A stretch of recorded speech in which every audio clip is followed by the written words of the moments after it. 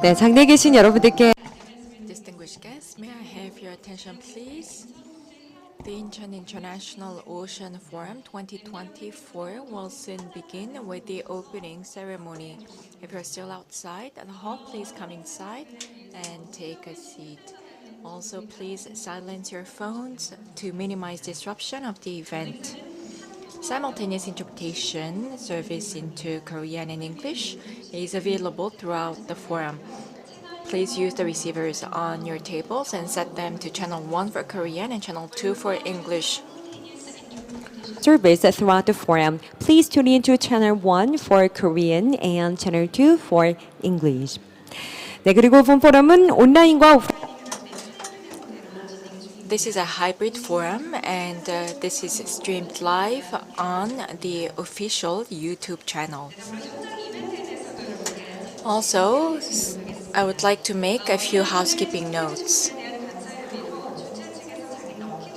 A lucky draw event will be held for those attending the forum in person. Now, what you can do is you join each session and leave a photo review on Instagram with the hashtag on the screen. You might be lucky enough to win amazing prizes, so we ask for your active participation. A stamp tour event is also taking place in the lobby with exciting giveaways, so make sure to drop by the event zone. Also, the proceedings of the 5th Incheon International Ocean Forum is not available in hard copy to minimize the use of paper. However, we do have the e-version, so please scan the QR code using your smartphone or tablet PC to access all the presentation materials. So please scan the QR code on the screen. Also, we ask you to participate in a satisfaction survey and give us your valuable feedback. Again, please scan the QR code on the screen, which will take you to the survey link. Your valuable feedback will be of great help to us taking the forum to the next level.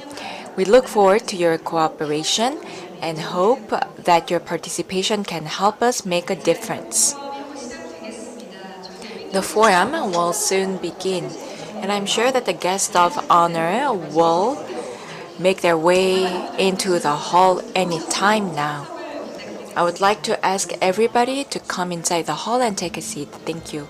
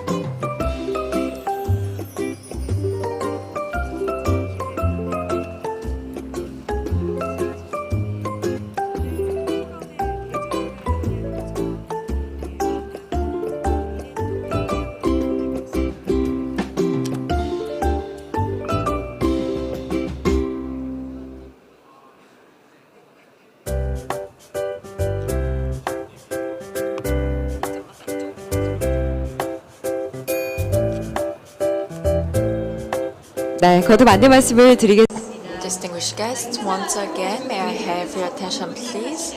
The guests of honor will soon make their way into the hall.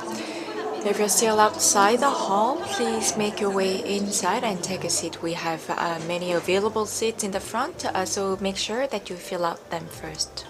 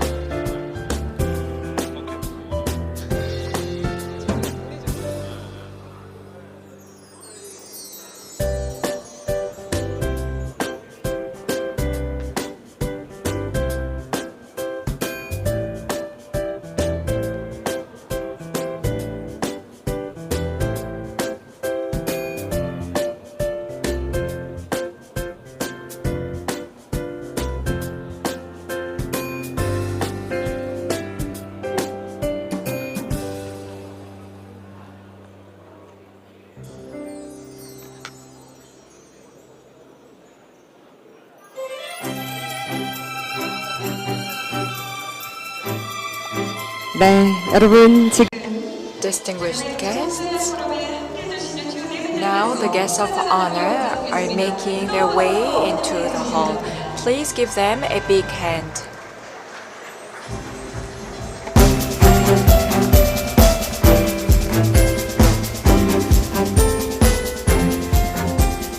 네, 수도권 This is the largest ocean forum in the larger capital area, and this is now the 5th edition of the Incheon International Ocean Forum. And it is thanks to you that the forum has evolved this far. So thank you very much for joining us today. It's great to see such a large turnout. We will begin the forum once everyone is seated. Can I please ask the guests of honor to sit in their designated seats?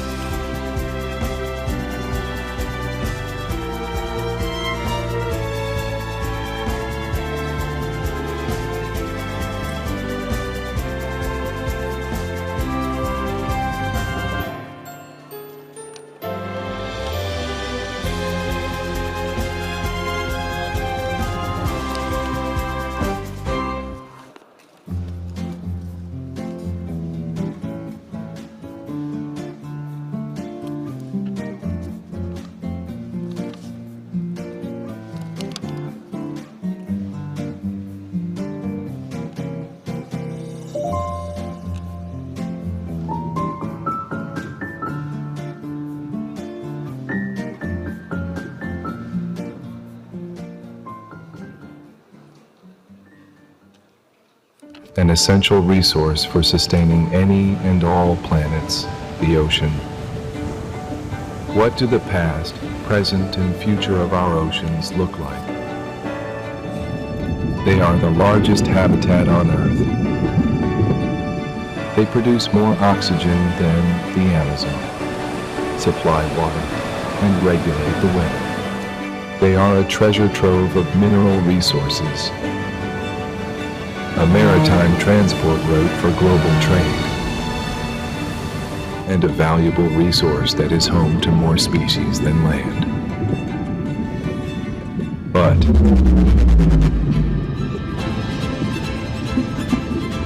reckless overfishing, oil spills,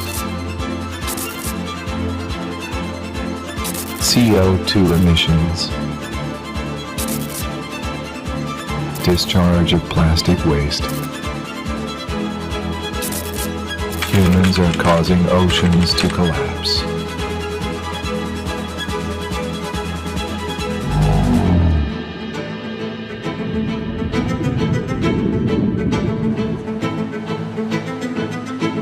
Face of the most helpless victims of the oil spill.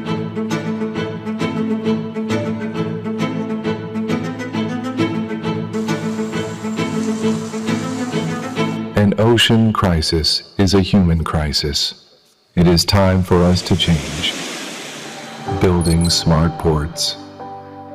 IMOs, strategies for reducing greenhouse gas emissions, eco-friendly shipbuilding. UNEP's designation of the World Environment Day. Conclusion of the Montreal Protocol on substances that deplete the ozone layer. Development of marine exploration robots, marine conservation campaigns, etc. Sustainable initiatives for coexistence.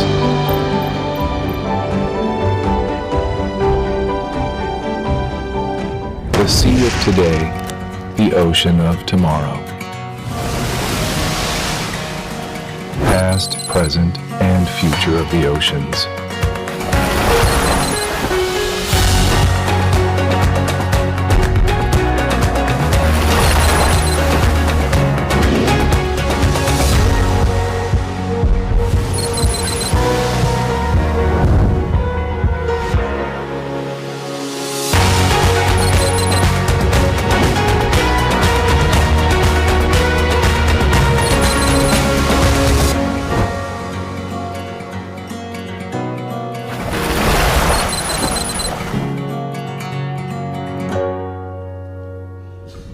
Please pay close attention to the sounds of our oceans right now.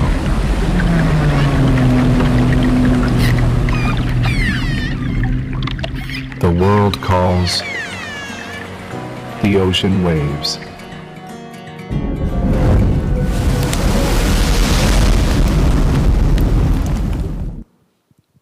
네, 여러분. Yes, please give it up for the forum.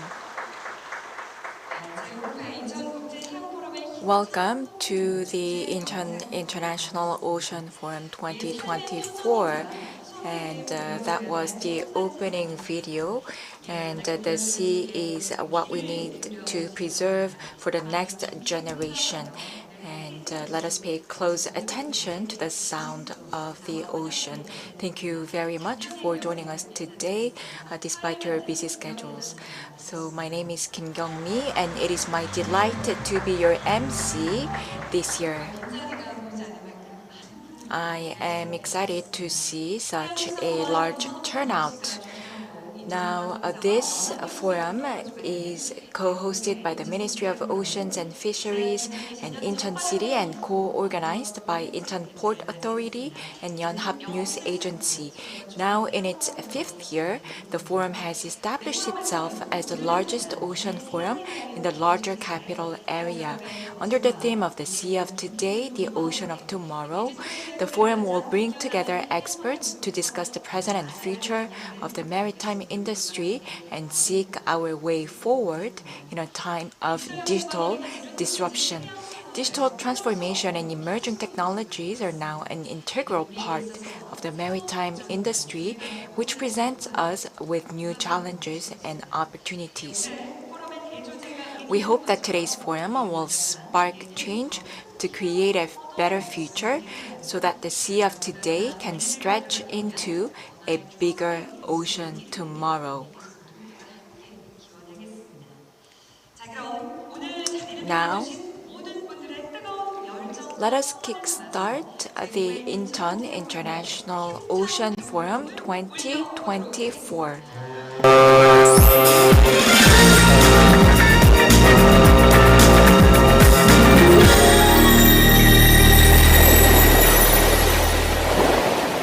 와, 바다 소리와 That was the sound of the ocean and the sound of the boat horn. Now, first, allow me to introduce the guests of honor who have graced us with their presence. Please give them a big hand when I introduce each of them by name. First, I will introduce the very persons who planned and organized this forum. Minister Kang Do-hyung of Ocean and Fisheries could not join us today, so on his behalf, we are joined by Mr. Kim Sung-bum, Deputy Minister of Ocean and Fisheries. Please give him a big hand. Thank you very much. Next, we are joined by Mayor Yoo Jung-bok of Incheon City. Thank you for gracing us with your presence. Thank you very much. Next, President Lee Kyung-kyu of Incheon Port Authority is here with us. Welcome. Next, CEO and President Sung Ki-hong of Yonhap News Agency has joined us today. Thank you. Next, Chairman Park Jong-tae of the Forum Committee has joined us today. Welcome. We are also joined by lawmaker Jung Il-young of the Democratic Party. Thank you. And we are also joined by lawmaker Lee Hoon-gi from the same party. Welcome and thank you for joining us today. There is a lot of guests who have taken time out of their busy schedules to join us today, but please forgive me for not being able to introduce each of them in the interest of time. Please turn your attention to the screen to see their names. And many people are also watching us online, so thank you very much for your participation. And please stay with us until the very end of the two-day forum. Now let us officially begin the forum with some remarks. We will begin with the opening speech. We are grateful to have this very person who gave his all to host this forum. Please join me in welcoming Chairman Park Jong-tae on stage with a big hand. Please give him a big hand.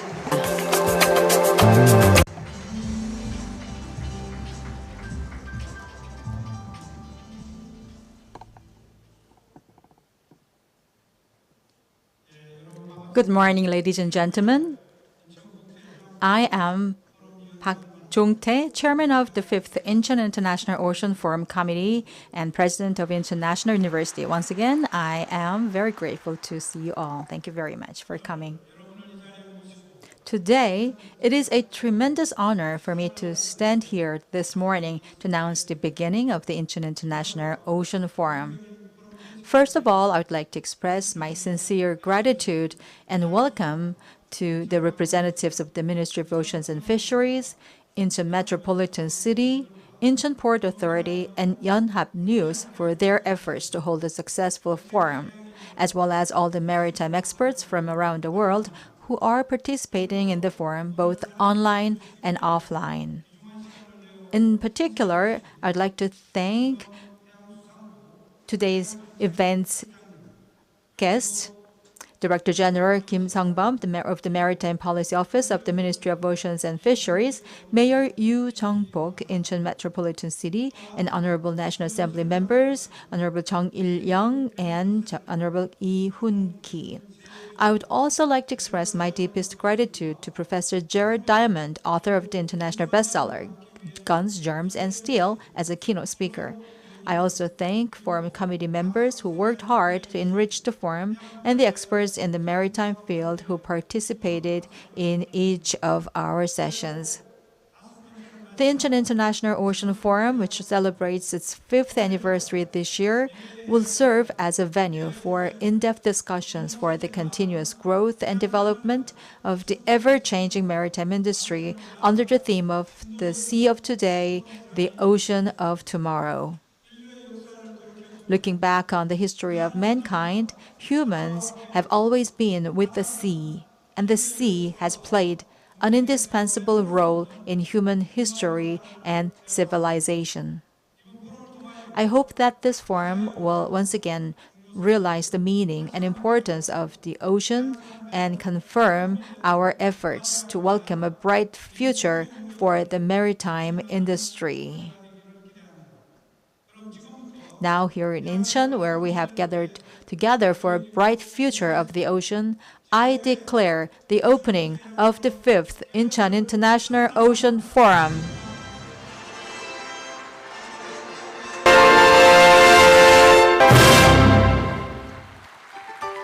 네, 대단히 감사합니다.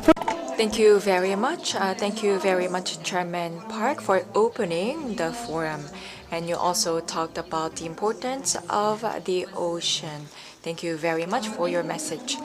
Next, on behalf of the Minister of Ocean and Fisheries, Mr. Kang Do-hyung, Mr. Kim Sung-bum, Deputy Minister of the Ministry of Ocean and Fisheries, will give a speech. Please give a big hand to Mr. Kim. Good morning, ladies and gentlemen. I am Kim Sung-bum, Deputy Minister of Maritime Policy at the Ministry of Ocean and Fisheries.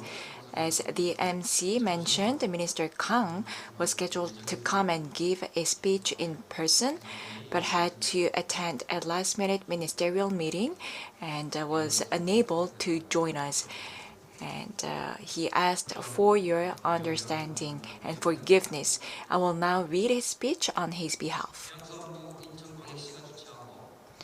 Welcome to the Incheon International Ocean Forum 2024, co-hosted by the Ministry of Oceans and Fisheries and Incheon City and co-organized by IPA and Yonhap News Agency. My deepest gratitude goes to Mayor Yoo Jung-bok of Incheon, President Lee Kyung-gyu of IPA, and Chairperson Park Jong-tae of the forum for gracing us with their presence. Also, my special gratitude to the other special guests who have joined us today. Also, thank you very much, lawmaker Jung Il-young and Lee Hoon-gi, for joining us today despite the packed National Assembly schedule. This is a hybrid event, and I would like to welcome all the participants who have joined us in person and virtually. Distinguished guests, we live in a time of great transformation. Now, the world is split into regions and economic blocs as if defying globalization. International conflicts in the Middle East and other parts of the world are exacerbating insecurity and disrupting global supply chains. Political and security factors are now as important as economic factors in business and government policy making. Technology change is also taking place at a dizzying pace. The fourth industrial revolution is fundamentally restructuring industries. As the transition to net zero becomes the new economic order, innovation in low carbon and green technologies is accelerating. Industries that lag behind in responding to technological change will not only lose dominance but get pushed out of the market. The maritime industry is no exception. Thus, there is an urgent need for us to overcome the crisis and transform the potential of the maritime industry into an opportunity. We must lead change with speedy green and digital transition and preoccupy new markets with technological innovation. The government will help by investing in eco-friendly and digitally innovative technologies, expanding R&D financing, and actively communicating with the industry. Distinguished guests, since its launch in 2020, the Incheon International Ocean Forum has evolved into a leading forum that diagnoses global issues surrounding the maritime industry and exploring strategies. The fifth edition of the forum, which is held under the theme of the Sea of Today, the Ocean of Tomorrow, will provide a forum to discuss various topics such as maritime logistics, ports, maritime tourism, climate change, and more. The faster the pace of change, the more we need to think about the past, present, and future.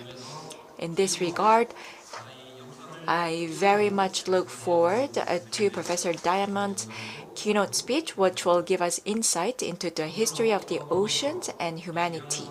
It is my hope that this forum will provide insights to overcome the uncertainties facing the maritime industry and contribute to resolving regional challenges. The Ministry of Ocean and Fisheries will be all ears and incorporate your insight when designing policies. Let us all work together to turn change into opportunity and open up a greater future. Thank you very much. 네, Thank you very much for the warmest remark. We were able to feel his emotion and also the support for us. His commitment to the policies will be strengthened in the future. Thank you very much once again. Now, the next guest of honor for welcoming remark is someone who has devoted himself to the development of Incheon port and maritime industry. I'll give you now Mayor Yu Jong-bok. Welcome him to the stage. Please give him a big hand.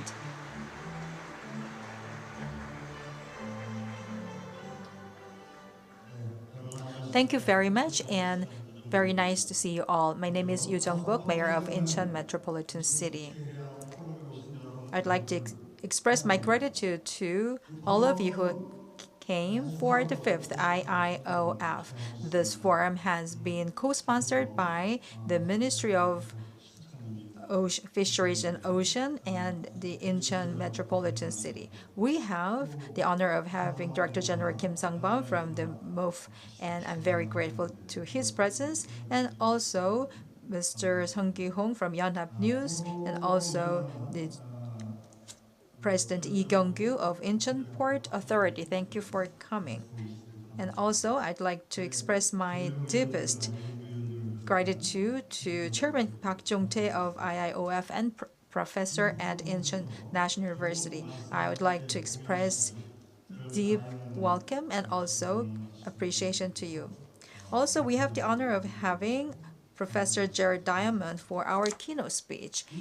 And also, my thanks should go to all other people who are here today with us. Incheon is a significant port that starts our history with the sea. Incheon is also moving forward to the future with the sea and the ocean. Not just for Incheon City, but for the whole Korea, our development throughout our history has been centered around this area, including Incheon Metropolitan City. And we are very much proud to say that new history will be made in our new chapters with Incheon at its center. I don't think that Incheon is the only element we have for our future. Incheon is always related with the sea and the ocean. Our competitiveness will come from our interface with the sea and the ocean. Therefore, much responsibility is felt by the city. And as a mayor, I also have my full responsibility. We do have our programs and initiatives for the development of Incheon in order to improve our infrastructure further, and that is the evidence that we are feeling that responsibility, and we will be a part of our opening the future of the Republic of Korea. Having said that, there's one more thing that we have to do. We have to know how efficiently and effectively we can utilize our resources we have, so that we can have the values can be created. And there's one more thing, how we can preserve these valuable assets in the future moving forward. Without detailing about these things, I'm sure that you all agree with me about the importance of our resources and the climate. So by 2050, Incheon metropolitan city have our plans for this carbon neutrality, and we accelerated our programs by 5 years in order to achieve it by 2045. With these programs and initiatives, I am sure that we can be a part of making contribution to the future survivability and sustainability of the globe. I'm sure that every one of you can also have the consensus with me, and all of you are the beacons of hope for the future. I'm looking forward to having great results from this fifth IIOF. Once again, I congratulate and also I welcome you all. Thank you so much. Thank you very much. 네. Thank you very much, Mayor, for the warm speech. And he expressed his gratitude to the participants, and he said that he looks forward to your insights so that we can take action into resolving any maritime issues. Next, we will move on to a few congratulatory speeches. Now, this very person showed enormous interest and affection in the forum. I would like to invite Mr. Lee Kyung-gyu, President of Incheon Port Authority, on stage for his welcome speech.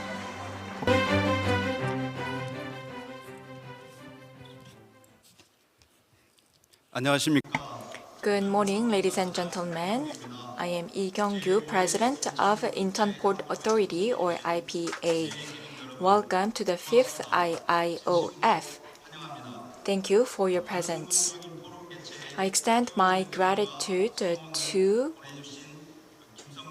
Deputy Minister Kim Sung-bum of Oceans and Fisheries, Mayor Yoo Jung-bok of Incheon, Korea, Mr. Song Ki-hong, President of Yonhap News Agency, lawmaker Jung Hee-ryung, lawmaker Lee Hoon-gi, and President Park Chung-tae of Incheon National University, who also serves as chairperson of IIOF committee. My special gratitude goes to Professor Jared Diamond for delivering the keynote address, and experts from home and abroad for their timely presentations and discussions. Last year, Incheon Port achieved a record cargo volume of 3.46 million TEUs, and since the end of the pandemic, the port has regained vitality after resuming Korea-China passenger ferry and cruise services, transporting 970,000 passengers. It is with great pleasure that we host the 5th edition of IIOF here in Incheon, a city with rich history of industrialization and regained sense of vibrancy. As the largest and only global maritime network in the metropolitan area with over 7,000 participants, 167 scholars from 23 countries around the world, and the participants have shared their knowledge and contributed to examining the present and future of the global maritime industry. It is with pride that I say that this forum, now in its 5th year, has evolved into a signature event. This year, under the theme, The Sea of Today, the Ocean of Tomorrow, the forum will feature a rich program that covers various topics including change in global supply chains, smart ports, maritime tourism and the environment, marine energy and climate change, and it is my hope that you get the most out of this event. Since its opening in 1883, Incheon Port has grown into not only the gate port to the Seoul metropolitan area, but the hub port between Korea and China, and I look forward to seeing this forum serving as a catalyst for the port to bridge the 5 oceans. Once again, I thank everyone for joining us today, and I look forward to pooling our wisdom and insight to build a brighter future for the maritime industry. Thank you. 네.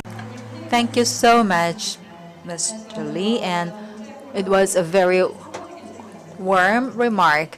And as mentioned, we are now putting our foundation in progress with the 5th year as IIOF. Now, next is the congratulatory remarks. He is someone who made this forum widely known to the general public. Let's welcome Mr. Sung Gi-hong, President and CEO of Yonhap News. Put your hands together, please.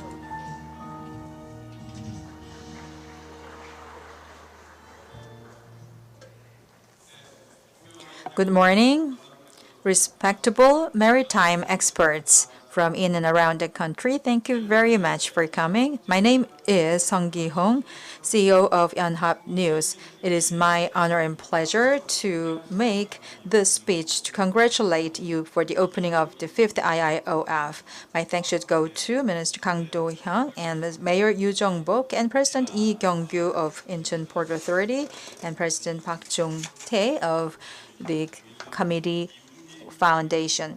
Also, my special thanks should go to all other honorable members of the National Assembly.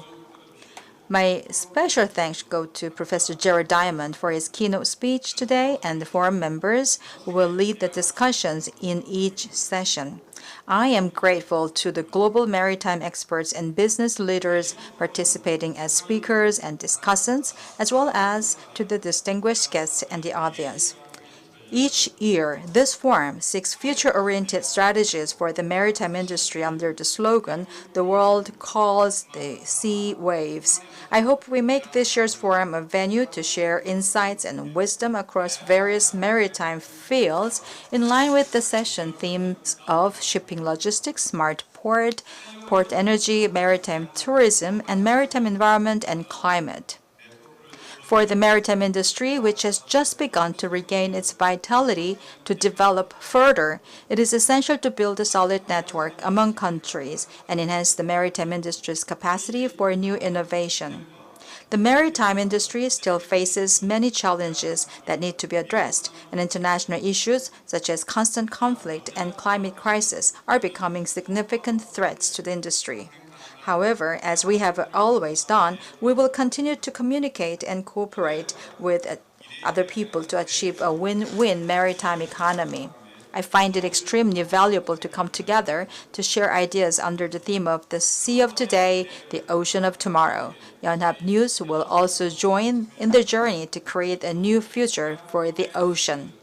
Lastly, let me sincerely express my gratitude to the academic experts who attended the forum to share their knowledge, as well as to the officials from the Ministry of Oceans and Fisheries, Incheon Metropolitan City, and the Incheon Port Authority. Thank you for listening. 네, Thank you very much, President, for the remarks. Yes, you co-organized this event, and thank you very much for your dedication and commitment to this forum. Next, we would like to hear two more speeches. First, I would like to introduce lawmaker Jung Il-young. Please welcome him on stage with a big hand.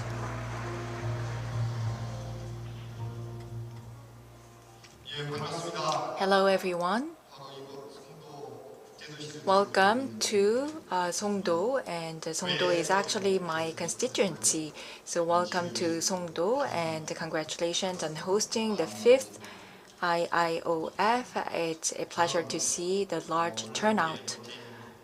First and foremost, I would like to thank Mayor Yu Jong-bok and President Lee Kyung-gyu of IPA, as well as the guest of honor for gracing us with their presence, and Mr. Sung Gi-hong traveled from Seoul. Thank you very much for being here with us.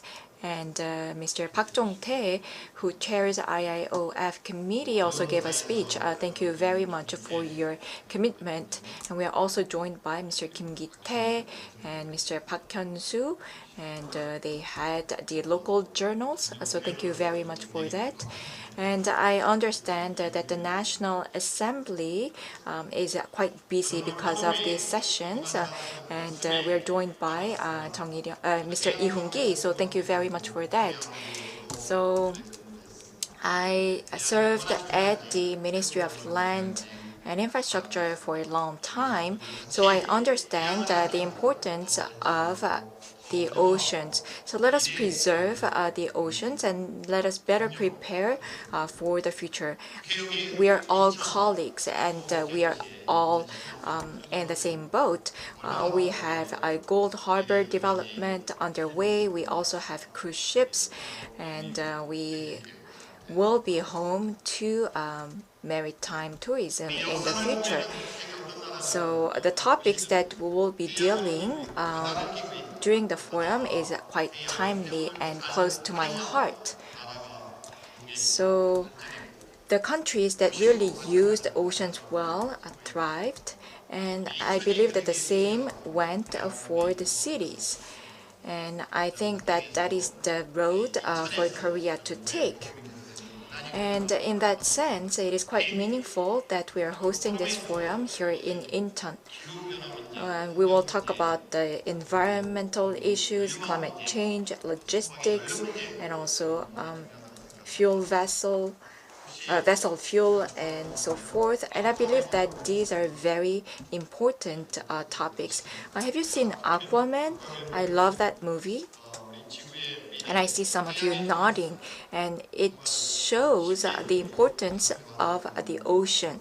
So it has a lot to tell, and it really resonated with me.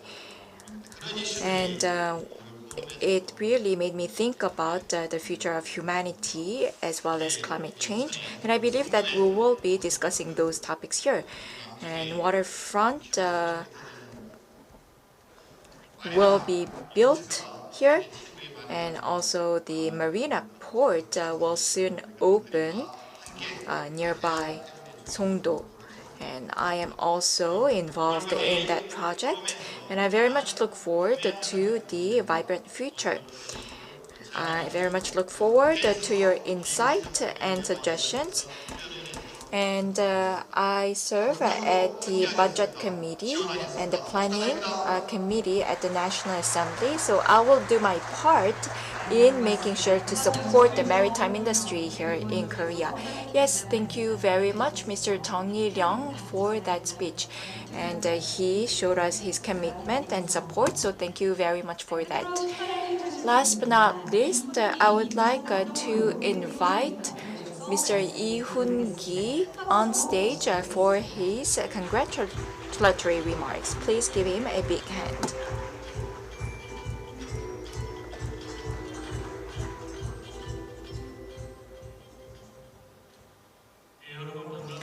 Yes, good morning, ladies and gentlemen. I am Lee Hoon-gi, lawmaker of Incheon Southeast constituency and member of the Democratic Party of Korea. Congratulations on the opening of the 5th IIOF. It is an honor to be part of the maritime journey that will open the future of Incheon and Korea. This forum, which is held under the slogan of the world calls the ocean waves, has invited world-renowned scholar Professor Jared Diamond as the keynote speaker. Welcome, Professor. My gratitude goes to President Park Jong-tae of Incheon National University, who also serves as the forum chairman, Incheon Mayor Yoo Jung-bok, the Ministry of Oceans and Fisheries, and IPA President Lee Kyung-kyu, and Mr. Jung Il-young, and Yonhap News Agency President Song Ki-hong for organizing this forum. The future of Korea lies in the ocean. Eco-friendly LNG carriers, the ARC-7 ice-class tanker, drill ships, and ultra-large containers have driven Korea's maritime industry. It is now high time for the country to develop new growth strategies to ensure that technologies add high values to industries, make ports smarter, take maritime logistics industry to the next level, and revitalize the Incheon port. In the post-COVID era, global supply chains are facing increased uncertainty, and countries are increasingly turning inward. It is time for innovation in the maritime industry and logistics. A maritime industry that not only focuses on ship manufacturing but also involves logistics will become a sustainable growth engine for Korea. I look forward to the insight of the globally renowned scholars and experts participating in IIOF. I will also do my best to help Korea lead the way in marine environmental protection and further develop the maritime industry. Once again, congratulations on the hosting of the 5th IIOF. Thank you. 네, 이훈기 Yes, thank you very much, Mr. Lee, for that kind remark. I can now see why the forum has evolved into the largest maritime forum in the metropolitan area. I could also feel the commitment we all have to a bright future for the maritime industry, and I hope that the message was well delivered to you. Once again, let us give a thank you. Let's thank the guests of honor. Now the stage is being set for a special performance. The ceremony was prepared to wish for the forum's contribution to the development of the global maritime industry and to commit to a second leap of the Korean maritime industry. So once again, I would like to invite the guests of honor to join me on stage. Can I please have Deputy Minister Kim Sung-bum of Ocean and Fisheries on stage, and can I also have Mayor Yoo Jung-bok of Incheon on stage. President Lee Kyung-gyu of IPA, please come on stage. CEO Sung Ki-hong of Yonhap News Agency, please come on stage. Chairman Park Jong-tae of IIOF Committee, please come on stage. And Mr. Jung Il-young and Mr. Lee Hoon-gi, can I please have both of you on stage as well? Now, on screen, you see the topics that we will be covering during the forum. Here at the 5th IIOF, we invite you to wish for a brighter future of the ocean. And with that, we will begin the special ceremony. Now you all know the slogan of the forum. We will all say the world call, the ocean waves, and then the guest of honor will turn to their side and touch the screen. I invite you to follow me. When I say the world calls, please follow me by saying the ocean waves. And when you hear the ocean waves, please turn to your side and touch the screen. Can you please place your hand on the screen for the special ceremony? Okay, so please remember what to do. Okay, let's do this. I will now shout out the slogan, the world calls, the ocean waves.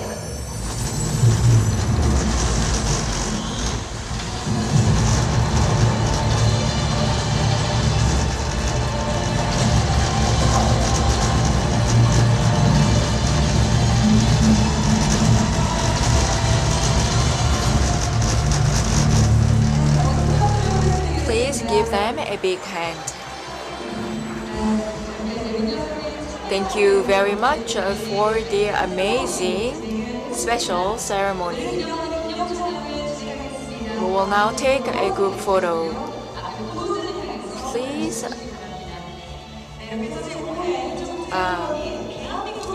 watch the cameras in front. Face the cameras in front for a group photo. we have now declared that the 5th IIOF will take a step forward to take the maritime industry to the next level. Thank you very much for your contribution, and you may now return to your seats.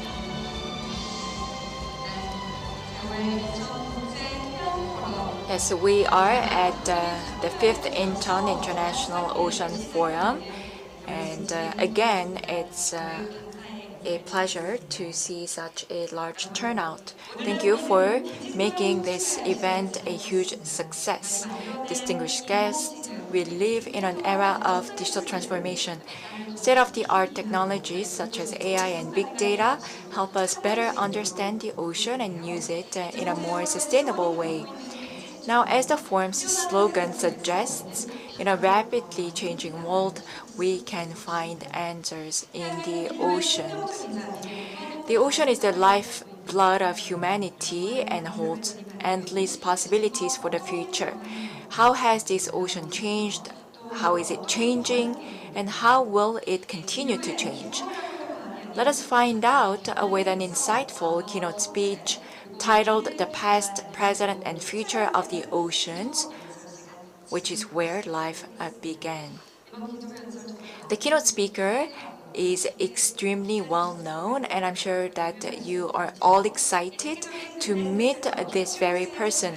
Professor Jared Diamond, a Pulitzer Prize winning professor of geography at UCLA and author of the international bestseller Guns, Germs, and Steel, joined us virtually, and he will give us a keynote speech titled "The Past, Present, and Future of the Oceans from a Geographic Perspective."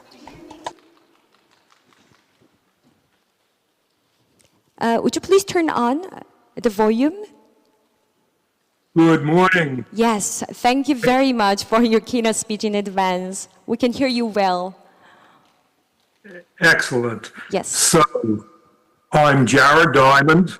I'm talking to you from the study of my wife, Marie, here in our home in Los Angeles, California, just 2 kilometers from the University of California at Los Angeles, UCLA, where both Marie and I teach.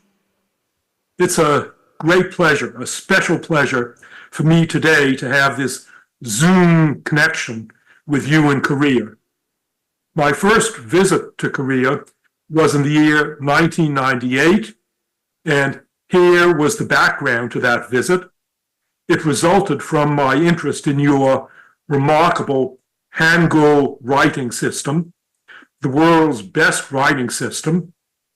My explanation of Hangul for a worldwide audience in my book, Guns, Germs, and Steel, led to my being invited to visit Korea for the first time.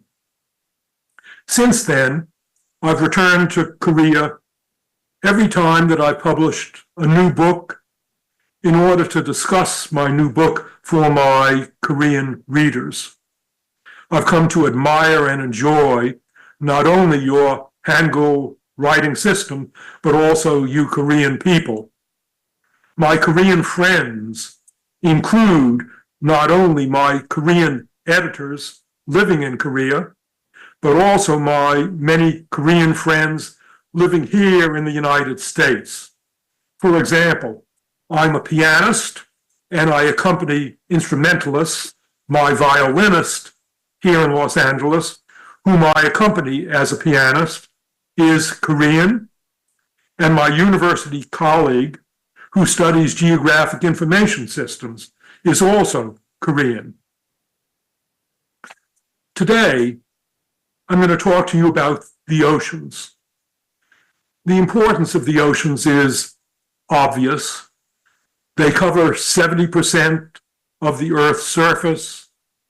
They contain 97% of our planet's water. They are essential for our transportation around the world and for much of our food. They're also essential for maintaining our atmosphere and our land and all of the Earth that is not ocean. What then are the past, the present, and the future of our oceans? I could talk about this subject for 36 hours, but I'm going to summarize it for you in 40 minutes, and then we'll have time for some questions and answers. Let's begin by talking about the past of the oceans. Our planet Earth is about 4.5 billion years old. Initially, all or most of our planet was covered by ocean. It took up to 500 million years before there was also some dry land and fresh water. Within 1 billion years of the Earth's formation, life arose. Life arose first in the oceans. Initially, life here on Earth consisted just of tiny microbes. Not until over 2 billion years later, just 500 million years ago, did the first recognizable land plants and land animals spread out or crawl out from the oceans onto the land. So for most of Earth's history, life on Earth has meant life in the ocean. We humans tend to forget that importance of the ocean for life's origins.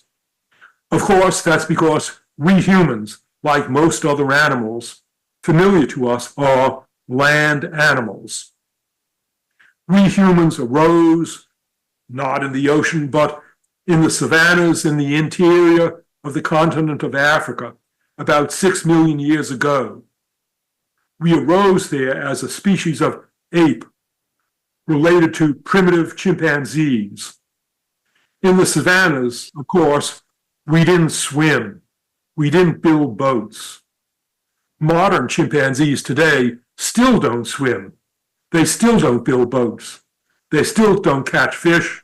Chimpanzees don't use the ocean at all. Neither did our primitive human ancestors for the first 5 million years of our existence. The first evidence for primitive ancient humans crossing even a narrow stretch of ocean doesn't appear until 1 million years ago on an Indonesian island, the Indonesian island of Flores. Flores lies in a chain of islands, of Indonesian islands, extending out from the Asian mainland.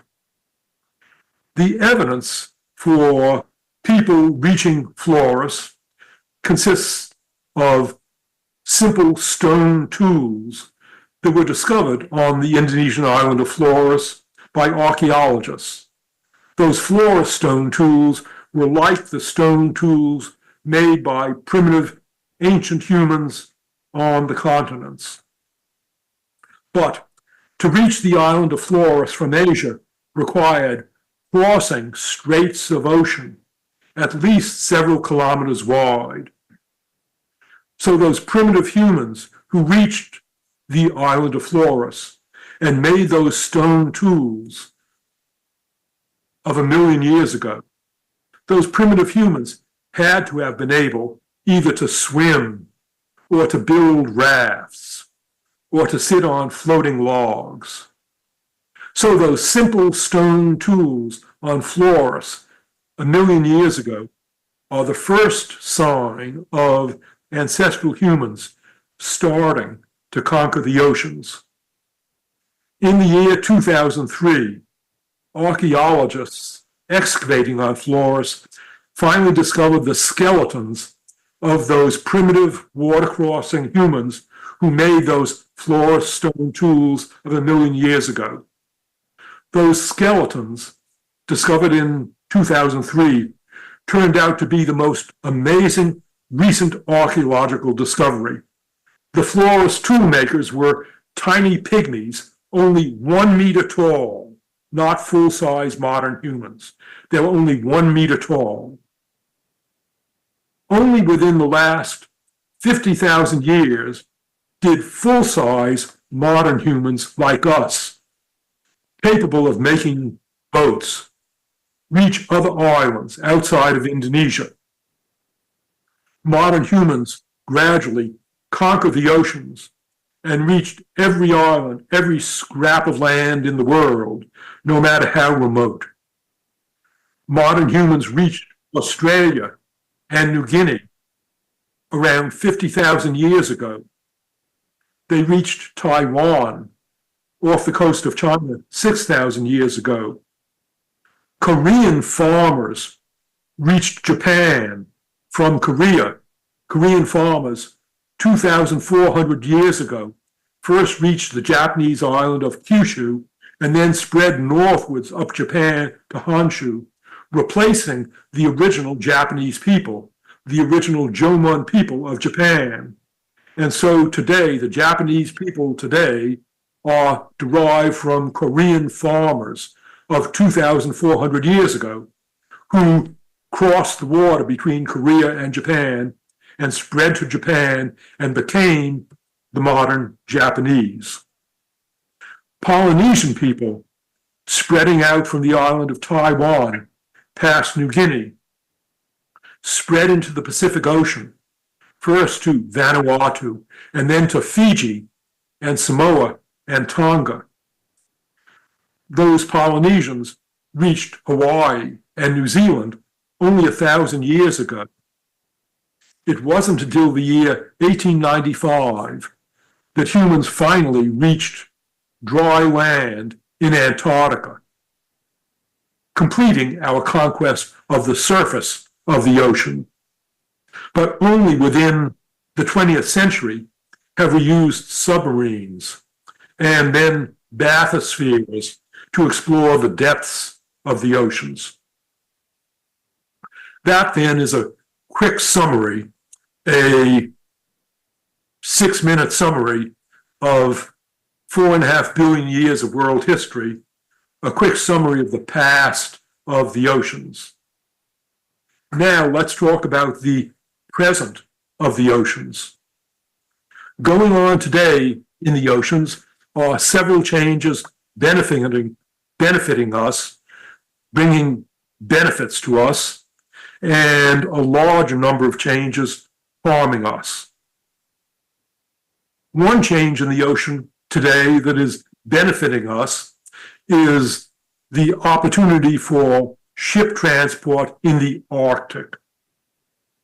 The melting of Arctic sea ice now finally makes east-west ship transport possible through the Arctic between the North Atlantic Ocean and the North Pacific Oceans over routes that are shorter and cheaper than the two traditional routes between the Atlantic and Pacific Oceans, the two traditional routes via the Panama Canal or the Suez Canal.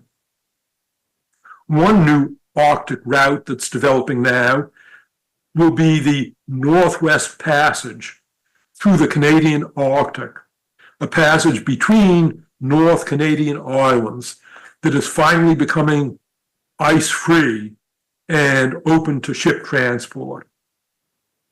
The other new Arctic route for transport, ship transport between the Atlantic Ocean and the Pacific Ocean will be along the north coast of Siberia. So the melting of sea ice in the Arctic is opening two routes for ship transport through the Arctic that will be quicker and cheaper than the two traditional routes via the Panama Canal and via the Suez Canal. That's one change in the world today, one change in the oceans that is benefiting us. Another change in the oceans that's benefiting us will be to use modern deep water diving methods and photographic methods to explore sunken old ships as archaeological time capsules. Of course, thousands of ships have been sinking for thousands of years all around the world. Many of those sunken ships were cargo ships filled with the products of some little-known ancient society. Some of those ancient ships came to rest on the ocean bottom in deep water where preservation of ship contents is excellent. A famous example of those time capsules that recently were hidden in the oceans is what's called the Antikythera shipwreck. The Antikythera shipwreck is the remains of a Roman cargo ship discovered by divers in the year 1901 at a depth of 45 meters near the Greek island of Antikythera in the Mediterranean Sea, south of Greece. That Roman ship that was discovered in 1901 sank in the century before Christ, but it was full of objects, Greek objects, made as early as 400 years before Christ. The cargo of that Roman wreck included an astonishing discovery: the most complicated geared mechanical device known from the ancient world. Until the discovery of that Antikythera shipwreck, we didn't know that the Greeks had complex gears, toothed wheels. But that Antikythera device, discovered in that shipwreck, is in effect the world's oldest analog computer. It includes dozens of wheels with tiny gears, tiny teeth, that turned and were used to predict eclipses of the sun and positions of the planets and the timing of Olympic Games. Until the discovery of that Antikythera shipwreck in what is in effect a time capsule of Greek civilization, until that discovery in the year 1901 of a shipwreck dating before Christ, we had no idea that ancient Greek engineering was so advanced. That was a discovery in the oceans. The Antikythera device illustrates what surprises other sunken ships in the world's oceans are going to yield to divers and archaeologists as time capsules revolutionizing our understanding of the ancient world. Many more such discoveries await us in the oceans. For example, just 2 weeks ago, many of you may remember from reading newspapers of 2 weeks ago that the oldest known shipwreck in the world was discovered and was photographed at a depth of 1,000 meters. That shipwreck will provide us with a time capsule of the civilization of the Bronze Age of 1,400 years before Christ, because that ship sank 2,400 years ago, and its cargo is a time capsule of Bronze Age civilization. The oceans will thereby fulfill, through the exploration of these shipwrecks, dreams of archaeologists of getting to know the ancient past, dreams of archaeologists that were previously impossible. Those are two changes in the oceans, bringing benefits to us. A third change in the oceans that is now being tested and potentially benefiting us is the retrieval of seafloor nodules. And that retrieval is misnamed seabed mining. Seabed mining is not a good name for it. It's not a correct name. Lying completely exposed on the bottom of some areas of the ocean are pure nodules. And here is one of these nodules. This is a real nodule from the bottom of the ocean. These nodules consist of just 4 minerals that are essential to our industries: nickel, copper, manganese, and cobalt. This nodule and millions of other nodules consist of pure minerals. Well, it may at first surprise you that I list the retrieval of seafloor nodules as being among the present beneficial changes in the ocean, rather than among the present harmful changes, because there are lots of people, including friends of mine, concerned with the oceans who are opposed to proposals of retrieving seafloor nodules. What is shocking about those criticisms of retrieving seafloor nodules is that the critics cannot deny our need for getting minerals somewhere. The critics never compare proposed seafloor nodule retrieval with ongoing mining on the land. And the critics never discuss the already proven terrible consequences of land mining. Land mining has already been exhaustively tested all around the world for more than 7,000 years. We know very well what land mining does. There's no mystery about it. We already know that land mining is by far the most destructive human activity except for war. Land mining sickens, cripples, or kills more workers than any other industry. Here's a comparison of land mining with the retrieval of nodules from the seafloor. First of all, because land mining digs down for minerals that are not on the surface of the land, but that are buried in the land, buried hundreds of meters, thousands of meters deep. Land mining is guaranteed to remove and destroy the land surface down to those depths of hundreds or thousands of meters. But seafloor nodules instead are lying on the ocean bottom. Retrieval of those seafloor nodules doesn't require digging into the ocean bottom. It requires just sucking up nodules that lie exposed on the seafloor. For that reason, it's wrong to refer to the retrieval of seafloor nodules from the ocean bottom as mining. It is not mining. It is not excavation into the ocean bottom. Another difference between land mining and seafloor nodule retrieval is that land ores never consist of pure minerals. They consist of mixtures of minerals that we want with lots of dirt that we don't want. Land ores consist mostly of useless wastes, for which the name is tailings. And so when you dig up ores from the earth, even the purest ores, the purest copper ores, are only 80% copper, and they're 20% dirt, tailings that have to be thrown away.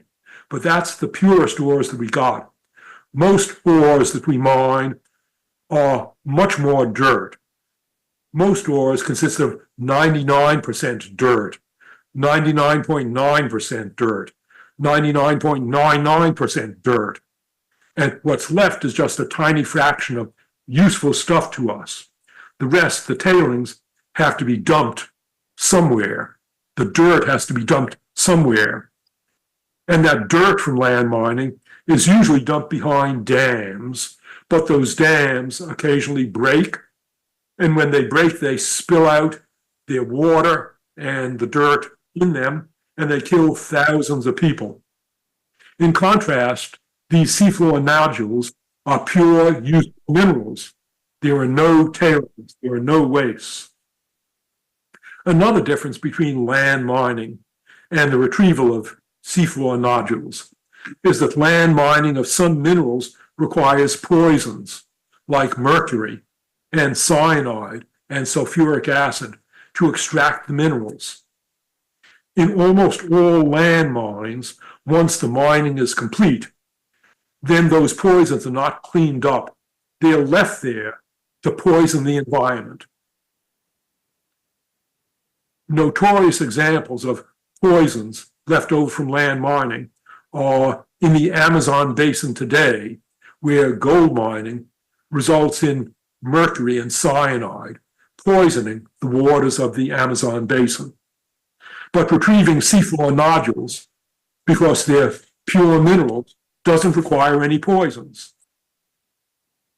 Another difference between land mining and the retrieval of seafloor nodules is that land mining is on land, which means it's almost always in areas with plants and animals. And it's often in areas that are very rich, in some of the richest areas in the world with plants and animals, such as the Amazon basin of South America, or such as the Congo basin of Africa, where lots of mining is going on, or such as on the island of New Guinea, where I do my field work. Land mining occurs in these rich areas, and therefore inevitably it destroys plants and animals. But the retrieval of seafloor nodules is in the deep ocean, in complete darkness, in areas with no plants at all, and in areas with low animal biodiversity. The animals that there are 3,000 feet deep, 1,000 meters deep on the ocean bottom along with the nodules. The animals there are mostly tiny foraminifera and tiny worms and some medium-sized crustaceans and fish. So land mining almost always damages plants and animals, while nodule retrieval is in areas with no plants and with few animals, mostly just tiny ones, microscopic ones, that could be damaged. Another difference between land mining and the retrieval of seafloor nodules is that land mining regularly pollutes human environments. Why? Because land mining occurs on land where people live. In contrast, the retrieval of nodules is in the deep ocean, thousands of meters vertically below where humans live, and thousands of kilometers horizontally distant from human habitation on the continents. Those are the reasons why, perhaps at first surprisingly to you, I list seafloor nodule retrieval as among the present beneficial changes in the ocean. So, I've just shown you that ongoing changes in the oceans are not all bad. There are some good things, some good changes going on in the oceans today. Some ongoing changes in the oceans are good for us. Now, though, the bad news. Let's consider the ongoing changes in the oceans that are bad for us. And unfortunately, there are lots of them. First, of course, many of the fisheries that supply protein for a large fraction of the world's people, perhaps half of the world's people, depend upon fish for their protein. But many of the world's fisheries have already been overfished. Too many fish have been harvested. Too few fish are left, and so the number of fish in the oceans is declining. Some of those formerly valuable fisheries have been overfished to the point that they are no longer commercially viable. Notorious examples of overfished fisheries that I'm sure all of you have heard of include the depletion of Atlantic swordfish. Swordfish are very big fish. They're good eating. Atlantic swordfish, when I was growing up as a child in Boston more than 80 years ago, swordfish was a relative regular component of our diet. But Atlantic swordfish are now commercially extinct because they've been overharvested and there are too few swordfish left producing baby swordfish. Another fishery that's commercially extinct is the Peruvian anchovy fishery. Peru, the South American country of Peru on the Pacific coast. Off the coast of Peru are small fish, sardine-like fish called anchovies. The Peruvian anchovy fishery used to be the most valuable fishery in the world. Alas, today, the Peruvian anchovy fishery has been declining because it's been overfished. And you all know other fisheries that have been overfished. The Atlantic bluefin tuna fishery, the Mediterranean bluefin tuna fishery, many others. Especially at risk from overfishing are large fish and large sea animals, such as most species of whales and sharks and large rays, like manta rays. Those big creatures are at high risk because they are the most valuable targets for human exploitation. They are the targets that fishermen most go after. And because those large fish and large animals have low reproductive rates, a whale may produce a baby every 22 months, almost every 2 years. That's a very low reproductive rate. And those low reproductive rates prevent their populations from recovering quickly after overexploitation. While large sea animals, the large fish that we eat, are in steep decline because of direct effects of us humans, because of us humans catching and overfishing them. Tiny sea creatures are also in steep decline because of both direct effects of humans and indirect effects of humans. Among those tiny sea creatures that are in steep decline are Antarctic krill.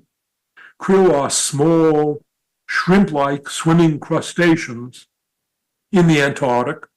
Their numbers are declining because we've started to catch krill and use them as fertilizer and for other things.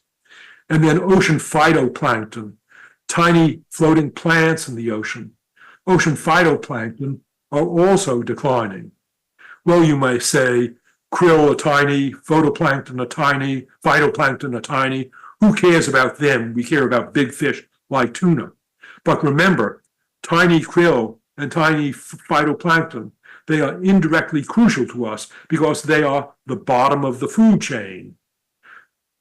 Tiny krill and tiny phytoplankton are eaten by very small fish, and very small fish are eaten by medium-sized fish, and medium-sized fish are eaten in turn by big fish, the big fish that we prize for our own consumption. And so the overharvest of these tiny sea creatures is undermining the food chain that supports the big fish that we prize. That's a bad change, harmful change going on in the oceans. Another harmful change going on in the oceans has to do with the ocean's coral reefs. Of course, we don't eat coral, but coral reefs are nevertheless crucial to the ocean, and they're crucial to us humans. Coral reefs serve as the nurseries where many fish species breed, fish that we eat. Coral reefs then are useful to us for being the breeding grounds of fisheries, but coral reefs also protect tropical sea coasts against tsunamis, against big tidal waves. And so the decline of coral reefs of Indonesia may have contributed to the deaths of 200,000 Indonesians in a big tsunami in the year 2004, because the coral reefs of Indonesia, like coral reefs throughout the world, have been undergoing destruction and are no longer protecting the coasts of tropical countries against tsunamis. Coral reefs, unfortunately, are in steep decline because of at least two features of current climate change caused by humans. One is ocean acidification that causes the coral polyps to expel their algae. And the other feature of climate change that is damaging to coral reefs is rising temperatures of the sea surface. So there we've got a couple of harmful changes going on in the oceans, but I'm not finished. There are other harmful changes. Sea level is rising around the world because global warming is melting ice around the world, and that melting ice is ending up as water in the ocean, raising sea level. Global warming is melting the largest ice caps in the world, the Antarctic ice cap and the Greenland ice cap. Global warming is also melting mountaintop glaciers around the world, particularly at high altitudes, high latitudes.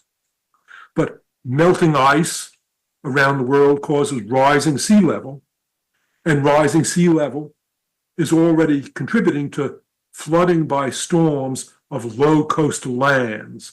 When storms come because of rising sea level, the storms then blow more water onto low-lying lands. rising sea level will make much coastal land permanently uninhabitable within the current century. Densely populated low coastal areas that are already threatened include Bangladesh in Asia, the Florida Peninsula of the United States, the Jakarta area of Indonesia. Jakarta is the capital city of Indonesia, but Jakarta is low-lying, and the Indonesians are having to abandon their capital because it's getting flooded. And the Indonesians are going to enormous expense to build a new capital on the island of Borneo.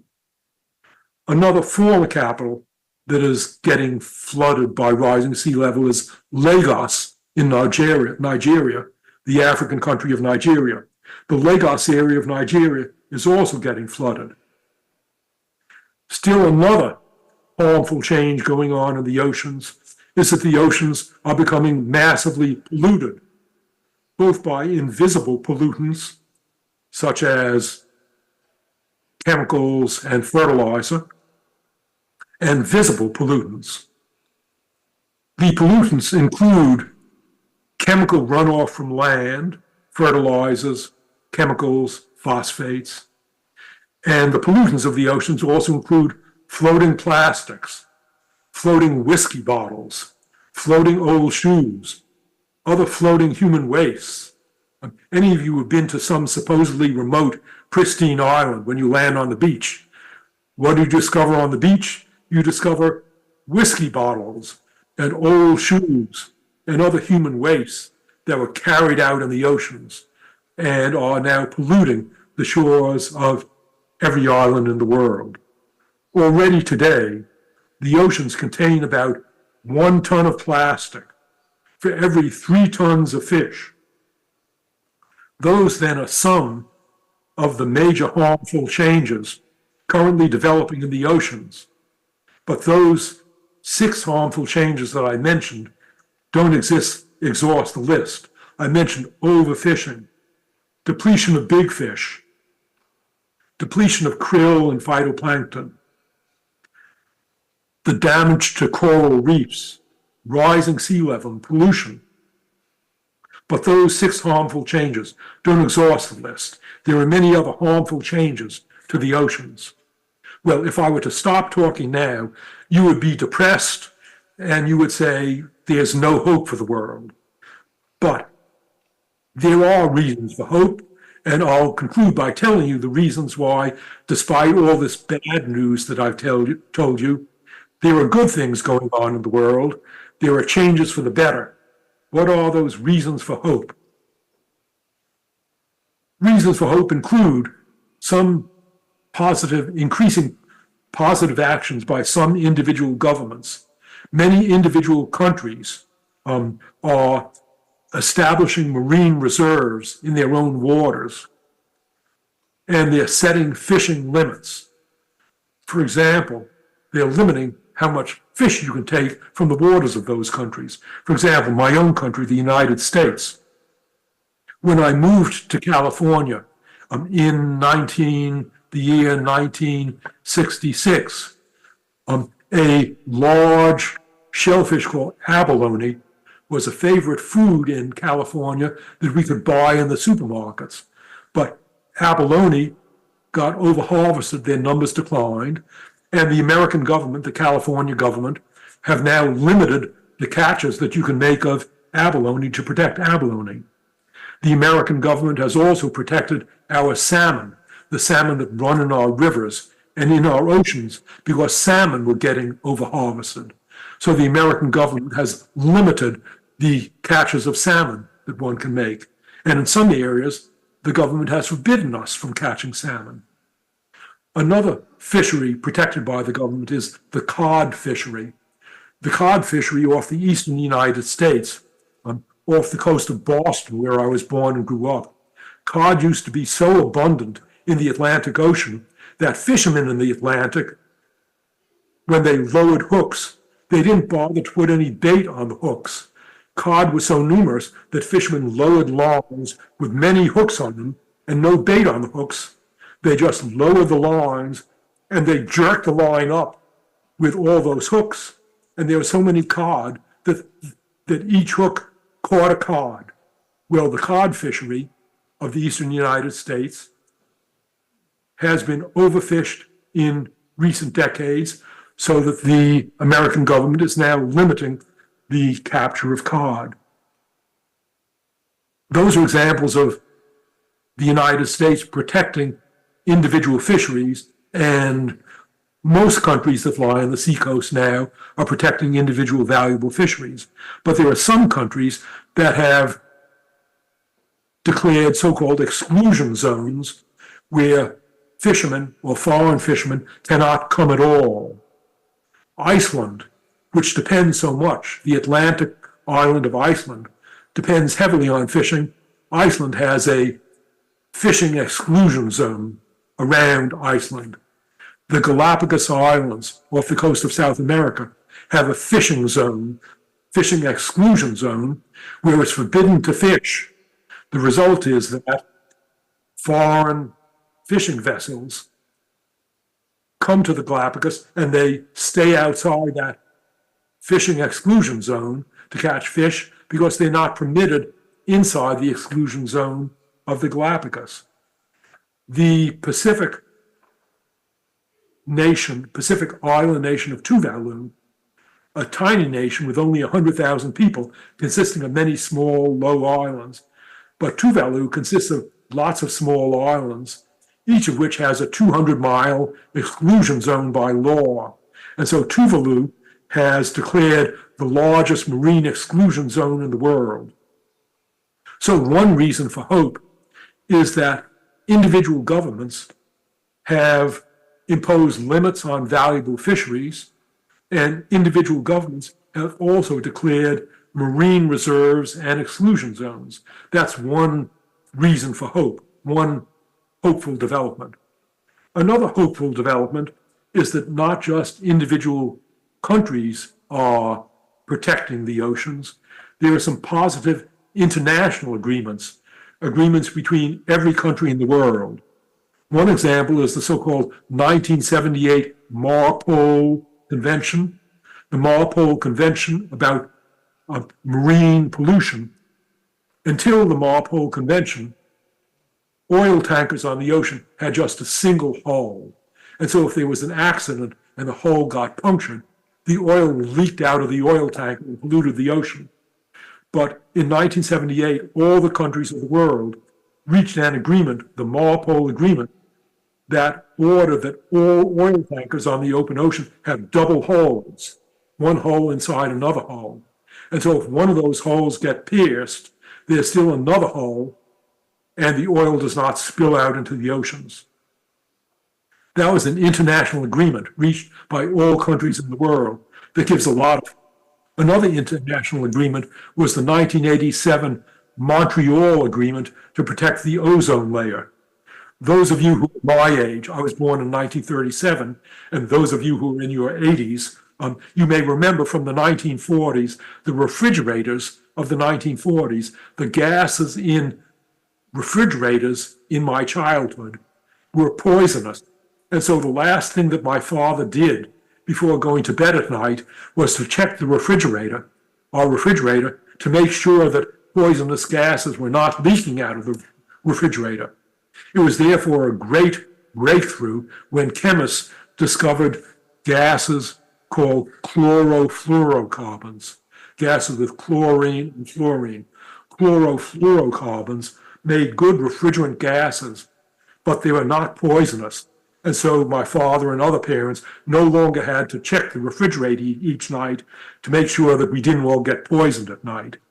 But it took about, in the laboratory, chlorofluorocarbons were safe, but it took about 20 years to discover that chlorofluorocarbons in the atmosphere destroy the ozone layer. But the ozone layer is what protects us against damaging ultraviolet rays. And so finally, in 1987, the nations of the world, after a lot of argument, agreed on the Montreal Protocol to protect the ozone layer. That gives us hope that all the countries in the world can reach agreement. Another thing that gives us hope is the policies for sustainability by some big international businesses.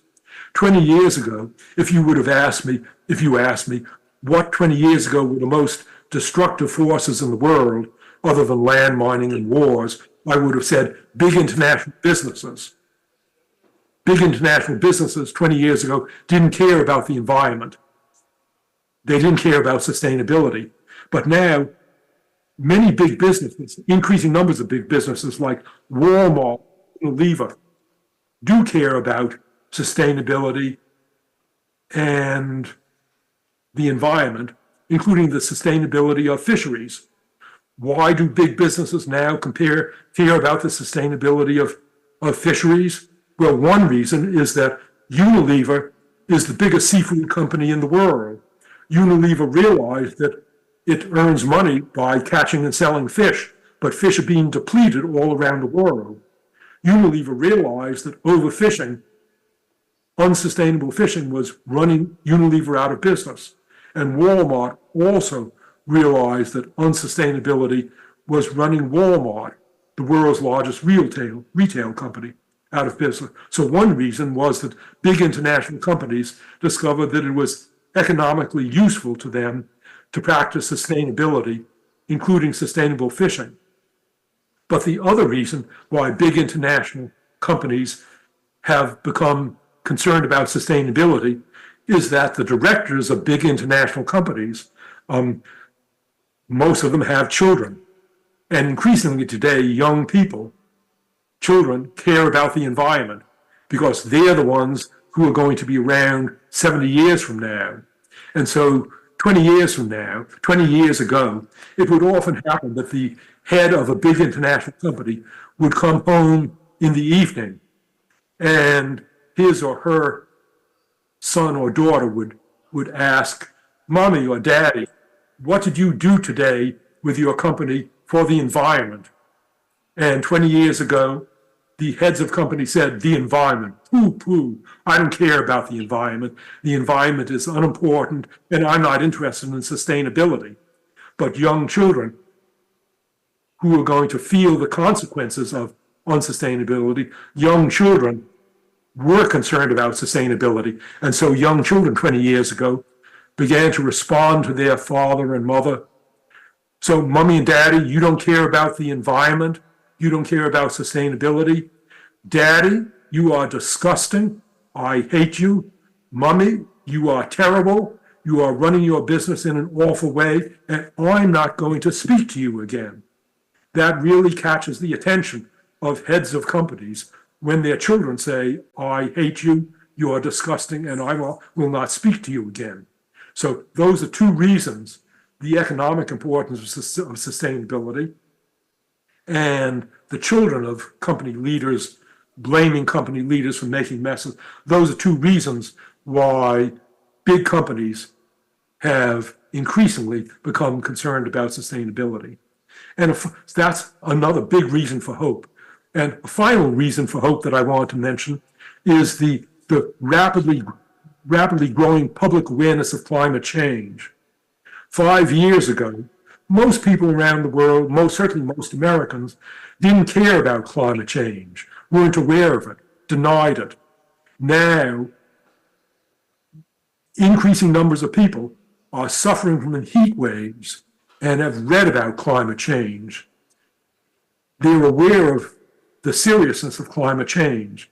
That contrasts with widespread public denial as recently as 5 years ago. Particularly, there's rapidly growing awareness of environmental problems in general by young people, including teenagers and children and young adults.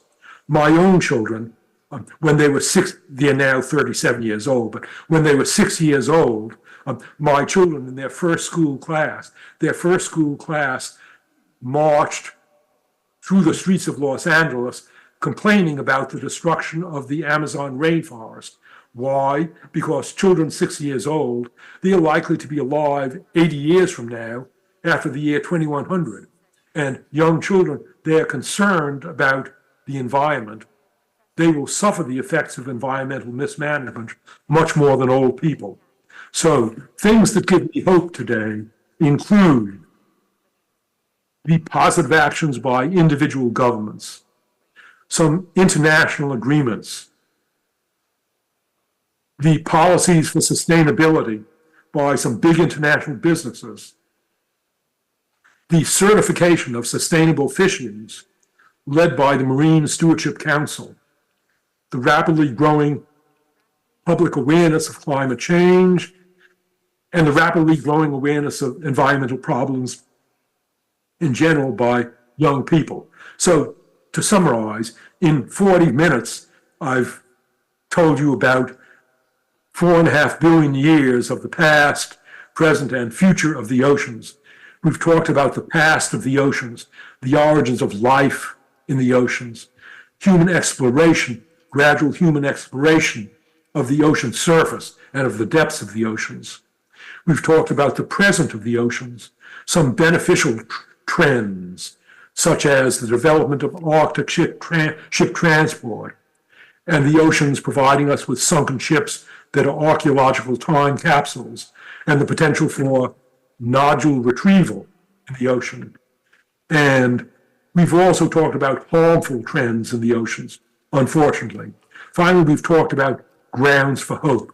So I've ended on a hopeful note. The world today, the world's problems have gotten more serious. There are more people, more problems, but people around the world, particularly young people, are making bigger efforts to solve the world's problems. And so, in conclusion, I end on a note of hope for the oceans of the world. Thank you for inviting me to talk to you and for inviting me to have this Zoom connection with the land of Hangul and the land of Korean people. We now have time for a couple of questions and answers.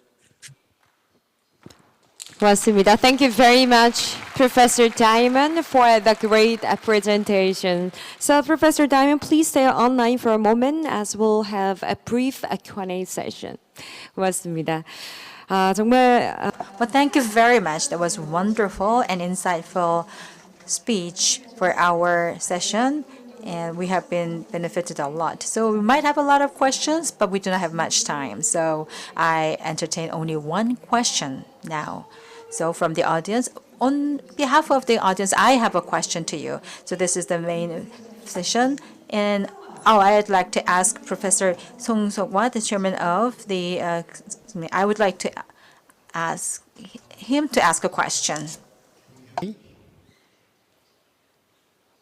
Professor Diamond? 제 목소리가 들리시는 건가요? Professor Diamond, could you hear us? Yes. 네, 질문해 주시면 되겠습니다. 네. Okay, so thank you for providing us your insights on the oceans. To introduce myself, I'm a professor at Incheon National University and serve as Dean of Graduate School of Logistics at the university. Also today, I will participate in the session about maritime business and global supply chain. We will discuss about maritime business and global supply chain risk issues. Well, your lecture about the opportunities in the oceans and the sustainability issues threatening humankind, it indeed highlights the crucial role of oceans in economic and human development. After listening to your lecture, actually, I have a few questions to you. Actually, two questions. The first question is that in your bestseller book, Guns, Germs, and Steel, which is popular in Korea, you insisted that the development of economies is largely determined by the external factors such as geographical conditions and the environment. And today, actually, you explained about new opportunities in oceans actually will have very great opportunities for humankind. Could you elaborate more on the role of oceans in the development of human civilizations from the perspective presented in your book, Guns, Germs, and Steel? If the external conditions predominantly shape the fate and development of the societies, do you think it is critical to keep the maritime business and the relevant industry dynamic and lively in a country like South Korea?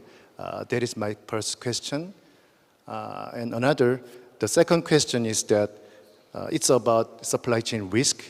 As the global economy becomes increasingly interconnected through maritime trade, the future of the associated business appears bright and attractive. However, how do you envision the future of the global business, including ocean and maritime business, amid current pessimistic future scenarios such as economic bloc formation, regional power competition, occasional wars and conflicts, and a prevalent shift toward protectionist policies? Even under these pessimistic scenarios, do you believe the role of oceans will become even more critical in the future, or do you foresee that these regional divisions and decoupling will lead to negative outcomes for oceans and maritime businesses? These are my questions, and thank you for your attention.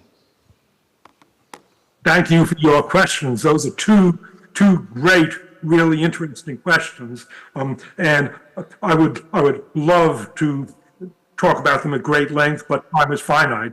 So let me give you brief answers to these two great questions. Let me answer your questions in reverse order. First, let me answer your second question about the role of globalization. Globalization brings benefits, and globalization also brings harm. The benefits of globalization are that with ship travel, things move around the world.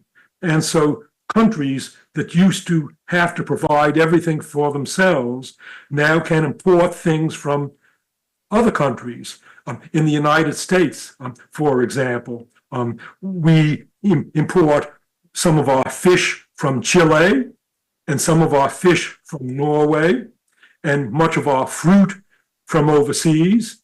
And we import our television sets from China, and we import our cell phones from Korea, as well as other countries. So globalization brings benefits of sharing things around the world. Globalization also brings harm because now we face, for the first time in world history, the risk of a worldwide collapse. In the past, countries could collapse one by one. When, for example, the Maya civilization, the most advanced civilization of Central America, the Maya civilization collapsed, nobody in Mexico knew about it. Nobody in South America, nobody in Europe knew about it because the world was isolated in small pieces. But now with globalization, ships crossing the ocean, and radio and television, everybody knows about every other part of the world. And so the risk that we face now, we've already faced 2 world wars in the last century, and the risk that we face now is the risk of a global collapse. We no longer have the luxury of facing just local collapses. The risk is a global collapse. That's your great second question. Your great first question about geography from the point of view of Guns, Germs, and Steel, my book, Guns, Germs, Steel, it might seem geography is fixed. The continents may move over billions of years, but the continents don't move over the course of my lifetime. So you might say the continents are fixed. Does that mean then that geography doesn't change and geography is no longer important? Well, the continents are fixed, but our ability to cross the oceans does change. Just think of the changes of crossing the oceans in the last 500 years.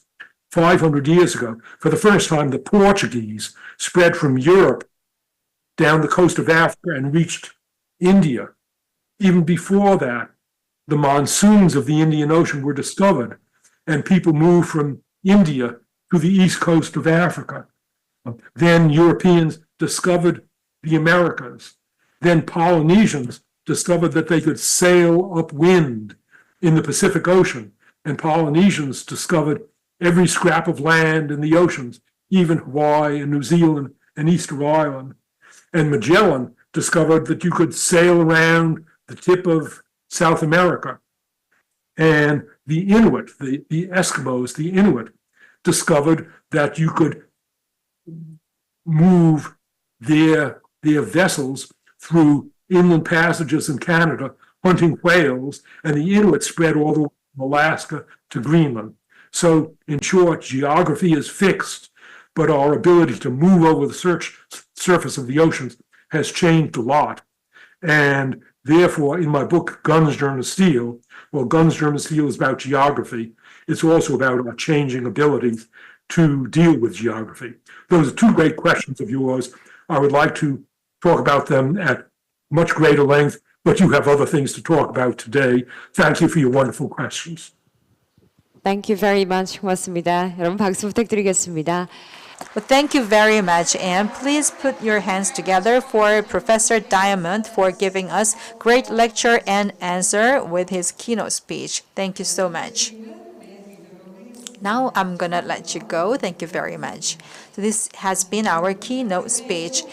Now, ladies and gentlemen, along with our opening ceremony, we spent our morning with the keynote speech. So thank you very much for your support so far, and I am going to give you announcement for our lunch. So lunch break will be starting from now on. We will come back by 1 o'clock for our session discussions at the Grand Ballroom in Room B and C. We are going to have our Smart Maritime session and Port Management.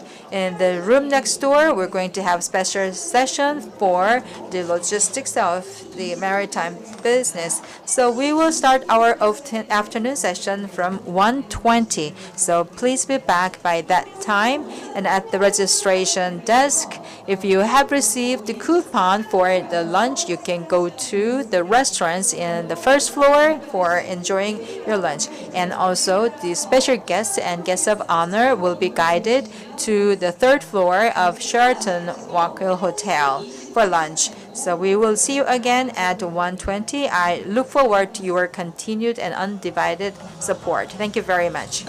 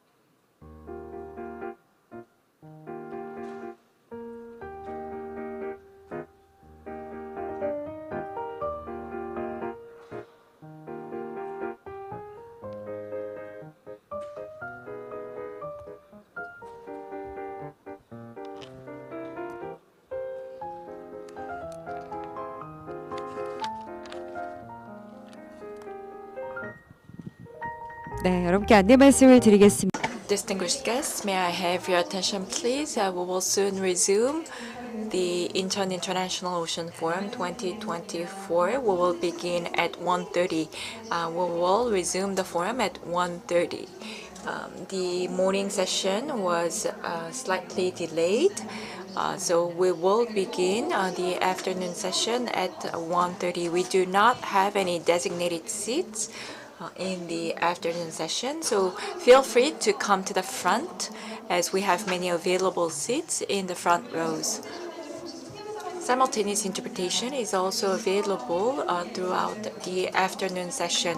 Please use the receivers on your table and set them to channel 1 for Korean and channel 2 for English. Also, please silence your phones to minimize disruption of the event. Thank you.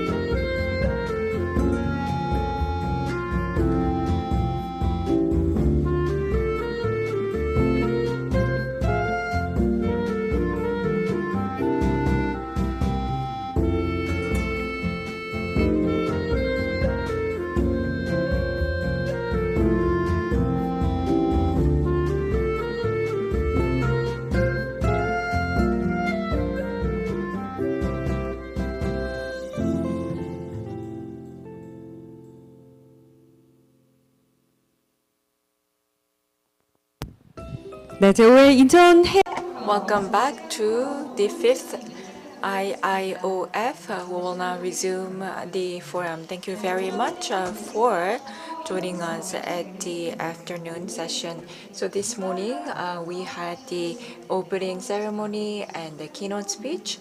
And in the afternoon, we have concurrent sessions. And you are here for the maritime logistics session. We will first hear 3 presentations, which will be followed by a panel discussion. I will first introduce the first speaker, Mr. Park Jae-seo, CEO of CMA CGM Korea, will be the first speaker, and he will talk about diversification and digital transformation of maritime transportation. Please give him a big hand. 네, 여러분. Well, ladies and gentlemen, would you like to put up your hands for him?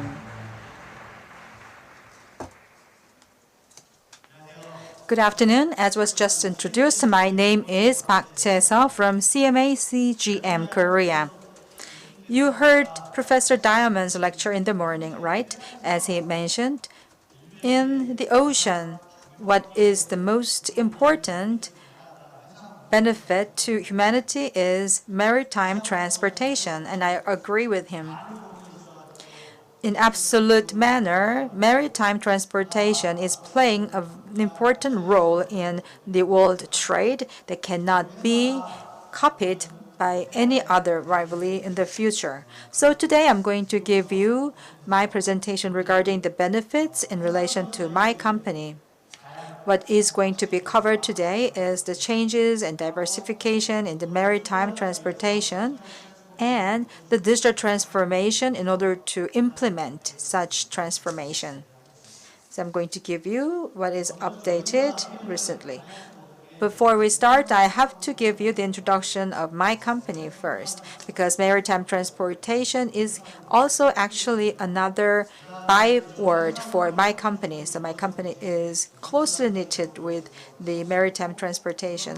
I'm going to give you what kind of services we have and also how we can modify them in order to serve the needs of the customers, and also how we are diversifying our programs and services for the future of the maritime transportation, as well as talking about the digital transformation in the process of the maritime transportation.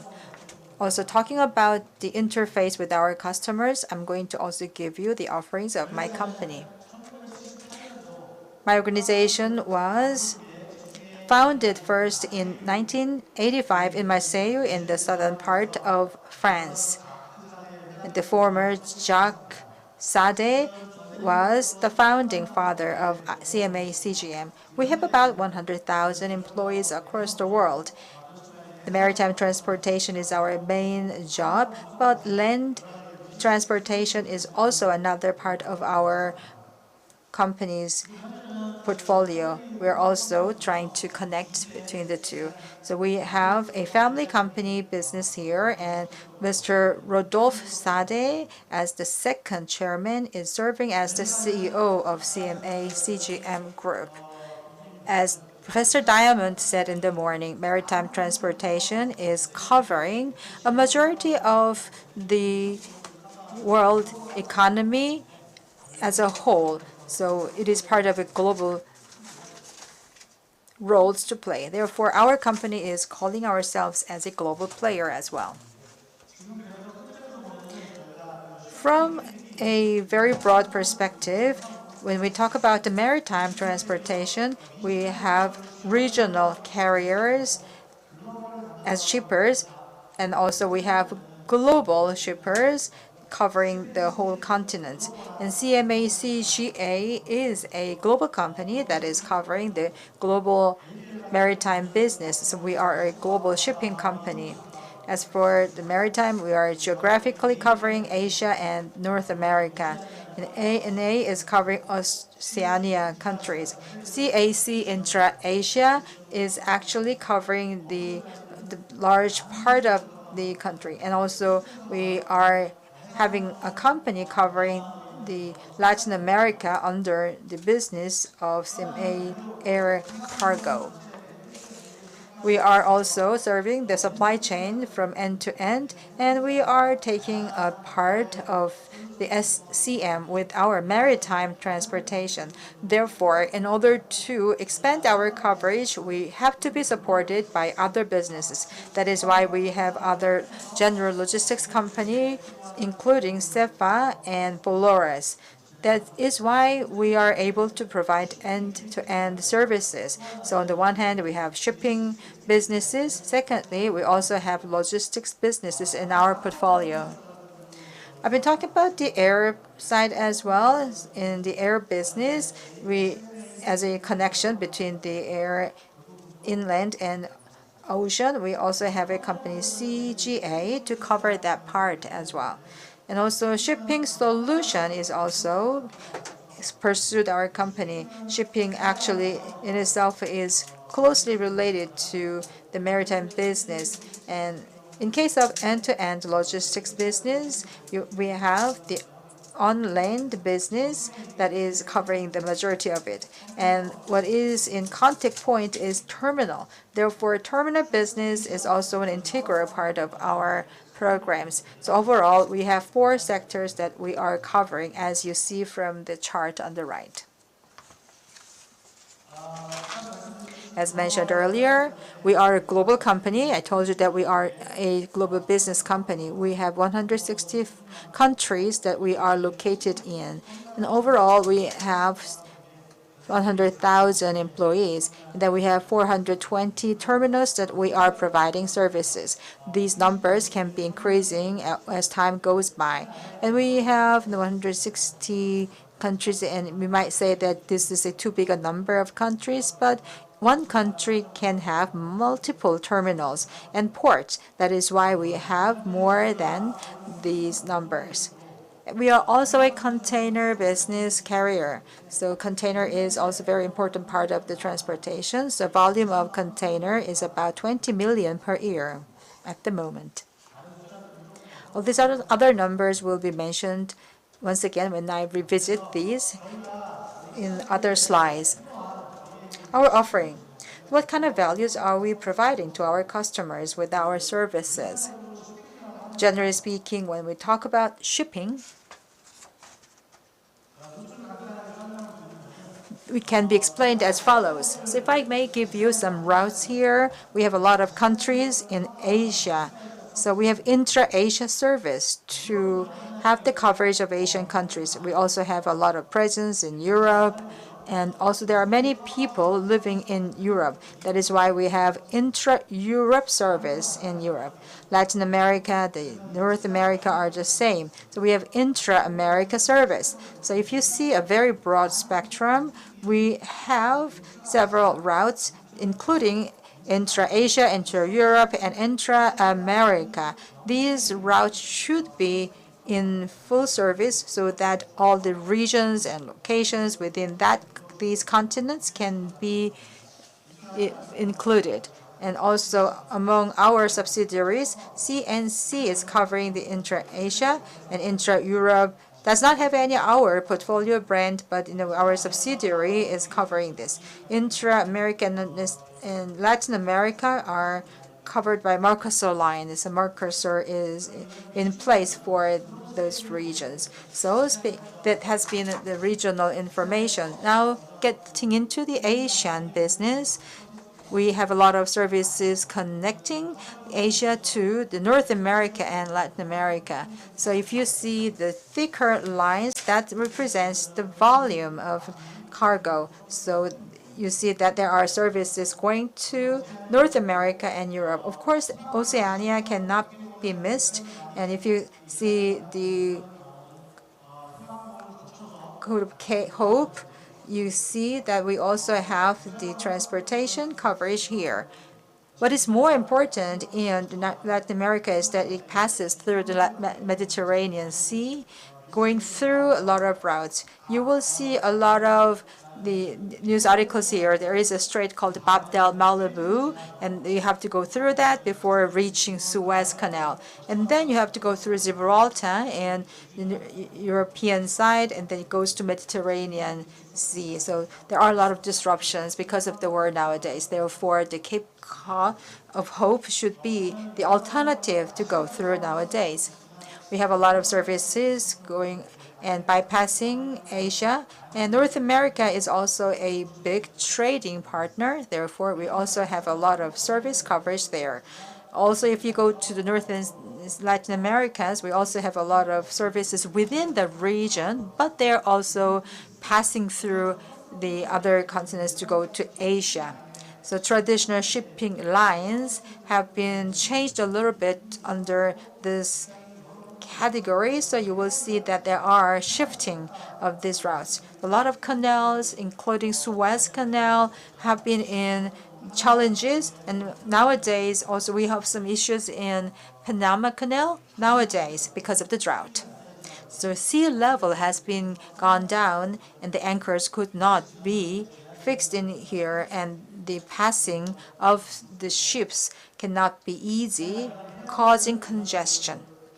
Therefore, we have some issues here, but using these canals all across the world, these ships should be smoothly connected. But if there's any one area with problems, that risk will be spreading throughout the world. So if you see the slide here, you will understand how closely these shipping lines and volumes are interconnected.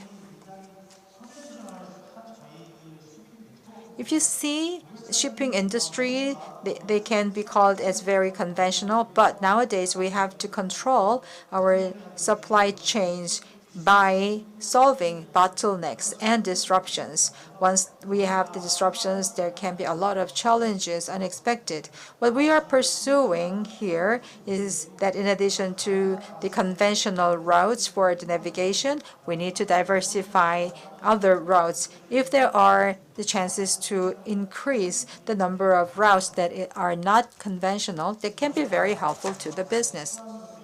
One of the solutions we are trying to have is to have alternative transportation than the maritime shipping in order to serve the customers better. Therefore, we put our priority on the low-row carrier and car-row carrier.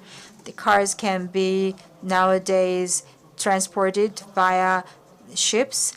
As for the components and parts, and row option, if there is any, customers for the automotives can be given a lot of options. So they can be very complementary to the conventional business. Therefore, we are intensifying our car ferry business. We have 7 car ferries. In the North America, they have routes from the North America to Latin America. They have 4 ships there. And then in Asia, out of the 7, 4 are in use for these canals and straits, and car ferries will be diversified in order to meet the needs of the maritime business for the automotive industry.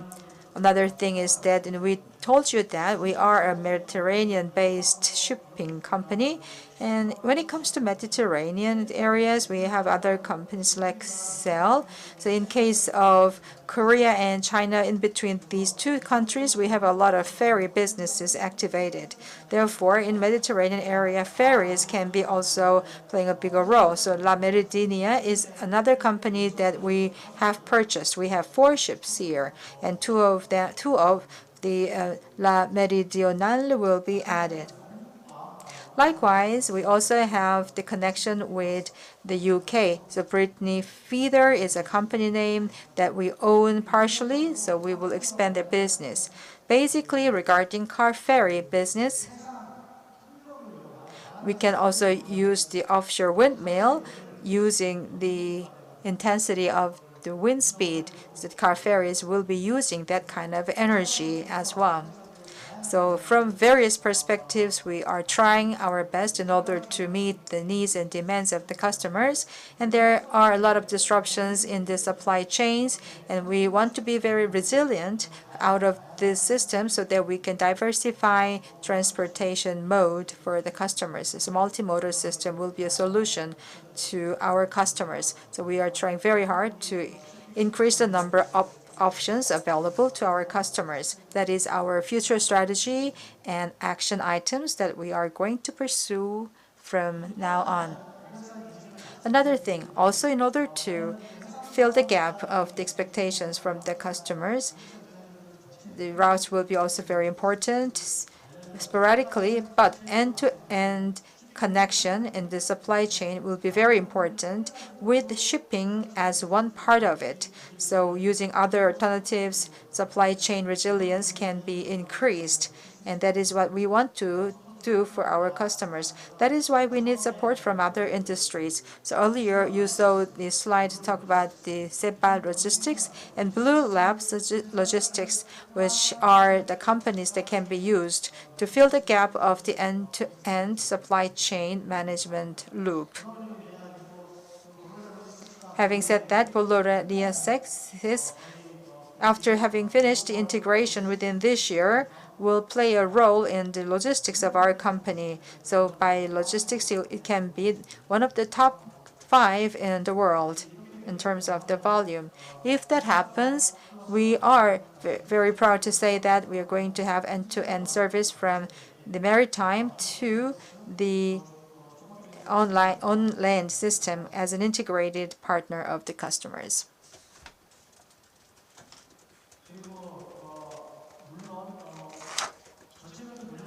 Of course, if you look at the overall volume, air cargo might pose a very small part, but it can be very important in terms of the urgency. It can fill the gap of the timeline. Therefore, we view air cargo as a very necessary part of our business. That is why in 2021 and onward, we became an operator of an airplane. In France, we also have our #1 position as the cargo airline. We have 5 airplanes running. By 2027, we are going to have 13 more airplanes to cover the rest of the world. So what we are trying to do is cover every nook of the world if possible. If that happens under CMA CGA Group, we will become not only a navigational company, but also on-land and airline company. So we will truly become an integrated service company. So our structure will be completed by that time. Therefore, broadly speaking, we will not only be a shipping company, but also a vertically integrated company. As a strategic partner for our customers, we will be able to contribute to the business development of any client. This has been the shipping transportation. Now, moving on, I would like to talk about what are the implementations of these in contact with the customers in the field. When people are talking about digital transformation, they can be talking about the parts of these businesses. Now, what are we doing in terms of digital transformation within our company? Actually, we do a lot of things. As I explained on the map before, when it comes to services, as an example, from Europe to Asia, if we have one service available, there can be a lot of ships. For example, 10 ships or 11 ships. So normally they are making a series of these services. In order to guarantee the consistency of the services, they have to have a big fleet of the ships that are very similar amongst themselves. What is important is to improve the efficiency of the ships in the fleet. I can give an example about the connections of the vessels that are closely knitted with the wireless services, and they can be best fitted amongst themselves. improving the overall performance and efficiency together. And this can be realized through digital systems. And then internally, when we have communications with the clients, we amass a lot of information. Such information are now being digitalized. It might not be 100% for now, but we have a lot of progress on understanding the data and information. For example, the patterns of the customers and the fatigueness of the customers. And we can proactively work for the customers in order to meet the needs and adapt to the changes of the customers. There can be many ways of using this digitalization and the transformation. So we are urgently and diligently working on the digital transformation. When we are talking about the contact with the customers, we have cmacgm.com. It's called mycmacgm. So this website can be used as a venue for communications with the customers. So we can meet customers here in order to let customers view and search all the information under our name. And then if we have services available from the website, they can also check the quotation for the service prices. Bookings can be also available, so many services can be initiated on the website. That will be also basis for the making and preparation of the documentations like billing and checking and invoicing. So one-stop service can be made on the website of ours. That will be also an example of the digital transformation. So that is also in contact with the customers. Using this with the customers, we can provide digital services for our customers to talk to us. That will enhance the customer experiences, because the customers not only working on the digital services, but also having the analysis on the performance of our services to them using the dashboard, and they can also see the overview. And if there are corrections to be made, they can ask for it, and they can also work on their corrections by themselves after checking these. And recently, on the digital platform, we are offering digital products, as I can give you one example of our products. In the cases of many shipping services, they have B2B services mostly. So they have to have the long-term relationship with the customers, but sometimes they also have short-term businesses, including spot business. So how we can realize this, and they can be using very innovative programs. So I'm going to give you one example. So this is a Spot On. Spot On is the place where you can check the quotation of the freight. At least for the 24 to 72 years, you can fix the price of the freight. And after fixing the price, when you can revisit us, you can use that fixed price, not the floating price. Then if you have made reservation here, you can be given priority in our services. Here, not just the shipping services, but also other additional services can be provided because it is a one-stop service system. So that is what you can do on the Spot On. And also they can be enhanced services like reward programs. Recently launched, and this is an example of this reward system. Please take a look at this. Your loyalty and trust mean the world to us. And we at CMACGM think you deserve to be rewarded for it. Starting now, join C-Reward, our new loyalty program. It's simple. You ship, you win. You book with us and you get rewarded. 2 years after introducing Spot On, our online channel, we are further supporting you with C-Reward. Join now. Increase your status and unlock exclusive benefits. Thank you for choosing us. Ship with us, win with us.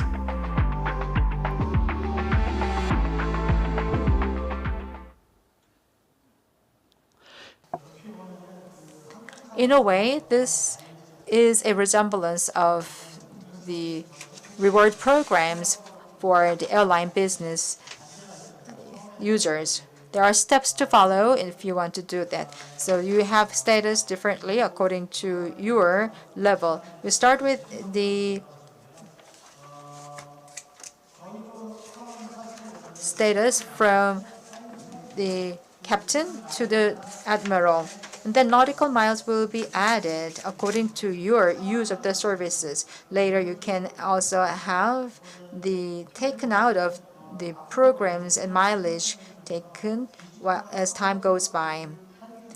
So as a loyal customers, you can get the benefits. Just like at other businesses, these are based on the digitalized services.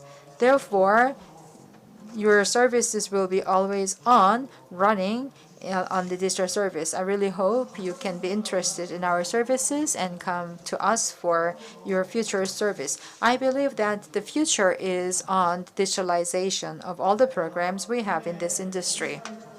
As I said, when we have contact with the customers, digital transformation can happen in many ways, in many services. How we can transform more of our services toward digitalization, not analog system. The long-term benefits should be provided to our customers, and that is our future proactive system.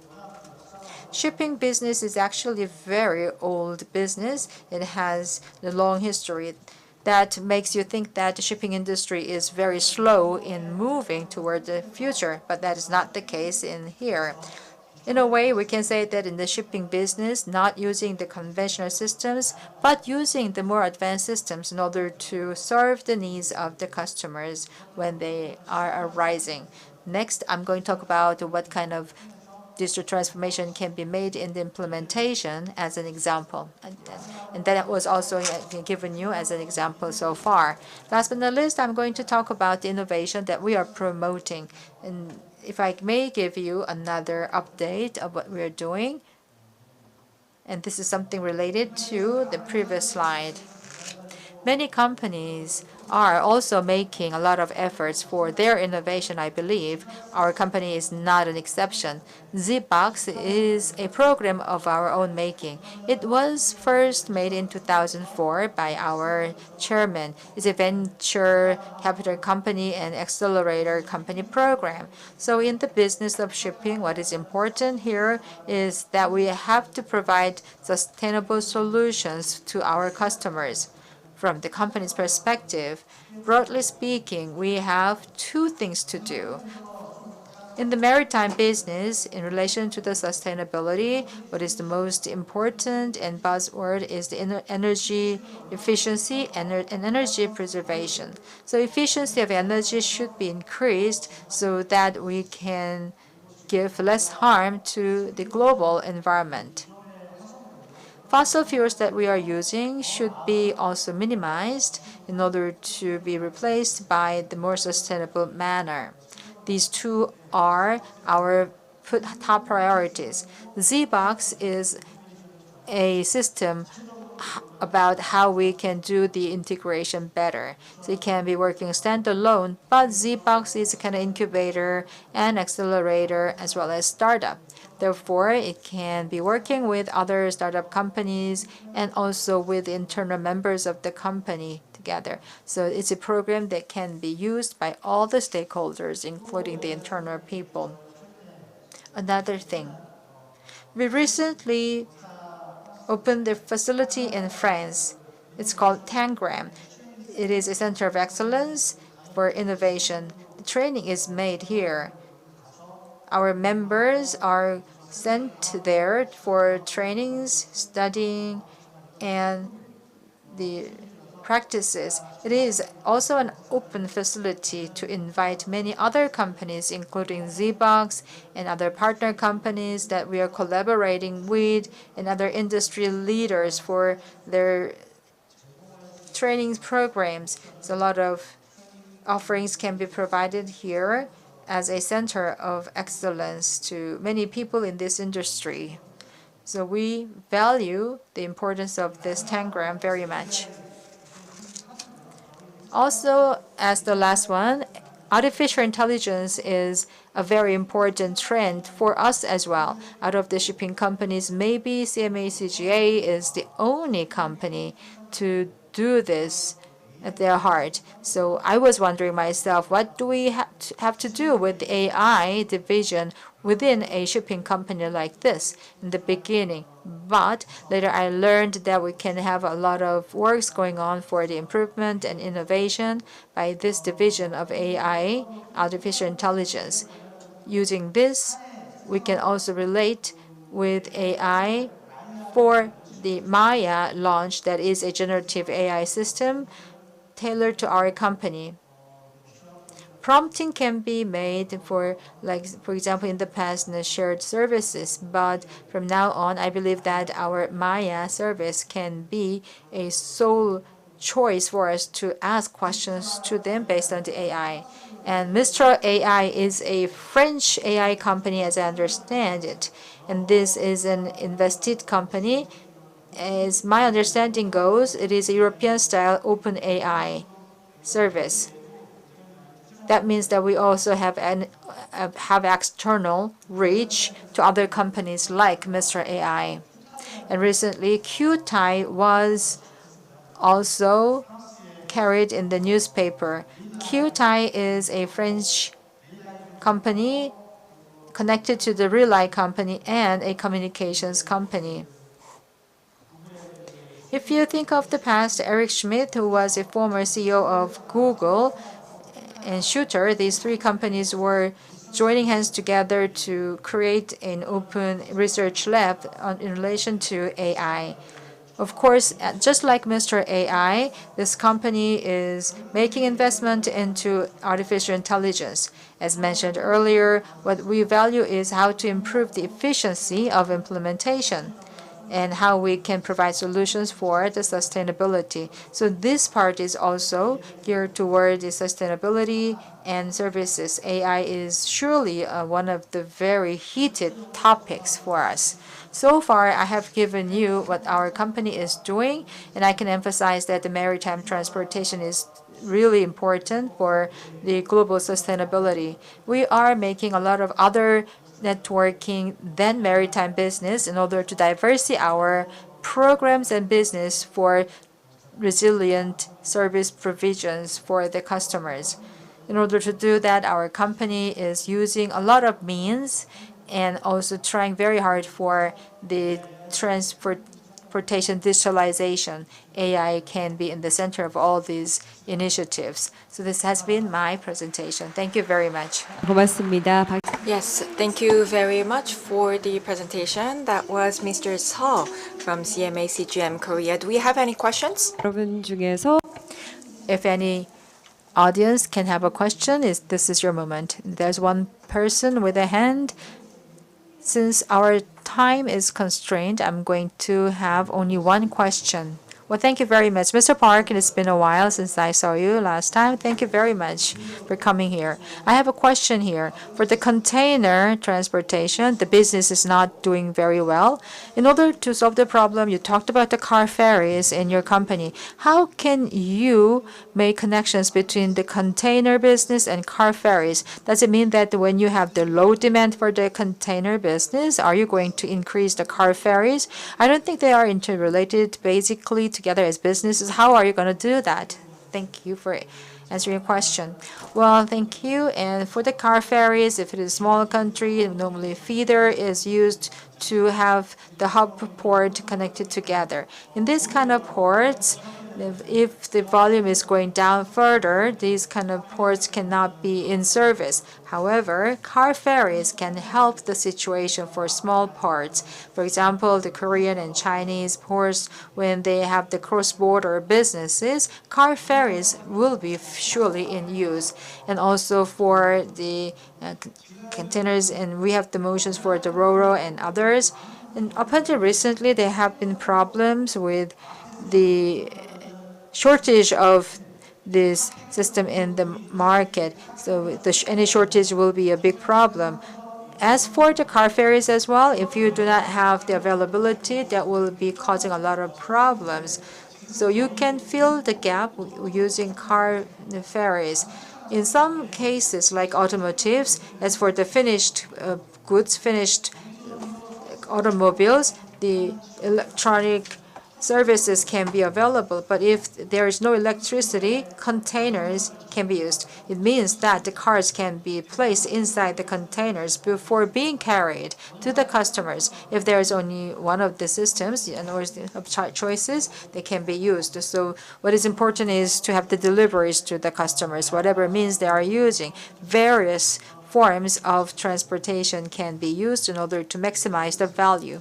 Well, thank you very much for the answer. So as a feeder of container, you can use car ferries for the last mile or the very short distance. And if there is a shortage of the containers, car ferries can be used. That was a very good idea. And my name is Kim In-young. I'm a professor of Korea University. Thank you for your answers. Yes, thank you so much. And that was a very good question and answer. This has made our presentation richer. Thank you very much. I'm going to give you now the next presenter. Next, we will hear from Director Deputy Head, Mr. Jayendu Krishna from Drewry Maritime Advisors, and he will talk about the challenges and changes in the global supply chain and shipping industry.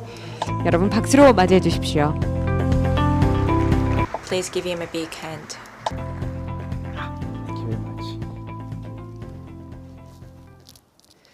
Thank you very much for the kind introduction.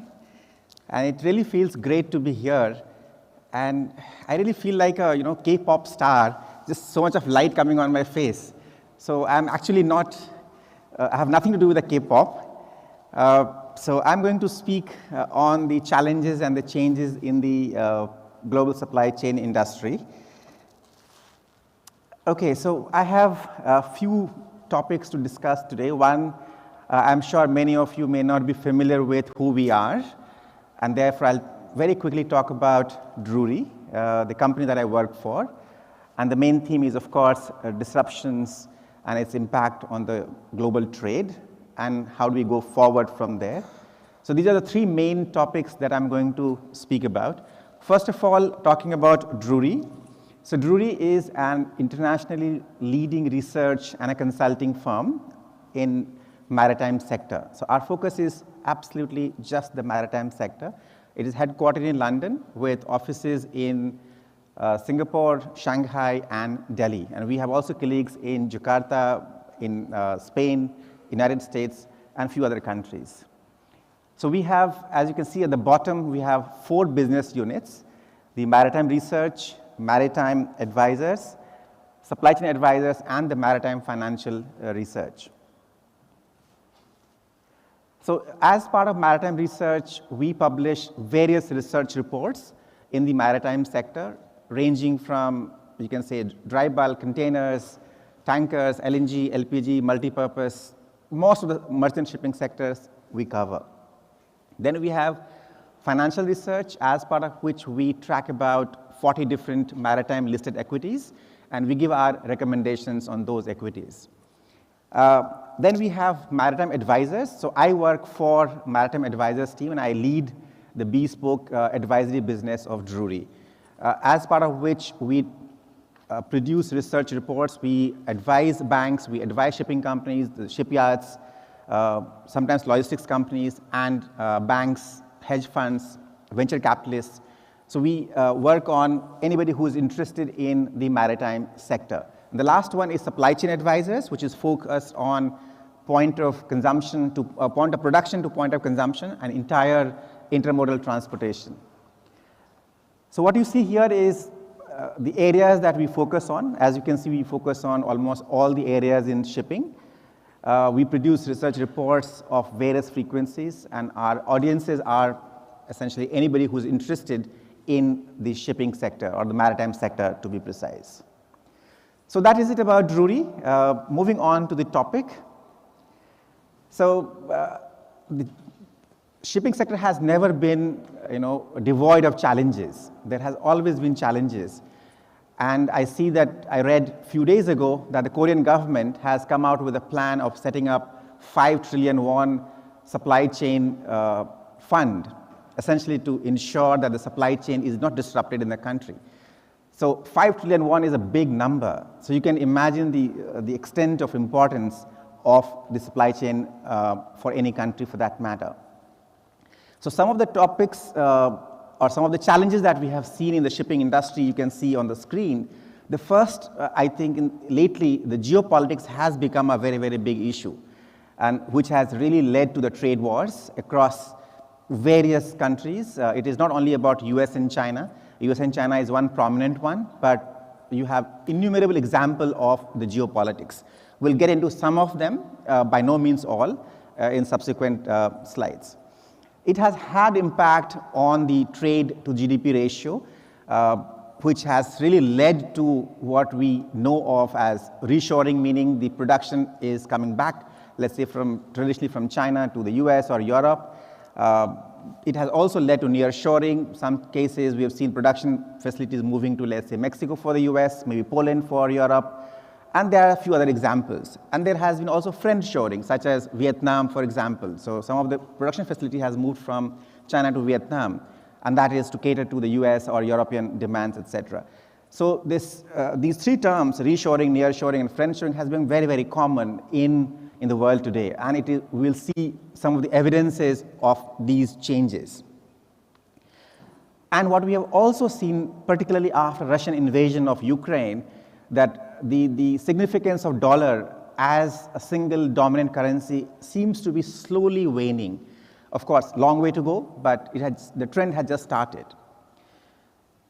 And so besides and all of these have actually led to what is called globalization, means essentially slow growth in globalization. Besides that, we have also seen other disruption in the industry, which is supply chain disruption, which has been caused by various factors, that is ranging from pandemic, which all of us suffered from, the strikes, the choke points which are there in the world, likes of Strait of Hormuz, Suez Canal, Panama Canal, etc.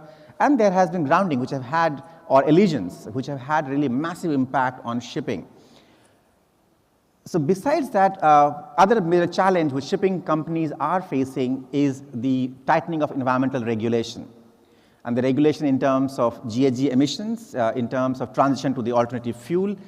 And the challenge stems from the fact that there are multiple regimes. So it is not only International Maritime Organization which comes with the regulation, but it is also, there are unilateral regulations coming from Europe, maybe US, maybe China, and few other countries have had their own regulations with regard to this.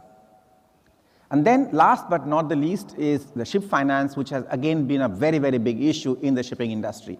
So I have named just, you can say, 3 challenges or 4 challenges in shipping, but there are, frankly speaking, there are many more challenges in the maritime sector. But given the dearth of time, I'm just going to focus on the challenges.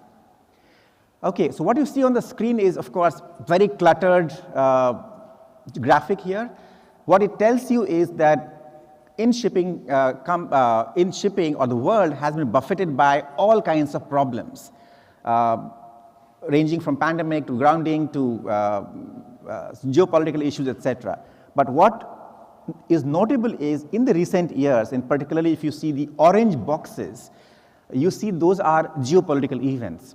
So in the recent years, the geopolitics has really taken a center stage. That is really governing the maritime sector today. And that has really already changed and is gradually changing the shipping or the maritime sector as a whole. Okay, so because there are disruptions in the industry, there are failures of the institutions. So what we have seen is the World Trade Organization, which was supposed to act to liberalize the international trade, that is, you could say, some people would argue that the World Trade Organization has failed.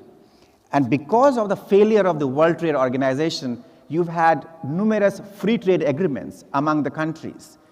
And that is essentially, that leads to reduction in the trade barriers in terms of tariff, quotas, etc.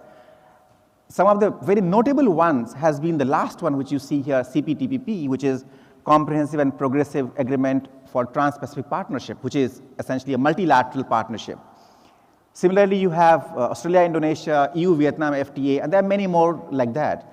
And those are mainly to ensure that the companies or the countries don't get affected by the geopolitics. Now, let's drive down to what has been the impact of geopolitics on the world. So I have given you 3 charts, and first one is the geopolitical risk index, the second one is trade restrictions, and the third one is trade openness, which is essentially the ratio of trade and GDP. If you look at the first chart, which essentially summarizes where is the risk or what is the extent of the risk. So as you can see, for many years until about 2018, you had very, very flat lining. So there was no significant geopolitical risk. But in the recent years, there has been a spike. And those spikes stemmed from some of the, the issues that we know of, US-China being the most notable one. Not only the US-China, actually at some point in time, you also had a US-EU. You also had Japan-Korea. So there are numerous such instances, and which has really got intensified in the recent years. And if you look at the second one, that tells you all, right now in 2023, there were 3,000, or rather more than 3,000 trade restrictions in the world. And as you can see here, this whole thing has really grown exponentially. So it means the restrictions in trade has grown exponentially. As a result of these two, if you see the last chart, which is the growth in terms of trade and GDP ratio, it has really flatlined. It's not really not changing anymore. So very clearly, the geopolitics has led to what we call globalization. Now, so what you saw earlier was at a global level. Now let's look at some few examples. So when you look at the US-China, and the US and China together contribute about 40% of the global GDP. So obviously that is very, very important topic for all of us to understand. So if you look at post-2018, the trade or import from China to the US has actually come down, whereas from the rest of the world actually has been going down. Rest of the world has been going up. So very clearly, there is a gradual, what you can call a decoupling of US and China. It is not really happening in a full way right now, but it is really in the process. And where it has happened, it is not only happened for the commodities on which Mr. Trump imposed tariff in 2018, but it has happened for commodities on which the tariff was imposed, very high tariff, in some cases even low tariff and medium tariff. For all commodities, all categories, this has actually come down. Now, so is US-China really decoupling in a full way? Actually speaking, no. So what you see here is what is called the emergence of connector countries, meaning that the US and China actually looks like it's decoupling, but actually it is being connected by what is called connector countries. The Geeta Gopinath, who is the Deputy Managing Director of International Monetary Fund, she coined the term connector countries, which essentially says that countries like Vietnam and Mexico, these two countries have become a dominant country which is catering to the US import demand. So their export, export from these two countries have actually been increasing. There are some other countries like India, Indonesia, but those have played a relatively minor role in catering to the US demand. And at the same time, what has happened is the Chinese FDI, the foreign direct investment into Mexico and Vietnam, has gone up. So effectively now you could argue that there is a rerouting of cargo from China earlier to China to US, now to China to Vietnam and China to Mexico, and then Mexico and Vietnam to the US. So there has been, these two countries particularly is really acting as a connector country. Now, let's look at US in particular. So what you see in the first one is the ratio of US manufacturing and import.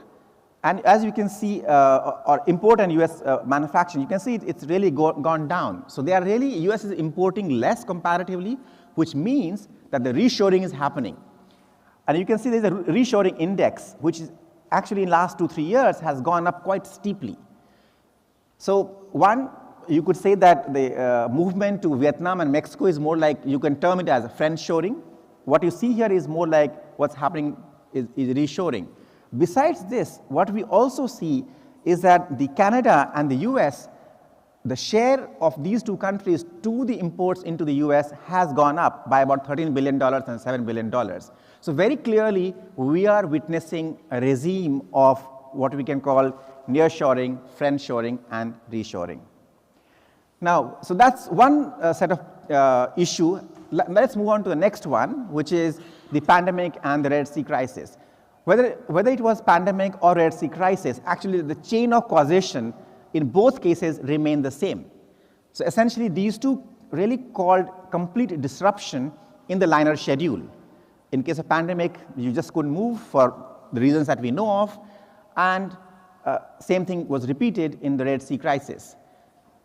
The moment you had a disruption in liner schedule, the industry which used to run so nicely, now suddenly you had a congestion, the port congestions, which again, in many ports, particularly the hub ports, you had increase in the yard occupancy, which eventually actually led to the increase in the rates. Now, besides these two, there are many other trade choke points that we see in the world, and those can be a potential risk to the global trade. So, for example, Strait of Malacca, which caters to about 24% of the cargo.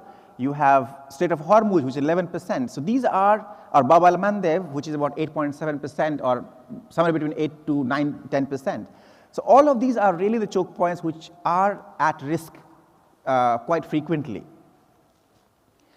Now, just moving on to the Red Sea crisis, what happened because of that? Once there was an attack started happening in close to Bab al-Mandeb, you suddenly saw decrease in the traffic through Suez Canal. So what you see, this one is essentially, it comes from our AIS database, which shows that there was a fall in the container traffic to the tune of about 68%. And if you look at in terms of capacity, that is about over 80% of the capacity stopped transiting Suez Canal. And all of these vessels obviously then was routed through Cape of Good Hope in South Africa, which eventually resulted in spike in the freight rates, a lot of surcharges.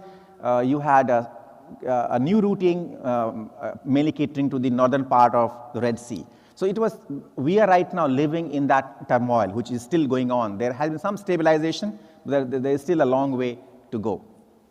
Now, what has happened as a result of this is that what you see in this chart, there are 4 charts. The first 3 charts show various ship sizes, and all these 3 charts, it shows that it upward trend, which means that the time the vessels spend in the terminal has actually gone up. And it has been going up since this crisis happened in October 2023. At the same time, actually the port productivity has also gone up, the parcel sizes have gone up, but all of these have actually created a disruption. Now, this is our port congestion Z-score, as we call it. In the first chart, you see there are 3 lines. The first line, or the topmost line, shows the ports with the highest volume, our high volume ports, and then rest 2 are medium volume and the low volume ports. So if you look at the high volume port, it shows that the congestion has actually steadily been going up, and this is a combination of all the high volume ports.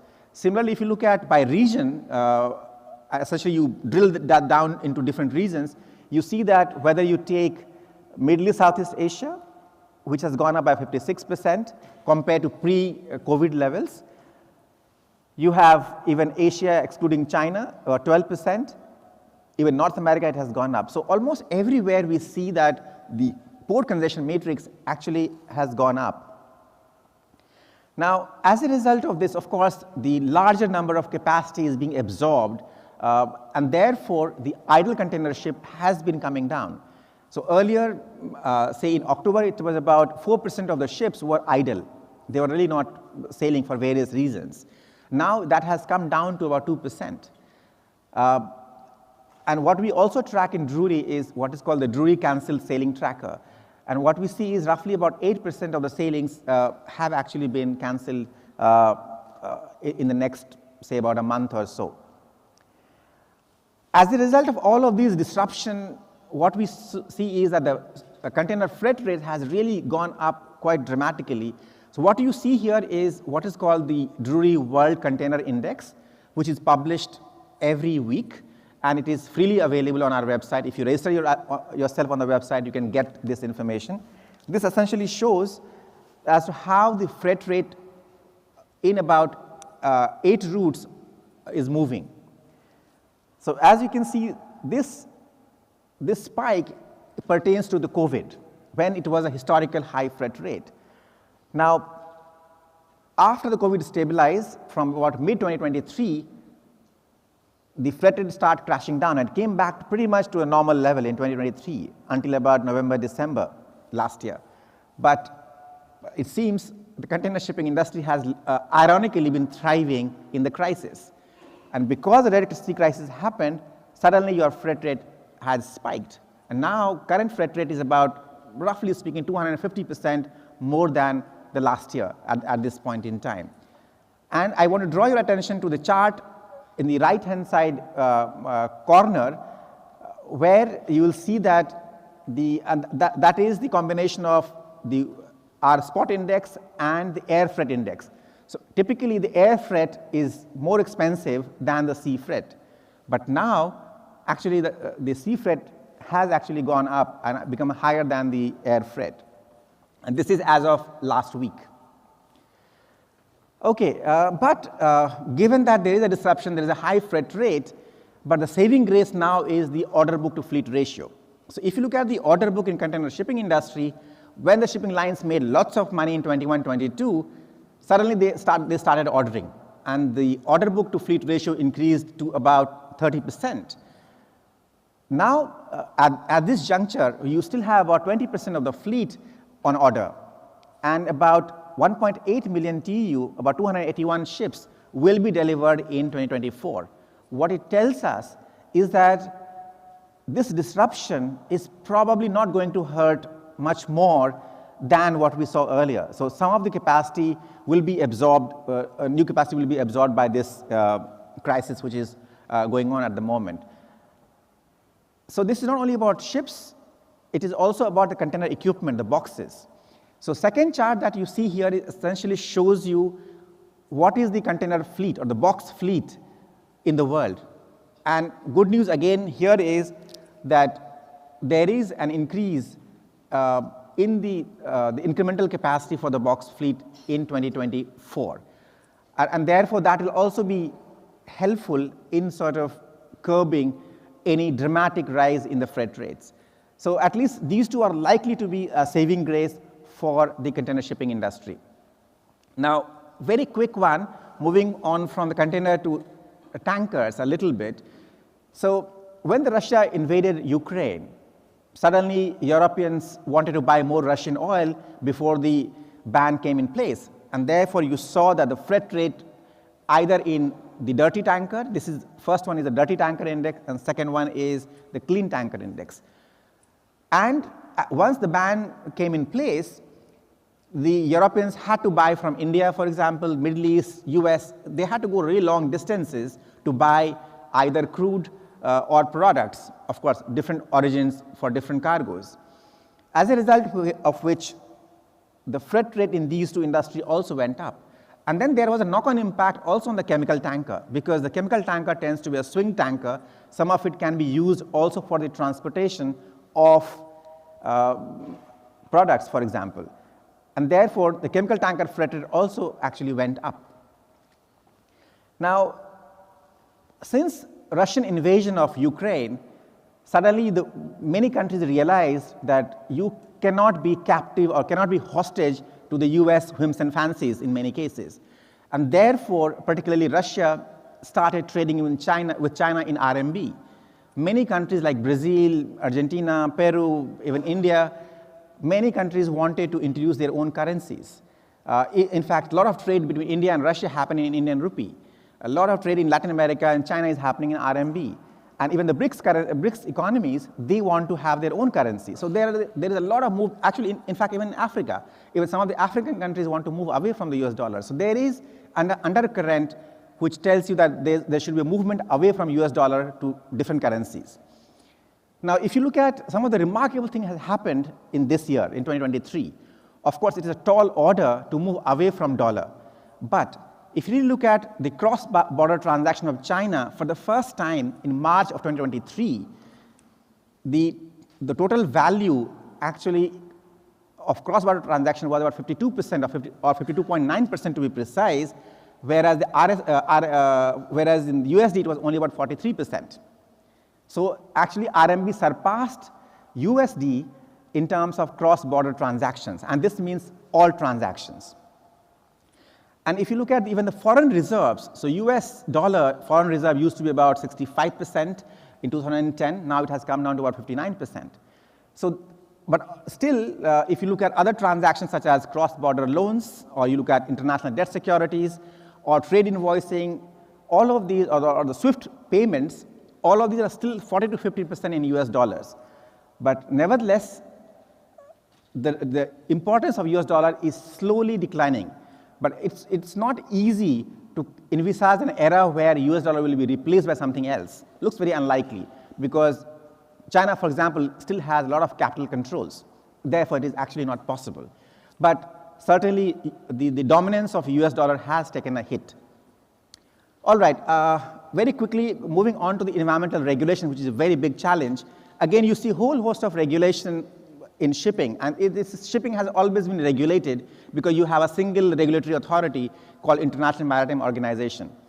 And there are many regulations coming up in next 20 years.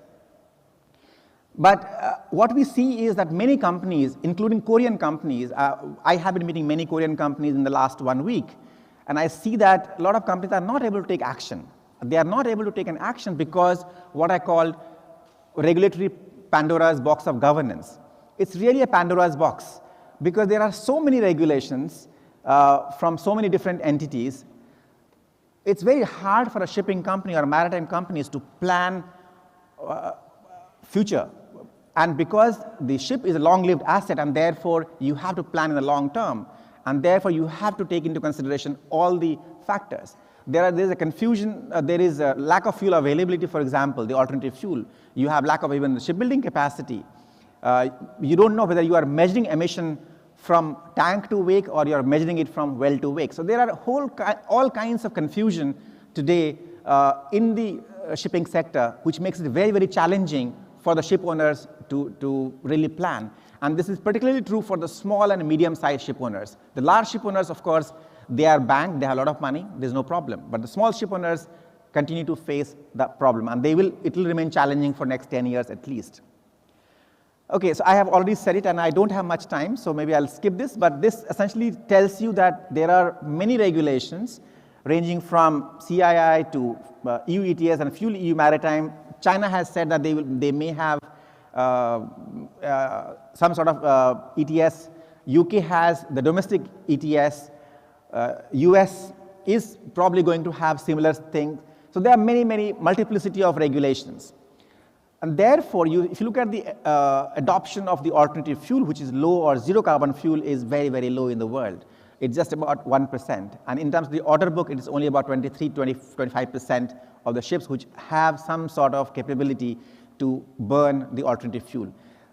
And all of these will also lead to high capex, fuel availability. All of these are the issues which shipping companies will be grappling with, or they are grappling with as we speak. And the last one is the ship finance. So European banks, particularly after the Basel 1, 2, 3, they have been withdrawing from shipping, mainly because of the tightening financial prudential norms. So as you can see, very steadily, total lending to shipping has been coming down since 2010-11. And every year it is a lower and lower volume, because it means the shipping companies are not really entering into, or the ship finance companies are not really entering into the market. What has happened is, and therefore the Chinese leasing companies have taken their place. And there has been also emergence of some of the new lenders, particularly the alternative lenders, but those lenders are very expensive. Other trend that we see is happening is what is called the sustainability linked loans. And many companies are now really, or banks particularly, want to do only sustainability linked loans so that they are able to facilitate energy transition in shipping. Okay, so with all these challenges, how do we take care of it? So what I would say is that shipping has already always been facing challenges. However, if you look at the long-term trade development, the shipping or the total global trade has actually grown at about 3.1% quite steadily, except for the 2 years, which is where in 2009 when the global financial crisis happened, and the second when the pandemic happened. Except these 2 years, despite all the challenges, despite all the changes, seaborne trade has always moved on. And why has it happened? It is mainly because of the three factors, you can say: capability, capacity, and flexibility. You have shipbuilding companies, great shipbuilding companies in Korea, in China, in Japan, and few other countries which have really produced assets as required. You have ship finance banks which have been giving loans to facilitate acquisition of the assets. You have maritime insurance company which has, such as Keynote here, for example, or which is essentially facilitating the trade. You have ship owners across the world in various countries. And shipping hasn't really given a great return on investment, but it has had a fairly decent return on investment with, of course, very high volatility. And then you have ports. Single fuel has been there always, and the logistics ecosystem, which is well developed across the world. So all of these have really led to the steady growth in shipping. And it also has, the resilience is also because of the flexibility that the shipping offers, which is in terms of standards. You have very unified standard across the world, mainly run by IMO, and then there are a whole host of class societies which does it. And then you have very high liquidity in the market. There has been a freedom of navigation largely. And all of these flexibility has led to really resilience in the shipping industry. However, there are still risks in the shipping industry which all of us need to be wary of. First and foremost is, of course, freedom of navigation. We know it. We don't have to dwell on it. Protectionism and trade, which is the geopolitical issues. And then, given the energy transition, there is likely to be accelerated depreciation in the value of the asset. So the asset that you have may have an accelerated depreciation. The future cost is going to be definitely high. Capex is going to be anywhere between 40 to 60%. And the fuel availability is going to be a big challenge. And therefore, how do we respond to all of these? I think the only way that we can respond is to really cooperate rather than splitting the world into China bloc and the US bloc. It's only when we come together, we collaborate, that we are able to take care of all these risks. Thank you very much for your kind attention. Thank you very much, sir. Also, we're going to have a brief Q&A session. So thank you. 자, 질문 역시. Yes, we will only entertain one question. Do we have any questions from the audience? 다른 질문. No question? I think we have one question here. Yes, can you please raise your hand and we will give you the mic. 안녕하세요. 저는 Yes, hello. I'm from Seoul University. My name is Kim Ji-ee. I major in English. Are you going to ask the question in English, Korean? Yes, we will deliver the receiver to the speaker. Yes, hello. Yes, can you please hold? Interpretation service. 네. Yes, can you please wait until the speaker wears the receiver? Okay, so in Singapore and China, well, I would like to know whether they are at a par level. So in terms of logistics or cargo volume, what would be the difference or similarities between China and Singapore? So, answer, sir? 끝났어요. Sure. Okay. So, first of all, we cannot compare China and Singapore. China is 1.2 billion or 1.3 billion people. Singapore is 5.6 million. So 5.6 and 1.23 is not comparable, as you can see. Okay, sorry, you want to clarify further, or I can respond? 잘 들었고. yes. So I major in Chinese literature at Seoul University. question. Thank you very much. So Okay. this is end of your presentation Q&A session. Thank you once again. So shall I respond to the question, or you don't? Oh want to yeah, respond? that was the last question from her. No. So shall I respond to it? I have not finished responding to it. Okay. I have not responded to the question, so I just started. So do you want me to respond to the question? Oh, she actually is satisfied with your answer. So really? Okay. yeah, that brings us to the end of the Q&A session. Okay. 고맙습니다. All right. Thank you very much. Thank you. 고맙습니다. 저희가 Well, thank you so much. We have 3 speakers for this session, as I said, and then we will have general discussion. If you have any further questions, please use that time. We have the last presenter for this session. I'm going to now invite Ms. Kelly Chin. She's Senior Manager in Partnership Strategic Supply for Freightos, and she's going to give us the presentation regarding Red Sea impact on container market. Please welcome her when she is approaching the stage. Please give her a big round of applause. I'm Kelly from Freightos. It's my great honor to be here to share our finding about the Red Sea diversion. But before that, I would like to have a quick introduction about Freightos, and then I will share our finding about how the Red Sea diversion affect the ocean rates. And then let's look at what we can take away from it. We are a technology company started in 2012. Our vision is to make the global B2B freight frictionless. The industry tends to see us as the combination of Sabre, Amadeus, and Booking.com for B2B freight. The journey hasn't been very easy at all. For example, 7 years ago, we launched Freightos Marketplace with a simple idea that a shipper can go to a platform, run a door-to-door search, and then see many results from many freight forwarders, and then pay and book. This idea was very, very controversial at that time because our industry are used to working offline. People are not used to full transparency. So the global B2B freight, from quote to book to shipment management, are mostly offline, not digitalized, and therefore very complicated and expensive. With 11 years of hard work, we have come to where we are today. This is our product footprint. On the left-hand side, we have the shipping liners and airlines. We bring them to the platform as supply. And in the middle, we have over 3,500 freight forwarders using our SaaS to manage their quotes and rates. And also, they will be able to do the e-bookings and payments to the carriers on web cargo. And on the right-hand side, we have the global shippers who can buy door-to-door service to the freight forwarders on Freightos.com. And all of these are built on our technology stack.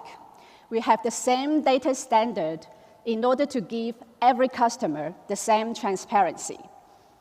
So as of today, with 11 years of data accumulation, we have become one of the world's largest route and price database with 3 billion pieces of data. So the introduction sets the tone why we are in a unique position to provide you the market intelligence about how the Red Sea diversions affect the ocean rates. So now let me share our findings about how the Red Sea diversions affect the operationally. The widespread carriers diverted away from Red Sea started from late December last year. The carriers adjust to the longer transit by adjusting the schedule, sailing fast, and adding more vessels to the service loop to keep their weekly schedule reliability. But those actions take time to move into action. So in those first weeks, the shippers saw schedule disrupted, congestions, delays, and the shortage of empty containers because the containers will take longer time to return back to the origin ports. The combination of the operational disruptions and the demand-side pressure pushed by the Spring Festivals bring urgency and uncertainty to both the shippers and the carriers, leading to the initial spike of the ocean rates. Once when we pass the adjustment period and pass the demand-side push by the Spring Festival by March, those additional added vessels start to move on schedule. So the whole ocean market enters to a new normal.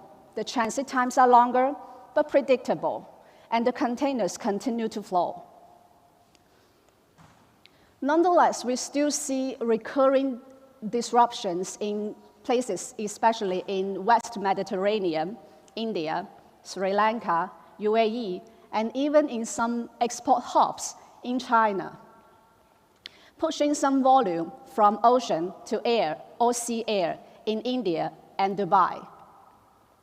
The instance of creating some supply-side restriction by reducing some effective capacity and the strategy of needing more vessels to move the same number of containers for longer distance means that the global fleet, despite the newly built vessels entering the market, remains fully employed, even in slow season. So now we have the conclusion that the global oceans capacity have already been stretched thin by the Red Sea diversions, leading to the increasing of the spot rates and even affecting the long-term contract rates. Let's look at the rates over this period. This is the Asia to North America rates from Freightos Baltic Index, FBX for short. We can see that the rates triple from when the diversions began in December to their peak in February. And the rate starts to fall from the March and then leveling off in April.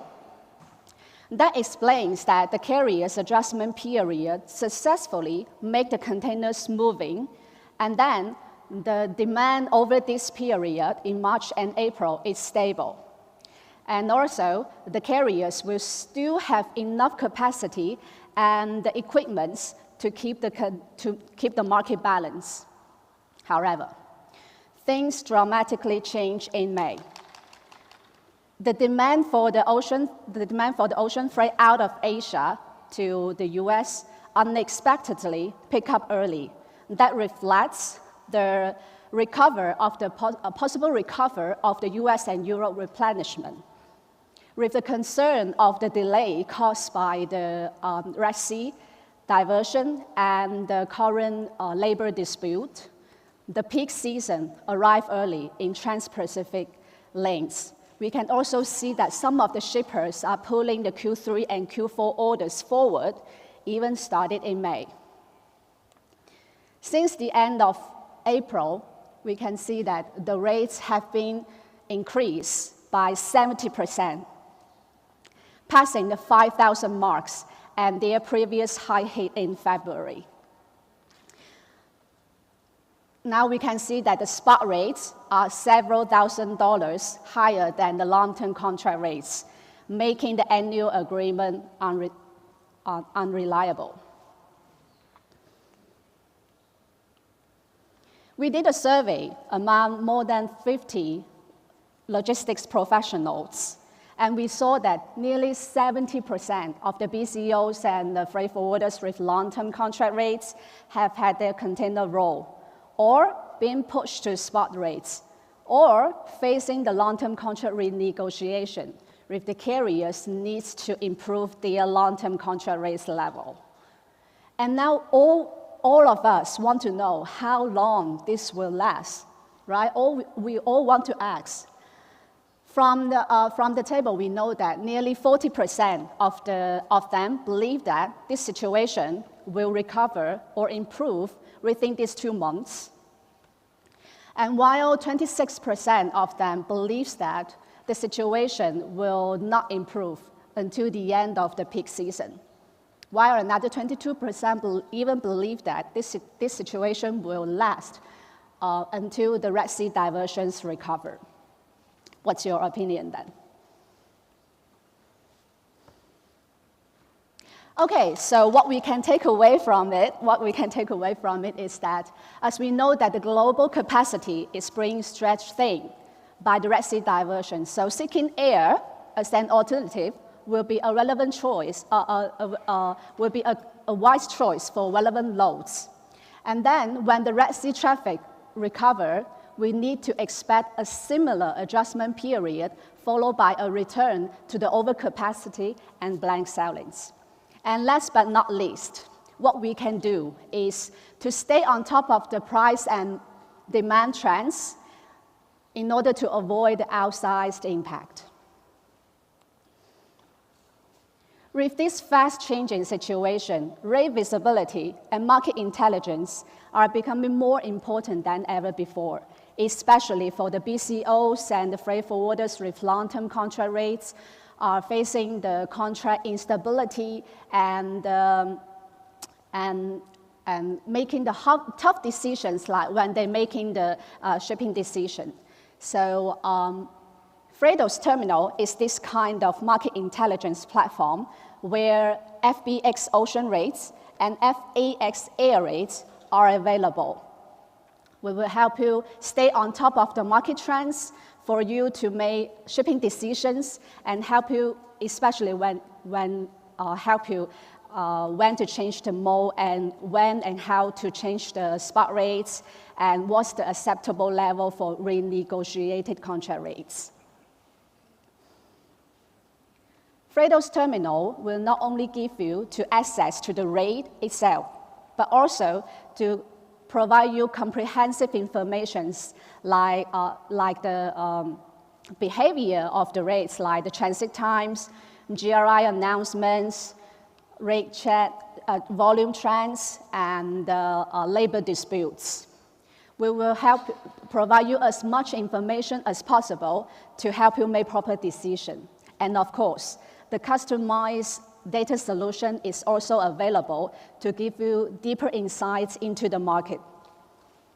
If you are interested in it, feel free to contact me. I'm Kelly. Thank you so much. 감사합니다.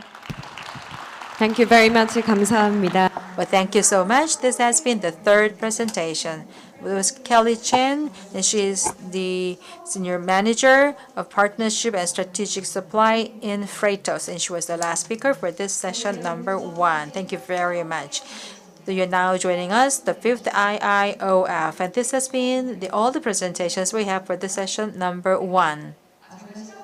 Because of time constraint, we cannot entertain more questions. I'm very sorry about this, but we do have general discussions. After arranging the podium a little bit, we will start our general discussion. So far, you have listened to the 3 speakers. It was about not just Korean situation, but also the global information about what's happening in other countries. So I'm sure that you have had a lot of takeaways. So we will invite the speakers back on the stage. Mr. Park Jae-seok from CMA CGM, Mr. Jayendu Krishna, and Ms. Kelly Chen. Also, we have 3 discussants. I'm going to give them to you. We have Mr. Kim Chul-min, CEO and founder of Beyond X, and Mr. Lee Ho-chun is here as Deputy President of KMI, Korea Maritime Institute.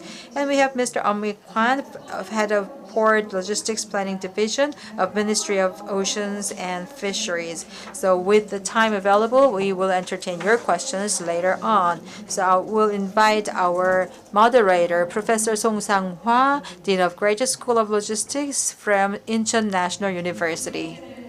Now we are having the 5th forum under this IIOF Incheon International Ocean Forum. Compared to last year, I'm sure that you are going to have a lot more programs where you can have communications with all other players. After this session is over, we will have a short break. I hope that you can just look around all other exhibits for other companies. And stamp tour is also available in the lobby. Stamp tour means that you have a lot of opportunities to receive the gifts and takeaways as well.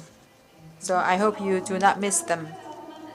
Also, not just for the offline audience, we do have a lot of viewers online. We have also the events for the participants.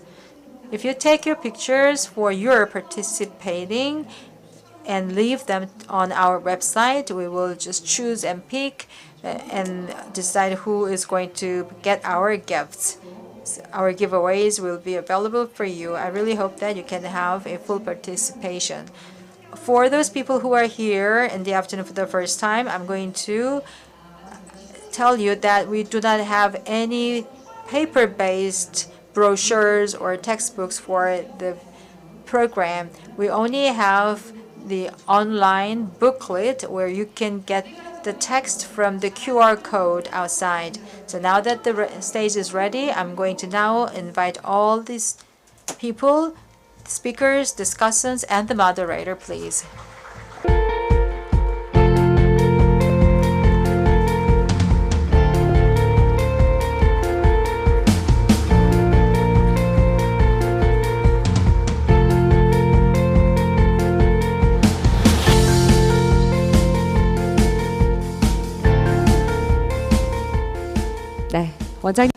Thank you so much. Now, moderator, back to you. Well, thank you very much. My name is Song Sang-hwa, Professor and Dean of Graduate School of Logistics of Incheon National University. Very nice to see you. We are given about 15 minutes for our general discussion, so I have to be a very good timekeeper, so I'm going to minimize my remark. Instead, I'm going to give more chances to our discussants. During this general discussion, we have 3 discussants. First, we have Mr. Kim Chul-min, CEO and founder in Beyond X, and he's also an author of Deconics. We have Mr. Lee Ho-chun, Deputy President of Korea Maritime Institute. We also have Mr. Ik-hwan, Head of Port Logistics Planning of Ministry of Oceans and Fisheries.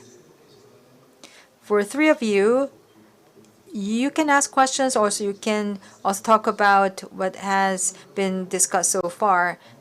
I would like to start with Mr. Please. Yes, good afternoon. I would like to introduce myself. My name is Ik-hwan, and I am the Director of Port Logistics Planning Division at the Ministry of Oceans and Fisheries. And Korea is quite sensitive to changes of the supply chain. And at the ministry, to overcome this disruption, we are looking into several options and policies. Especially in our division, we are looking into 2 parts. So first, how to boost competitiveness of the local port and how to help our companies go global. And we are now thinking about not only the short-term but long-term strategies. And today, since we're joined by prestigious speakers, I would like to ask a few questions regarding your presentations. As you know, recently, I have a question to Mr. Park. As you all know, after COVID-19 period, we do not have the stability in the ports. And Gemini, which is to be initiated next year, is aiming at the timeliness under the alliance. So you talked about a lot of strategies of your company. For example, MSC is a strategy to expand your fleet, and also MSC is also to have the hub and spoke strategy to have the identity. So in your company, you have your plans to return to the normal stage for the SCM. What is your strategy? I'd like to ask your explanation. Ms. Kelly Chen, Mr. Jayendu Krishna, thank you very much for your presentation. I know that you have been meeting with many other counterparts, including port authorities across the world. Recently, you have the delays in the ports, and these things are not being tried to be solved. So in the port, what have you made to make contribution to the clear up at the ports? Do you have any case study to share with us? What was a success case of making the solutions to the ports? And then what do you think about the Korean ports? What is the SWOT analysis, strength and weakness of Korean ports in terms of the global market? Last, Ms. Kelly Chan, thank you very much for your presentation. You're meeting with many ship owners and the carriers, not just for the ship owners, but also the forwarders. Now you have meetings with them in many ways. You have to have competition with your counterparts as well. What is the differentiating factor for your company, Freightos, compared to other global competitors? Please let us know. Thank you very much. And the answers will be given after all the discussants are finished their presentation. Yes, hello. My name is Lee Ho-chun, and I'm the Deputy President at KMI. So I was asked to give my commentary, and actually, you actually asked me to talk about the Maritime Network. So now, Mr. Talked about Gemini Corporation, and I would like to briefly talk about that. And since we're joined by a number of panelists, maybe they can ask the speakers questions. So I will talk more about Gemini. And what I want to tell you is this. In fact, we have HMM, which is the largest shipper in Korea. So this is something that we are all looking closely at. And I'm sure that you know all the detail. And Maersk actually was merged. And then Gemini will be launched in earnest next year. And in terms of TU, well, HME Dear Alliance will be affected the most. Because now, if you look at that alliance, now what they were doing is in terms of volume, actually, what happens is that in terms of, well, we have to look at the share here and how they split that with South America and so on and so forth. Then, you know, what are we going to do with the volume? Who takes how much is something that we should look at. So of course we could acquire more shipping lines because there aren't that many shipping lines. So it's something that we are looking at, and there are some candidates that we are looking at. However, now it won't be easy to complement for the loss. Of course, we could look at companies like One Eye. However, if you have to also look at the routes, so it might not be of great help when they join the alliance. So we have to be quite strategic and look for other ways as well. And you talked about identity when you talked about Gemini, and this is actually a new challenge. So before, freight rate was what determined the market, so competition was cutthroat. But now with this, we're losing identity, and with the crisis in the Red Sea, we're also losing our identity. And then now we have Maersk, and then they say that identity will be brought up to about 90%.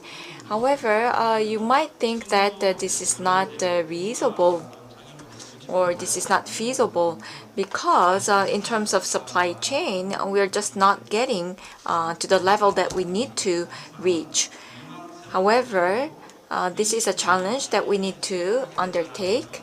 And I think that once we succeed with this, then we will see a reshaping of the global order, the maritime order.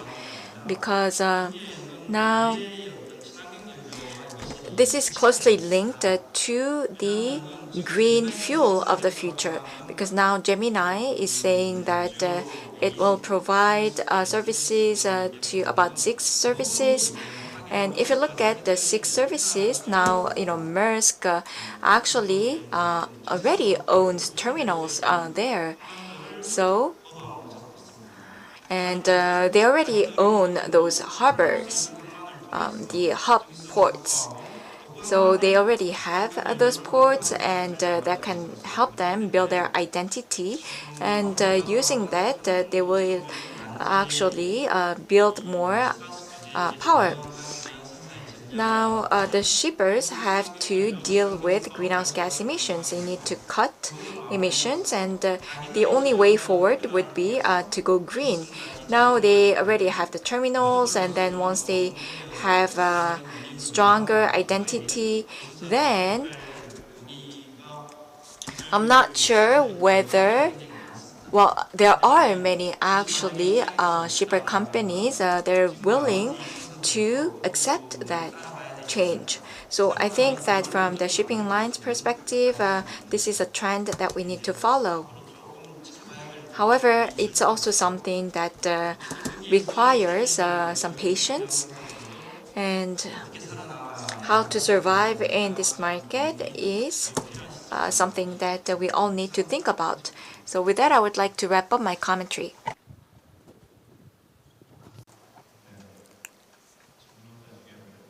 Can I ask questions later? Later, right? Well, I'm an author of Nekakube as a book, and also I am a person who is responsible for logistics, and also I'm a founder and CEO of Beyond X. My name is Kim Chul-min. It's been a while since I met Freightos for the first time. It was like 2017 or 16 when the CEO had an interview with me, and also in 2019. The conference was opened by my company. The Asian had Mr. Isis Greatman of Freightos came to join us as a participant. And also in 2024 now, I'm very pleased to see Ms. Kelly Chan from Freightos. As the world goes around like this, when you have the business model after 10 years, if the company is sustained with the mechanism that is proven to be right, that's a wonderful thing. I congratulate to you on your survival as a company. Freightos, actually, the CEO was not related to the logistics at all, because he was the person who was an exporter of the advanced technologies and found that the forwarding business is really difficult and booking was not available. As a customer, he wanted to solve the problems, and then he learned that he could be also opening a company, and that is the origin of Freightos, as my understanding goes. So what is very important about the Freightos history is before and after COVID-19 period. As with many other IT and data companies, data in itself is really important and crucial as a product to Freightos. With that as a product, I'm sure that Freightos must be making some future offerings. We are very much interested and curious to know. In the earlier days, Freightos was aiming at becoming an Expedia.com in the maritime logistics as the booking service company. That was the vision declared. And also the Flexport and other players in the same industry were also declaring themselves as becoming an Uber on the sea. Here's my question. Freightos, in the end, is making digital transformation as a digital forward and as a mode of operation. In your progress of developing as a company, what is the momentum for Freightos to evolve? And before and after COVID, what is the changes and the factors of changes of the business model of Freightos? Thirdly, compared to the earlier days and now, what are the changes you made and what are not changing at all as your values? So these are 3 questions to you. Thank you very much. Now, I'd like to ask first presenter to answer the question. As a summary, I have to tell you that in the summary, what is the differentiating element and strategy of CMA CGM? And also, what Mr. Lee Ho-chun said is that in the alliance, the network is also changing. What is the reason for this change in the alliance? And what are the elements of the mechanism and core strength and changes of the alliance? So would you like to answer that? Yes, thank you very much. And I'm here My name is Park Jae. So probably I sound a little bit different. So the question is about networking. CMA CGM has a network strategy. If I may give you, it's a little bit blend, as you see here. It's very commonplace. In case of Gemini, they have hub and spoke strategy. They are going to do a lot of things in order to implement it. But CMA CGM is, as I said earlier, is to have all the routes in the regions like Asia and in the US. And also these routes are moving inside the region from time to time. In order to have the services, they're based on the needs found. What we are trying to do is to find the ways to make the movement smoother. So if you are focused on that part in your question, we are lacking a little bit about the focus on this streamless. One example is as follows. This year and next year, between Korea and China, they have a lot of new ships, new built ships. The capacity will be increasing from next year. So it means the hardware increases there. And then that should be linked to the efficiency of networking. We should have the strategy to make it more efficient. This chart has been mentioned a lot so far. So how we can connect these complex solutions together to improve the efficiency. And that is a mandate given to us. In order to do that, we have a lot of programs. We are working very hard to make improvements. Having said that, terminal strategy is also very important. Terminals are actually connecting the ships and ships as a kind of chain. So if there is a problem or the bottleneck in the terminals, everything will go down. Therefore, the connection ability in the terminal is very important. That is why we're focused on the other subsidiaries like Terminal Link and terminal companies. It's just like the Marks, we are operating our subsidiaries for terminals as well. That is one of our top priorities. Using all these things, what we can get in the end is the increased efficiency, and that will be a kind of timeliness. So the timeliness is not actually the first goal to achieve, because what we get as a result is timeliness. Therefore, we are just doing other things than timeliness. We talked about our differentiating factors. To our clients, in a way, our scalability in itself is the factor for the differentiation. Because what I can tell you here is that we have a lot of big fleets and a lot of containers and extensive coverage. All these are our byline, and of course, for the very simple customers, they do not mean a lot. However, for large enterprises, where they have a lot of SCMs, these will represent as a big differentiating factor of CMA-CGA. Also, I talked about the CMACGA.com to have digital service. And then the clients for the global companies, they are multinational companies. They are not working in one country only. They go to, even if it's for Korean companies, they go to Africa, they go to the US, and Europe as well. It means that their needs will be very complex and diversified. So we have to just meet their needs by customizing it, or we can make a very special programs only by the CMA CGA. That is part of our differentiating factors. Last but not least, when customers are coming to us with their complaints and problems, sometimes their problems are very simple and lack complexity. For example, when they have the one vacancy that they need from Korea to the U.S. That seems to be very simple, but actually that requires a lot of background researches. But what they're asking us is a very simple question only.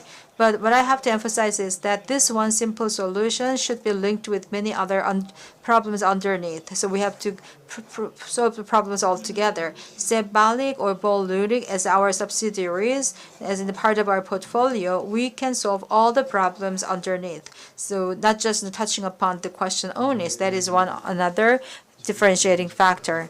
Well, thank you very much. In a way, differentiating factor means efficient delivery of comprehensive services. One more question briefly. If so, prior to COVID-19, the CMA-CGA's strategy for growth must be there. But after this Red Sea problems, do you have any different orientations or these targets for your strategies? I don't see a big change before and after. We are a transportation solution company. We are aiming at providing the most efficient and customized services to our clients. That made our success, and that is continued to be considered even before or after the COVID-19. Of course, with the technological advancement, we are accelerating our services to our customers. That's the only thing that has been changed. So whether it was before or after COVID-19, the variability was there, unpredictability was there, and everything was the same as the conditions. Therefore, using the advanced technologies, we can proactively work for our customers based on the facts and data. So in a way, I don't see any change in this kind of strategy. But what is more emphasized nowadays is the utilization of the technologies more before, and the sustainable technologies that should be more often used. Yes. As a person who raised the question, I am very much grateful to your clear-cut answers, because you said there has nothing changed before and after. Unpredictability was given as a default, and what you're aiming at is to maximize the customer satisfaction, and then after that you wanted to change everything. So that was a good answer. Thank you very much. Next, my question goes to Director Deputy Head, Mr. Krishna. And there was a question about port congestion. Any success cases that you can share with us, and any efforts to maybe strengthen identity? Now we need to overcome the uncertainties in terms of network, so we have to seek for efficiency. So can you please share some case studies or success stories and any other things that you would like to share with us?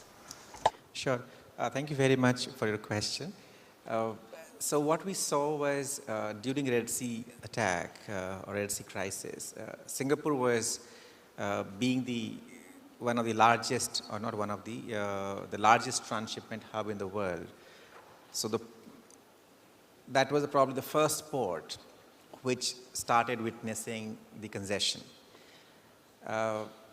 So if you look at what happened in Singapore, in the first 5 months, that is January to May, the traffic suddenly increased by about 8%. Whereas historically, if you look at the traffic growth in Singapore, it has been about 2%. So suddenly when it grows from 2% to 8%, people are not really ready to handle that kind of volume suddenly. And that was the one problem, which is the increase in the volume. The second, which we spoke earlier, is a disruption in the liner schedule. And suddenly we also saw many liners dumping boxes in Singapore, being the hub. And given the liner schedule is not in line, containers had to wait longer. So the dwell time for the containers increased. And so suddenly, besides the congestion at the port, there was also congestion at the terminal. So typical or optimal yard utilization is about 70%, whereas that yard utilization went up to 90% in Singapore. And therefore, it became very, very difficult to manage the situation. So what Singapore did very quickly, when congestion became a big issue, that is sometimes, let's say, mid-May or mid-June, Singapore fortunately had a small capacity which was unused for some time, and therefore that capacity was quickly revitalized. Of course, it took some time, a few weeks, for the capacity to be revitalized. So that really helped a little bit to really revitalize the mothballed capacity, or the capacity which was not used for a long time. And then Singapore is going to have also its new facility, that is Tuas, opening, I think, 2 berths later this year. So these two have been the main sort of initiative to decongest the port. But port as a whole is a fixed asset. It's very, very difficult to increase the capacity suddenly if you're already optimally utilized. So it's not an easy task, but this is what Singapore did. And maybe just to answer your question a little bit with regard to lessons for Korean ports, which you had asked in terms of the SWOT analysis. So SWOT analysis is really a long job, too many things to be done, but I'll just mention the opportunity aspect of it out of the SWOT. I'll leave out the strength, weakness, and threat aspect. A threat is probably the Gemini network, probably. But in terms of the opportunity, what I see is definitely as the energy transition goes on, the ports have to play a role in terms of ensuring that the alternative fuel is available. Because as I mentioned in my presentation, the last slide, that the alternative fuel availability or the low or zero carbon fuel availability is going to be a big challenge.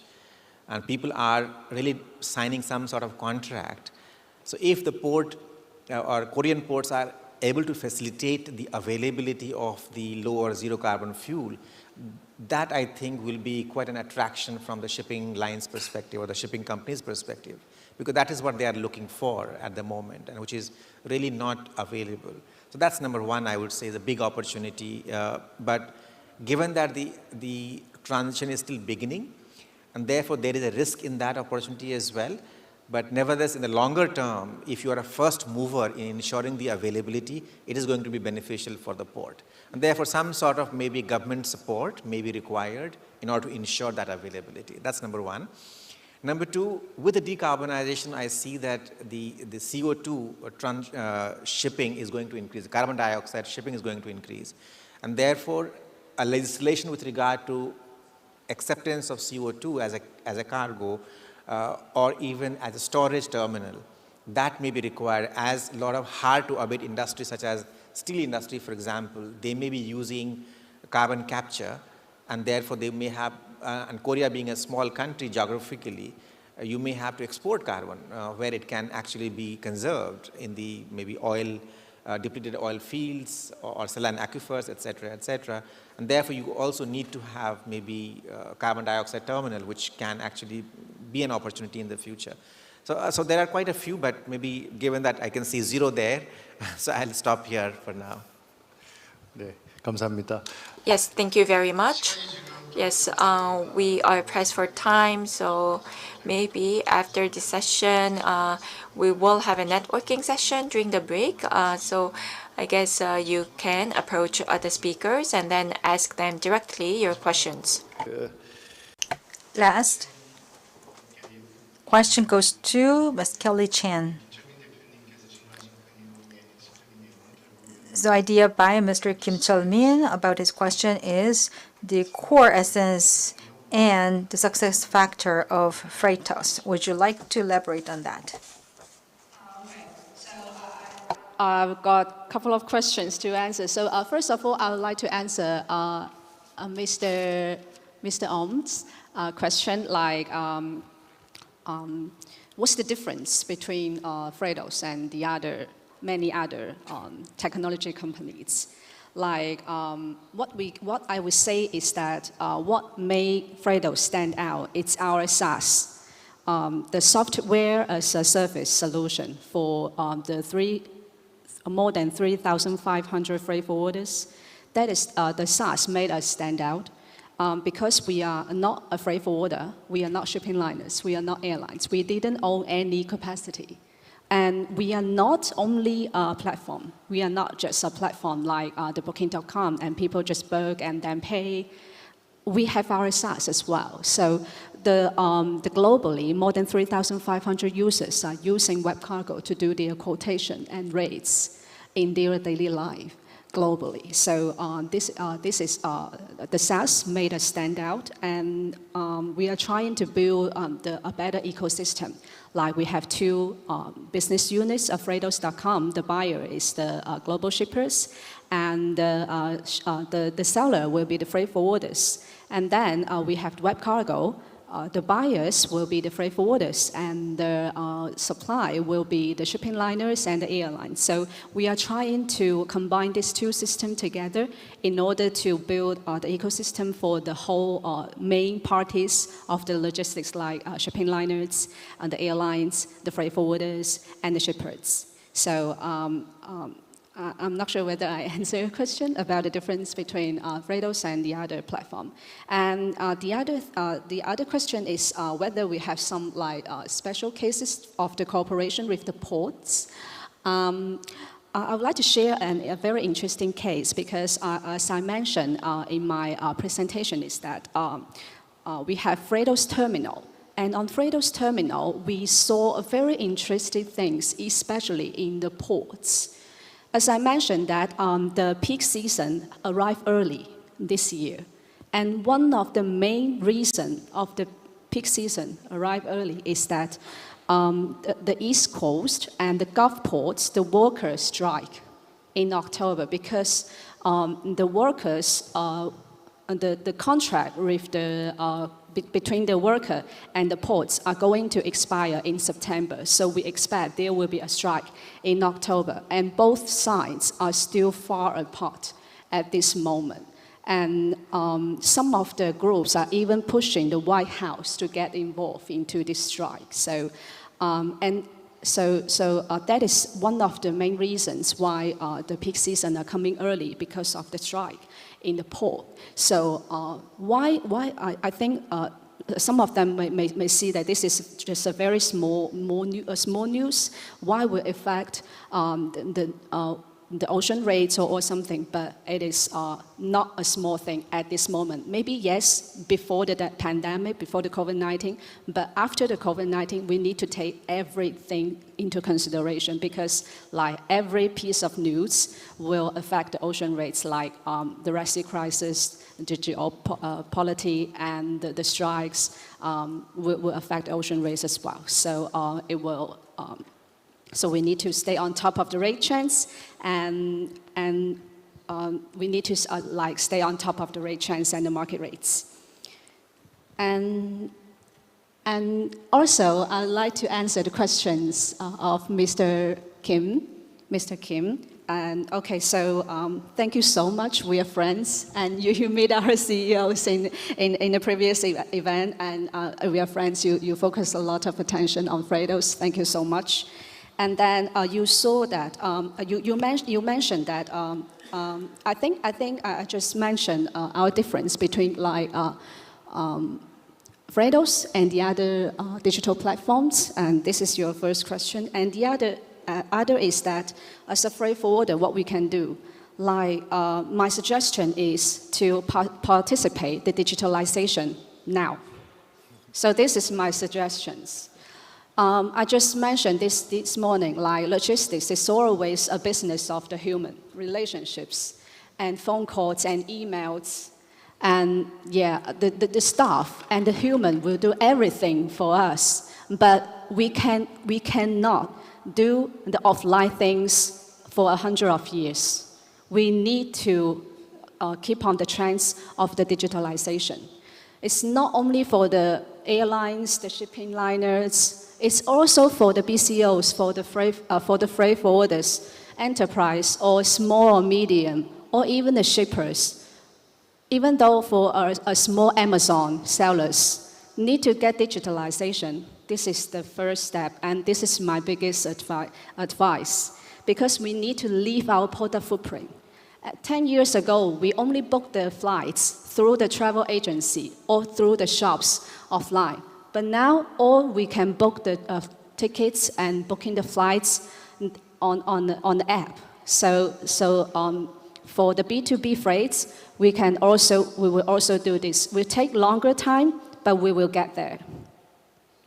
And the third question is what change and what we don't change. I think we have changed a lot. What we have changed is our customers' experience. Because as we know that we are not perfect at the beginning, and our experience is quite simple, but we get more. We stay close with the customers and see what kind of features, what kind of products will fit to your daily operations well. So our UI and our products and customer experience change a lot, especially when web cargo previously we only allowed the search from airports to airports. For example, from Incheon Airport to Los Angeles Airport. But now we enable the customers who will be able to search from door to door, from a door address in Korea and to a door address in the US, from door to door.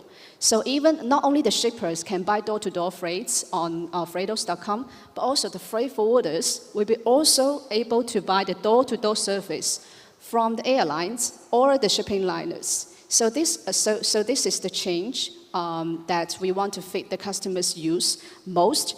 And the things are not changed, is that we want to contribute on the digitalization for the B2B freight. This is our vision, and we want to make the global B2B freight frictionless. Okay, thank you. Yes. Thank you very much. Well, Korea is now emerging as one of the key countries in the maritime industry. And I believe that that was possible thanks to the efforts of various sectors who put in a lot of effort, such as putting forums like this and really turning to the expertise of many people. So we have organizations like the Ministry of Oceans and Fisheries, Incheon City, IPA, and Yonhap News Agency, and they made this possible. And I'm sure that you have many other questions, but let us use the break time to ask more questions. And with that, I would like to close the panel discussion session for session 1. Yes, thank you very much for moderating the session so well. Thank you very much, moderator and the speakers, for your engaging talk. And before we move on to session 2, we'll take a 10-minute break, and then we will resume at 3:40.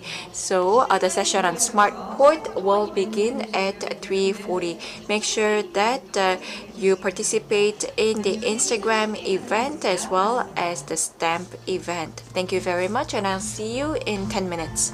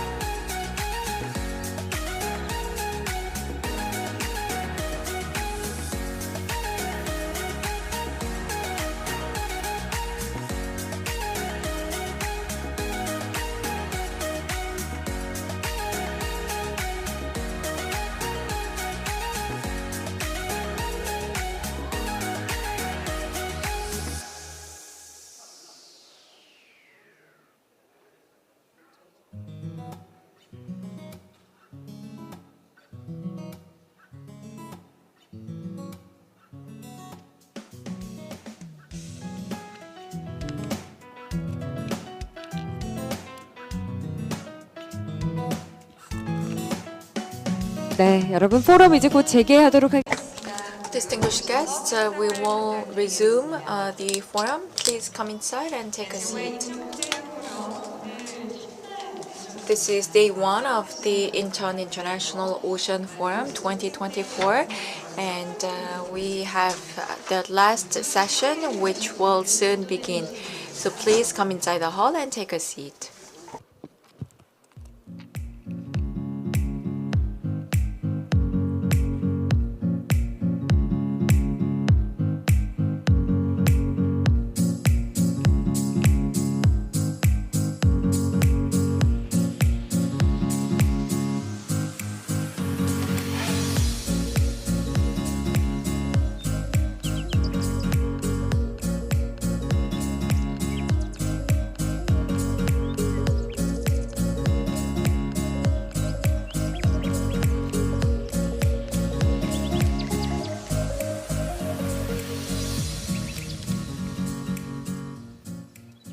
네, 여러분 잘 쉬었다 오셨죠?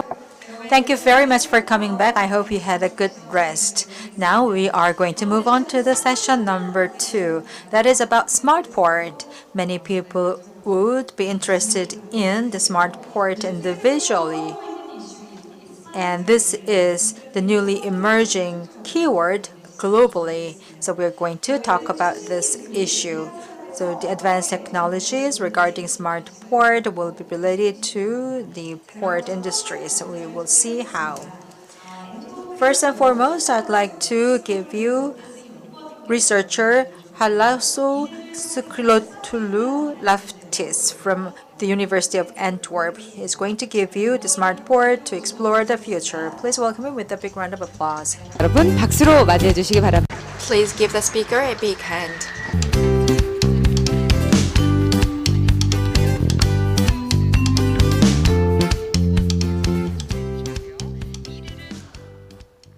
Hello everyone, good afternoon. Thank you very much for being here. First of all, I would like to thank the authorities for organizing this forum and for inviting me. I have to say that I'm honored to be here. My name is Harilaos Christodoulou Raftis. I know it's a bit difficult to pronounce. I have two surnames. And today I'm going to talk about smart port technologies, the benefits of implementing them, some examples from leading ports around the world which have implemented technologies, and also about the human element. Firstly, just a brief background about myself. I'm currently a researcher at the University of Antwerp at the Faculty of Business and Economics, with a specialization in smart ports and inland navigation economics. I'm a former maritime consultant with expertise in commodity forecasting, financial modeling, and transport economics. I've been in the sector for more than 10 years now, and I have work experience in the United Kingdom, in London, in Greece, Athens, in Cyprus, Limassol, in shipping companies and consulting firms. Nowadays, we are reading and hearing about smart ports. We read the news and we see that a port has transformed into a smart port or has implemented a new technology or integrated one of them. But what is a smart port exactly? To be fair, it's an umbrella term which covers any cutting-edge technologies, from automation to electrification, from a digital twin to blockchain. So in reality, a smart port is a port which implements these technologies to optimize its operations, to enhance efficiency, to improve its security and reduce its environmental impact. What are the main smart port technologies that everybody is talking about?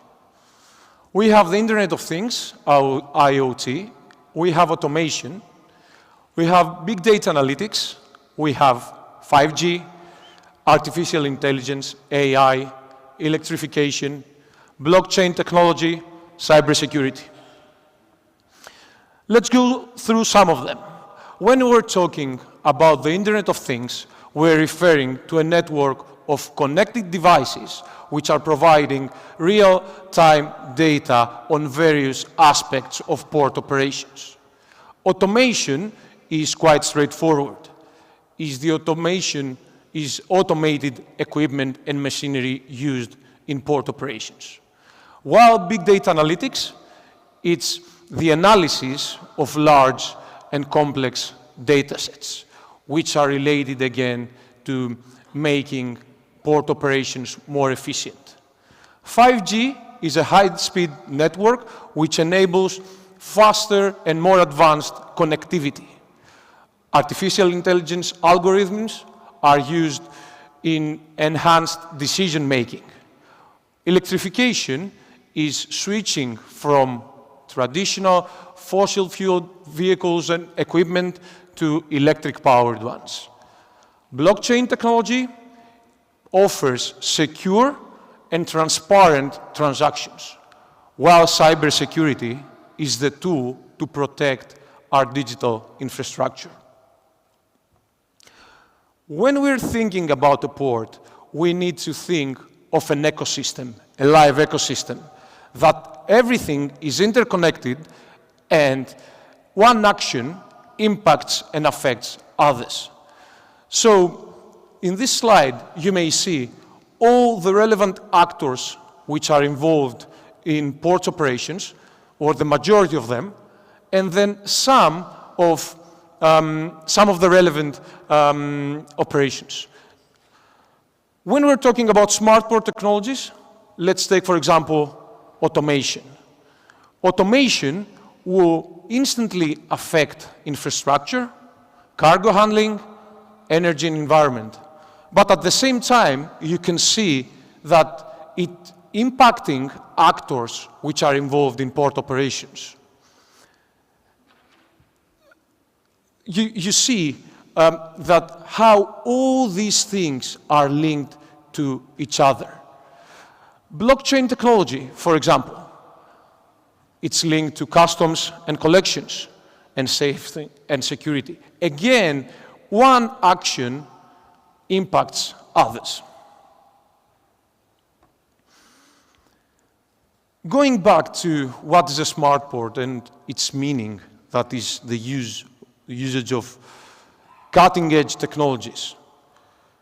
Based on this, we're getting benefits, instant benefits for our port operations. Some of them are boosting our productivity, elimination of the human factor, increased efficiency, reduction of labor cost, better management of our resources.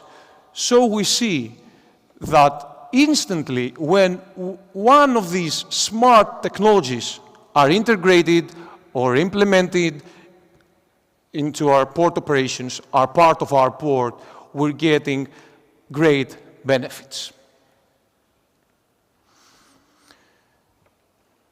In general, we have more than 40 ports and terminals around the world, which are considered classified as smart ports. Just for clarification reasons, and because I've mentioned the different technologies, a port is classified as smart port when they're using partially or fully, or they're implemented partially or fully a technology. So when we're talking about smart ports, we need to be careful and not think that they've implemented all the technologies. And that's why it's quite difficult to distinguish and recognize and identify all the ports in the world and terminals. For this presentation, I picked 12 ports from around the world, from different continents, and I would show you a high-level presentation of information of the benefits of implementing these technologies. So from the American region, continent, I picked the Port of Vancouver, the Port of Los Angeles, and the Port of Long Beach. From the European continent, the Port of Copenhagen-Malmö, the Port of Rotterdam, the Port of Hamburg, the Port of Antwerp, and the Port of Barcelona. While from the Asian continent, the Port of Singapore, the Port of Shanghai, and 2 South Korean ports, the Port of Busan and the Port of Incheon. I'll start something which I need to clarify and highlight actually, and I'm happy to say this, is that all these ports are putting so much effort into becoming sustainable ports via green initiatives, something which you will see in detail in the slides to follow. I'll start with the Port of Vancouver. They have been implementing smart port technologies since 2015. You can see they've been using IoT sensors, data analytics, which improved their cargo handling efficiency. They've been investing in green technologies, and a unique aspect of this port is that they have a close collaboration with the community to improve the air quality. The Port of Los Angeles, one of the first ports to have an automated terminal, it's been in use since 2016.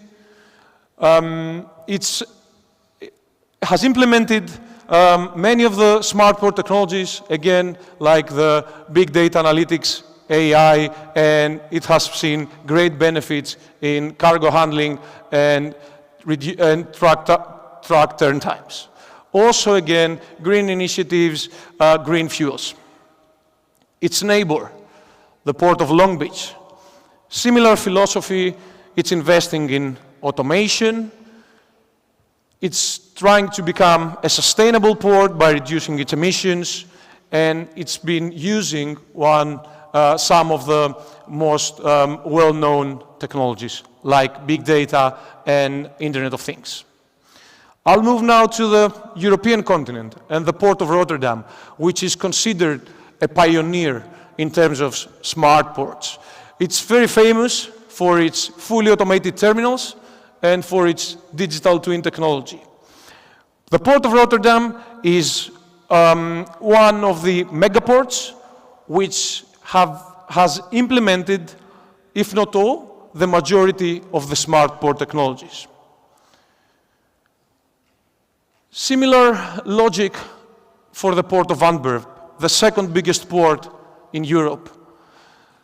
Its unique feature is the Antwerp Port Information and Control Assistant, known as APICA, and its automated drones.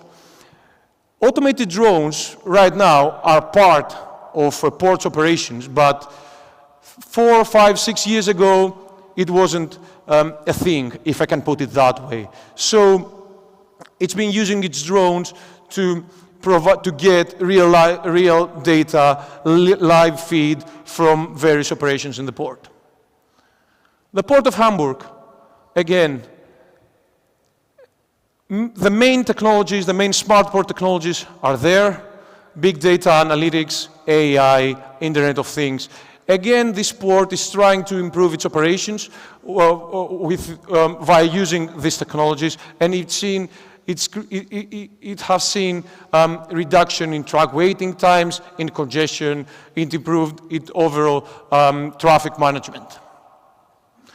The Port of Barcelona, I can say it's one of the most sustainable ports right now. It's heavily investing in electrification and automation, but it's under a great program right now to electrify the whole port and the equipment and the machinery.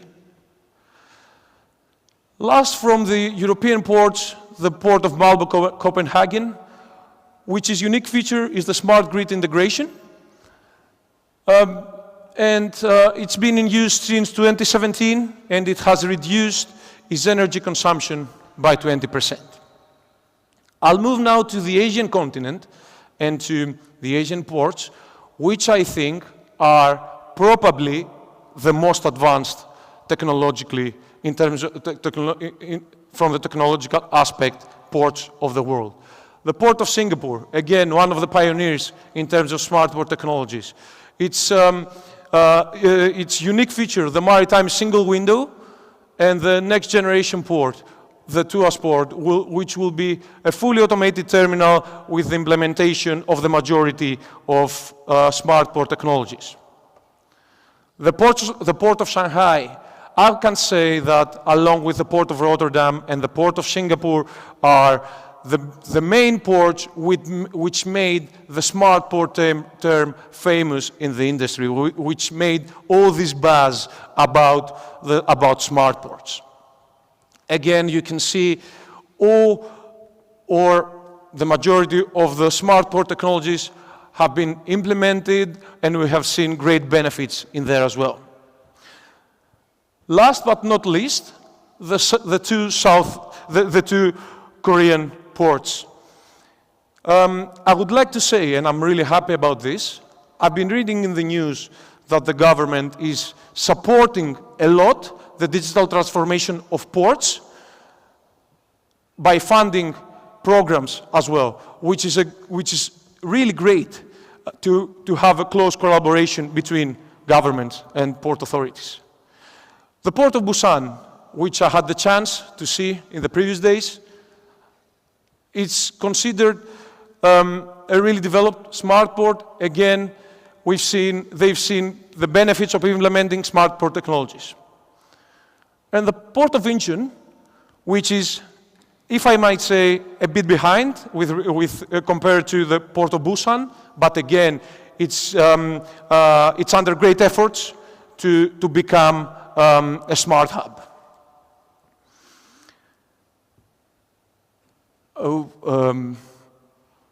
I believe a previous presentation has been used, an old one. I wanted to share with you, there is a video here. I don't know if we can...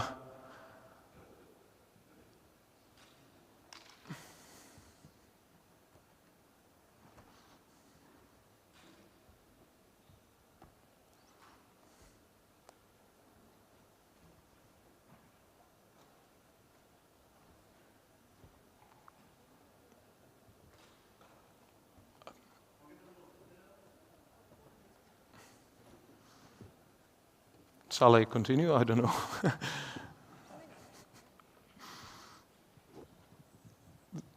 There should be a video there to share with you. Okay, we didn't get any video from you, so would you please... Actually, yesterday, I've shared the updated file with some of your colleagues, so we tested and the video was there, so I don't know what happened. Okay, would you please pass? Yeah, it's all right. Thank you. So I wanted to show you a video. Actually, it's a pity because you're going to miss the most fun part of my presentation, but that's all right. I wanted to show you a video about Apica, the virtual AI assistant of the Port of Antwerp. I picked that one specifically because it combines all the smart technology elements. And I want to showcase this to you for that particular region. I think it would be a great example. I'll move on then. This is a table which is a comparison. Actually, it's not an actual comparison because most of these ports have implemented all these technologies, fully or partially. So it's just a recap table with information about what I've talked about so far. And each port's unique features, which are obviously created and developed based on each port's needs. I'm heading towards the end of my speech, and one crucial aspect of the smart ports umbrella, which I would like to talk about, and usually sometimes we are neglecting it. It's the education and training of people. So we're talking about new technologies, about the ports of the future, about digitalization, fully transforming a port into a smart port.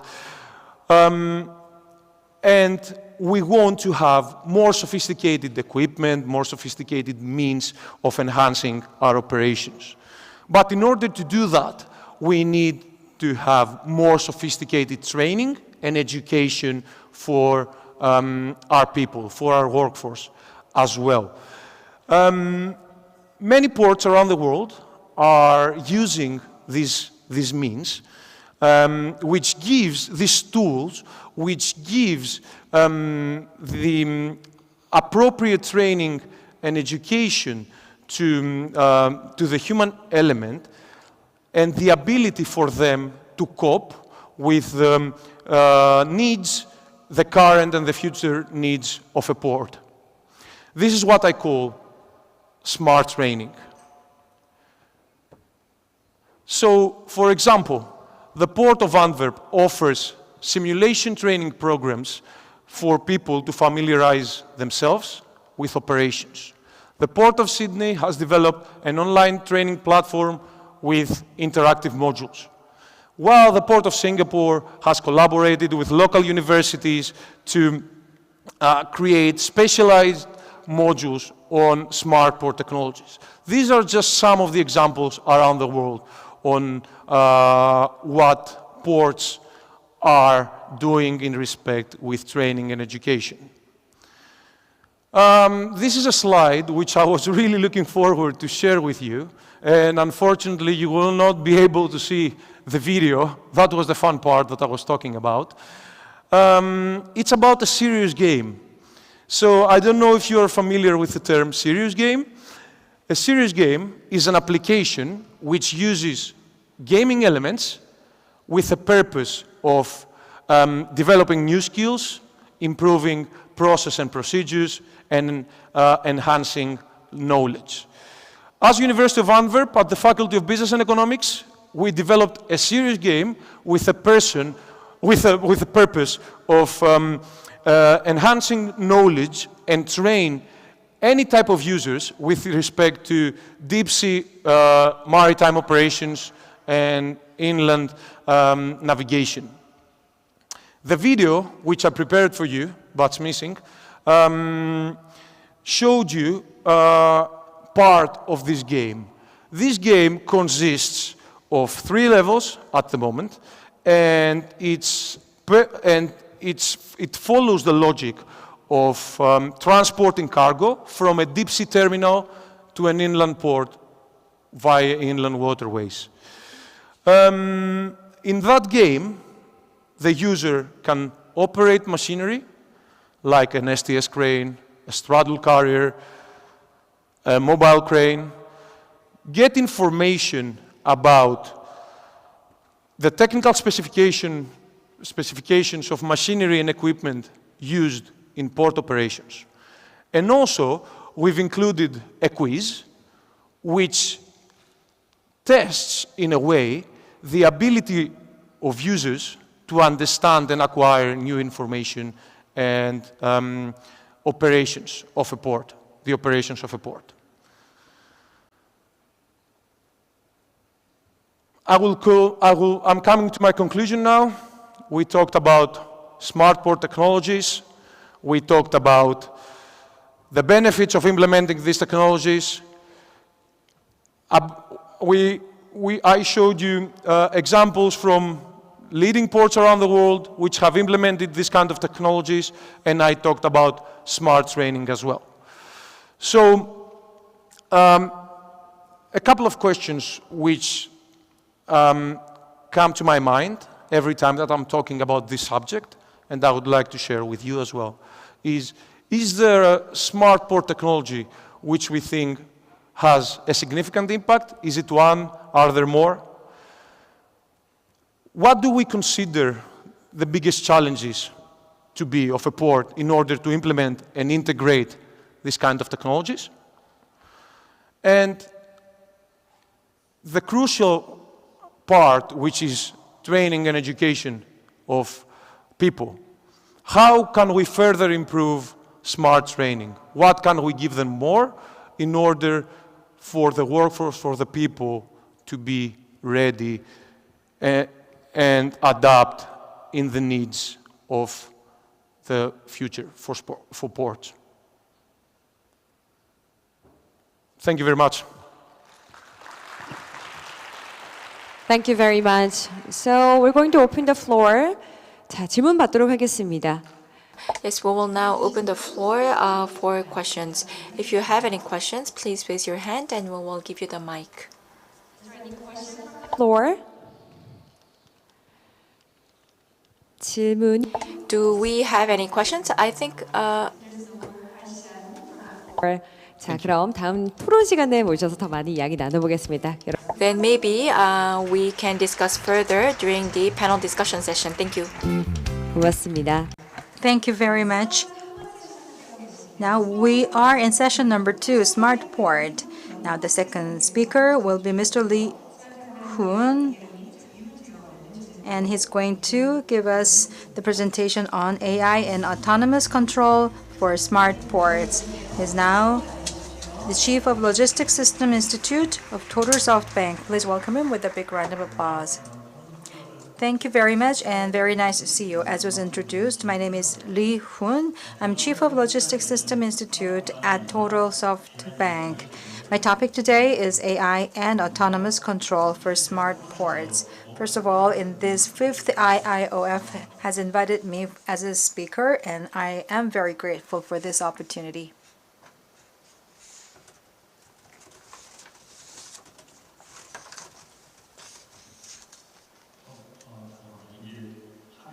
My apology.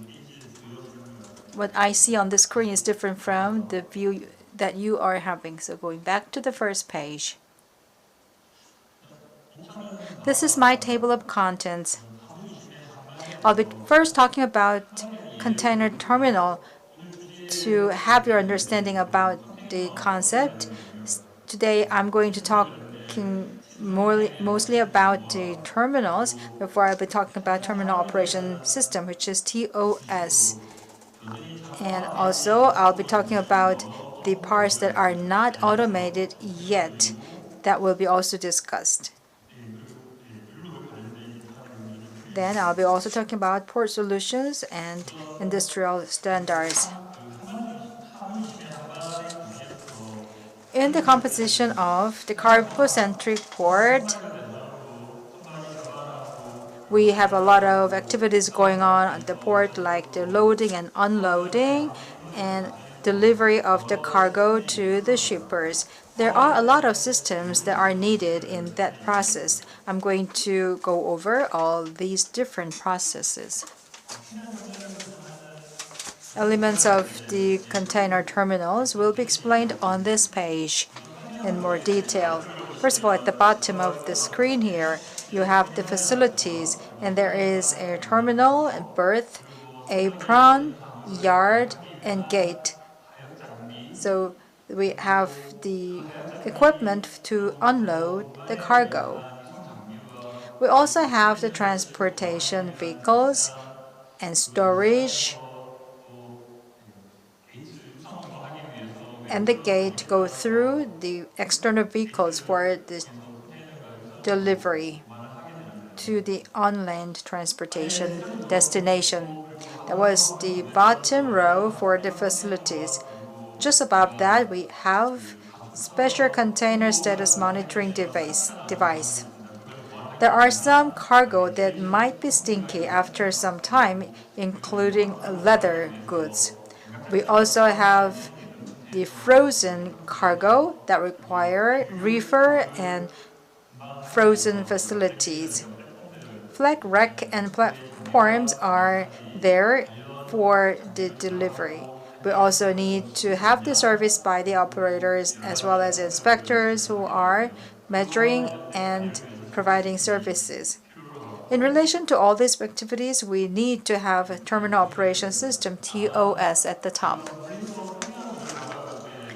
If we look at the container terminal from outside, we see a lot of equipment and delivery services. Most of them are automated and mechanical system. When we get closer to the terminal, you will see that there is a process of stacking the cargo, and also the fixing is made. Fixing is to guarantee the stability of the movement. these things are requiring the manual jobs of the people. And when they are unloading cargo, at the end of the delivery, transfer of the job should be made with the cargo. The cargo that is to be transferred should be inspected at that time, not only the externality of the cargo, but also the embedded number in the size of a thumbnail is needed. That is to identify the cargo. After delivery is made, the contaminated container should be cleaned and hygiene measurements should be made. Customs also cleared as well. In these kind of processes, most of these activities require human intervention and manual jobs. These kind of manual jobs should be replaced by what? That is our concern and interest. We can imagine things for the future. One of the imaginations is humanoid that can help us. If humanoid is to be provided, most of the manual jobs can be replaced. What I'm going to show you is the idea at Rotterdam. In 1988, when Seoul Olympic was held in the Rotterdam port, for the first time in the world, EGB, which is an unmanned delivery system, was installed so that the key and hatch were to be installing mechanical systems. And then it was 1993, it was June, when that idea was actually implemented. And this is the ceremony to commend that achievement of technology. In 1993, Korea also had national initiative to make the automated system. And then afterwards, in Busan port, yard automation system was installed for the first time that was linked to the new port of Busan, and that played a great role at that time. That was around 2010. Also at that time, there have been a lot of initiatives for the automation of the port systems, but they were not going anywhere until recently. Now, currently at the 5-step approach by the Busan city is now making the plan achieved. Let's go back to Rotterdam port. This is Airbox terminal in the Netherlands. If you think of the containers, if you look at the automated draft, you have ECT terminal, and then the benchmark is made for the ECT. A lot of problems have been solved in a CTA port in Hamburg, Germany. Afterwards, the Port of Rotterdam did second round of initiatives and researches to correct the problems. That is the drawing of that port at that time.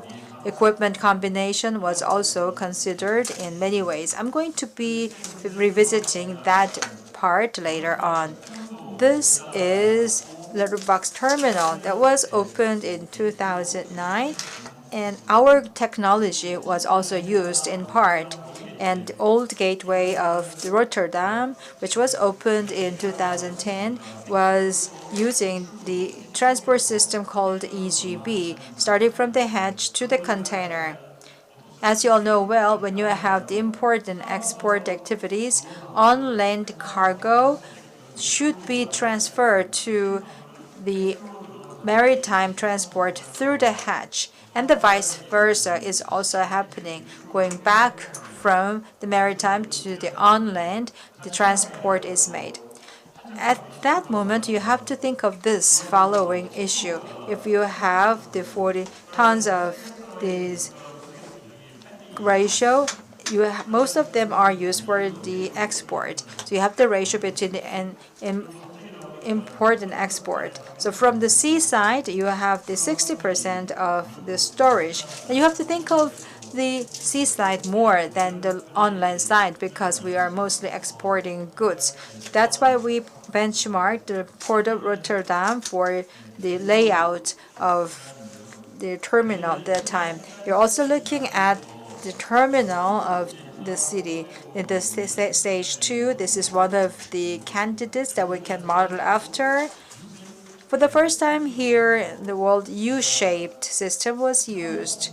When we have the on-land transportation in trucks, can be placed and laid out in a vertical manner in the row, then it follows the route, and then the vehicles can make a U-turn to go out of that lot. Just like in here, you have the vertical movement from the seaside to the on-land. We have the crack opening where the turnaround of the vehicles can happen. So this is the layout for the terminal of the containers. The reason why I have been describing in detail about the layout is because of this slide. As many people would agree with me, and the automated terminal, this is called as a Bible of the automated terminal. So reference model has been presented out of this model, and this is one example of this. When you look at this slide, please start with the level 1 on the far left on the upper corner. And then secondly, please look at the starting point of the cargo and then the ending point. And then, for example, at the bottom, if you have the unloading with the cargo, you have the reach where you can go the farthest. If the reach is finished and then you have to wait for the next round, and that is the critical point where the transfer should be made. After that, any jobs related to the loading and unloading, inspection, and the management of the frozen facilities, these activities should be also related to the scheduling of the unloading and loading systems. According to the schedules, we can allocate the equipment, or instructions can be given to the operator, and the manned operator should be operating this equipment. At that time, human-machine interface should be used sometimes, so HMI is in place at that time. If it is fully unmanned, we have the equalization system, which is a controlling system to do all the management. And then physically, if we have the loading and unloading facilities, and that is also moving to the next round. In this case of the terminal operation, the maneuvering system is the most important part, how far it can go. So we have to decide upon this in the level 1, 2, 3, and 4. We can decide either we just end it in each level, or can we use external service for this? You have to also think of it from the perspective of this container. Not just the layout of the systems is important, but also how the operators will get and collect the data to make a schedule for the implementation and management. These kinds of screens are needed. So we cannot generalize all these systems at one point. So what we have to do is to have all these items in one screen by having abstract systems. So I hope you can just consider that as well. Now that if we have all these features prepared on one page, then this is an example to show you how the operators are working. So we have the Word, Excel, and PowerPoint by the Office system. You can have all these different features. Here, likewise, we have all different functions for each of the different operators. For example, on the far left side, we have the risky cargo and special cargo that require special management. We do also have to have specialized people for this. And then also on the right side, we do need to have planners and also yard-related, container importing people, and how we can allocate all these cargoes, and we have to schedule and plan where they will be stacked. So that's also provided here differently. In the process of this implementation, you should have all the data available to you on the right side of the screen.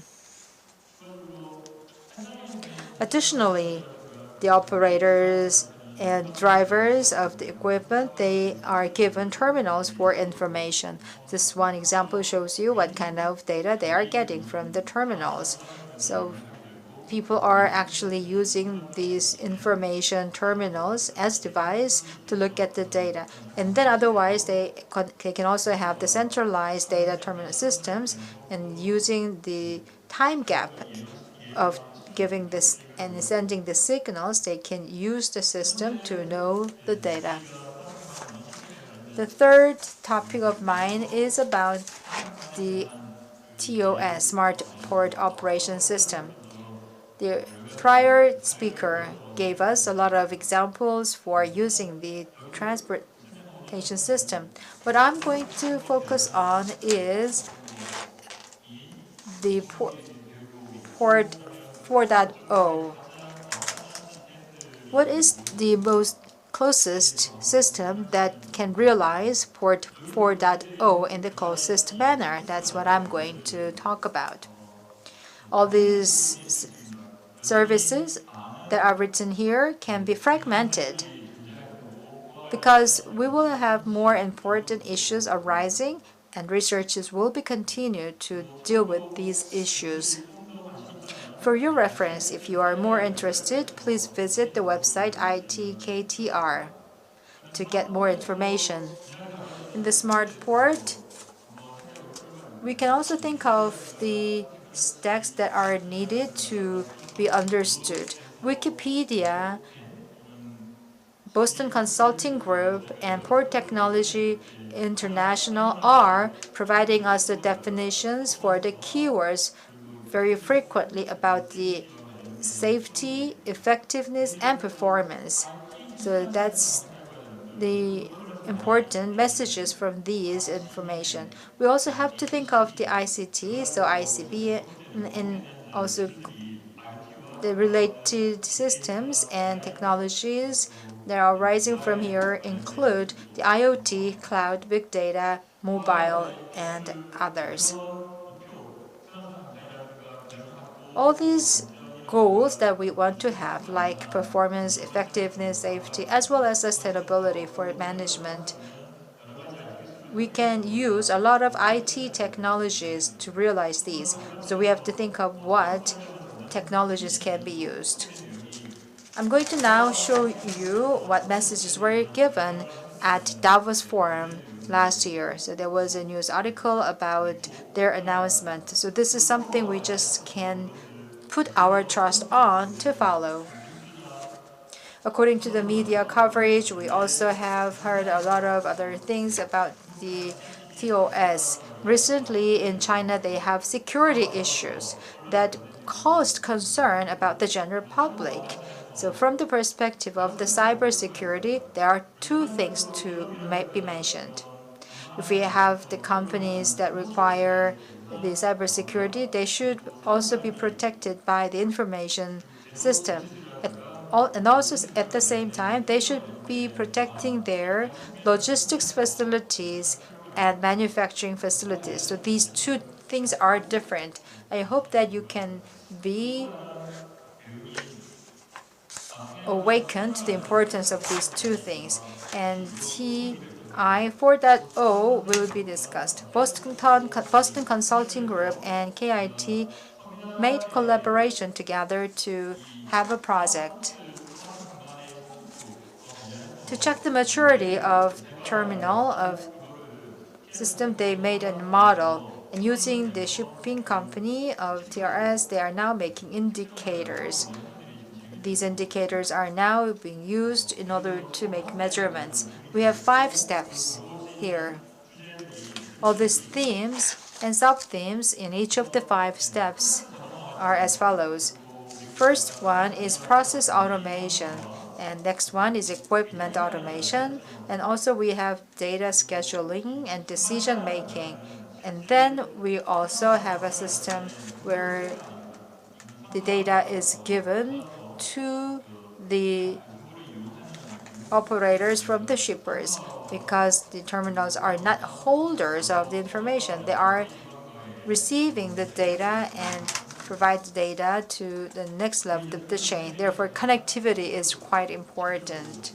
We also have the indicators to look at for this delivery, and there are a lot of issues related to the cyber security. So all these require attention. So through the TIC 4.0, we will make these items available to you. So I really hope that you can have the full support and interest on this. We also have KPI management. From the perspective of the shipping management, these are very important. So this example only shows you a part of our KPIs. If we can have the management of all the KPIs, we have to think whether the cost effectiveness can be achieved or not. So this has the purpose of providing you the opportunity. Probably there can be many ways to reduce the carbon footprint. On the left side, we have a lot of devices, equipment, appliances that can be provided with the data from the terminals. Planning and implementation will be done in a series. The details will be explained to you later in other slides.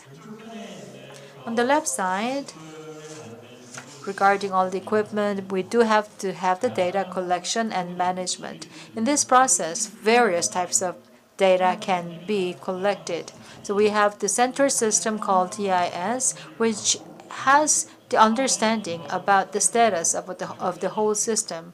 Based on that information, we have to move on to the next step where the decision can be made. In order for that to happen, location management for each of the assets should be made, and when there is an emergency or incident, fact-finding should be made accurately so that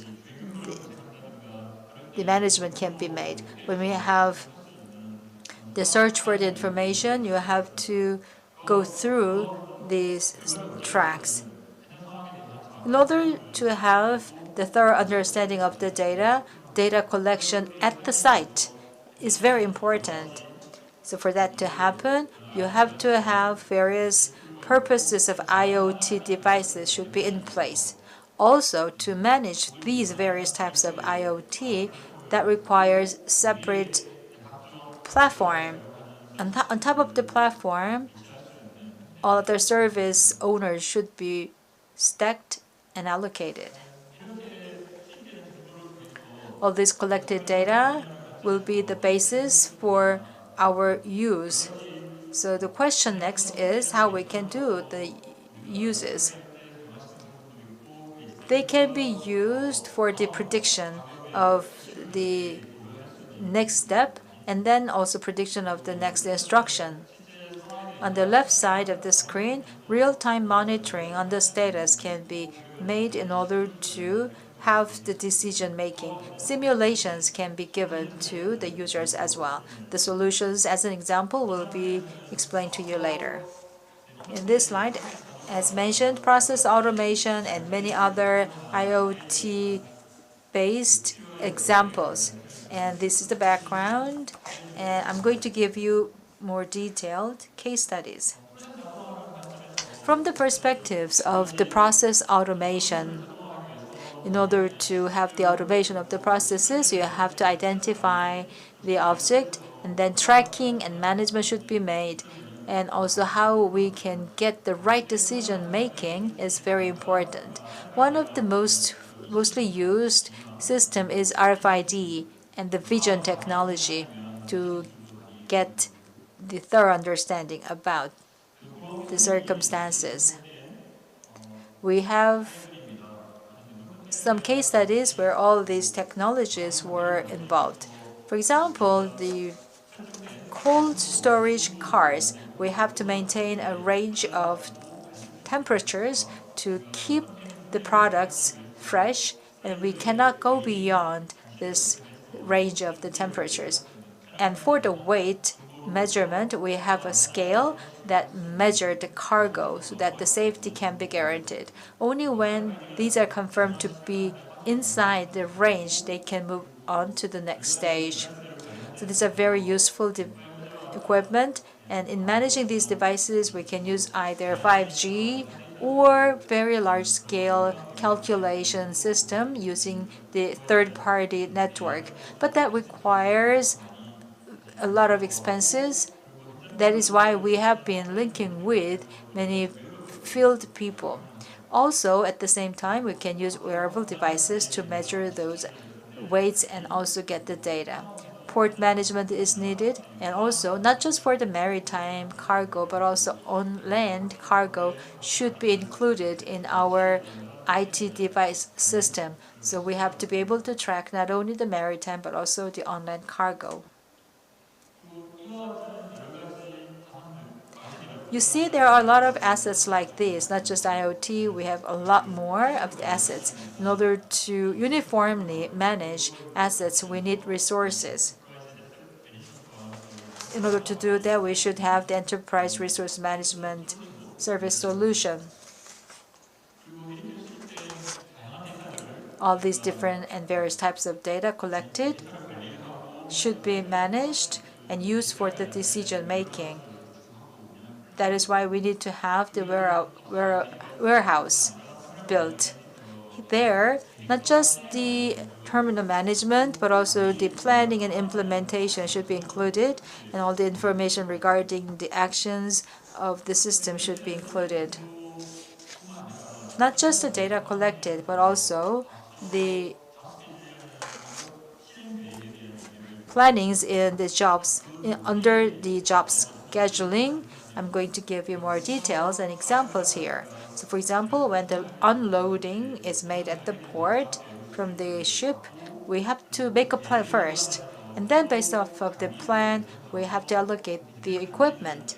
And for this equipment, we have to make sure that this equipment is actually executed as planned. Then we have a document to make a plan for these equipment to be used. So decision is made on what equipment to do what on what time, and then the full implementation will be made according to the plan. And the containers that are unloading should be also decided upon where they are stored. So location would be important as a data.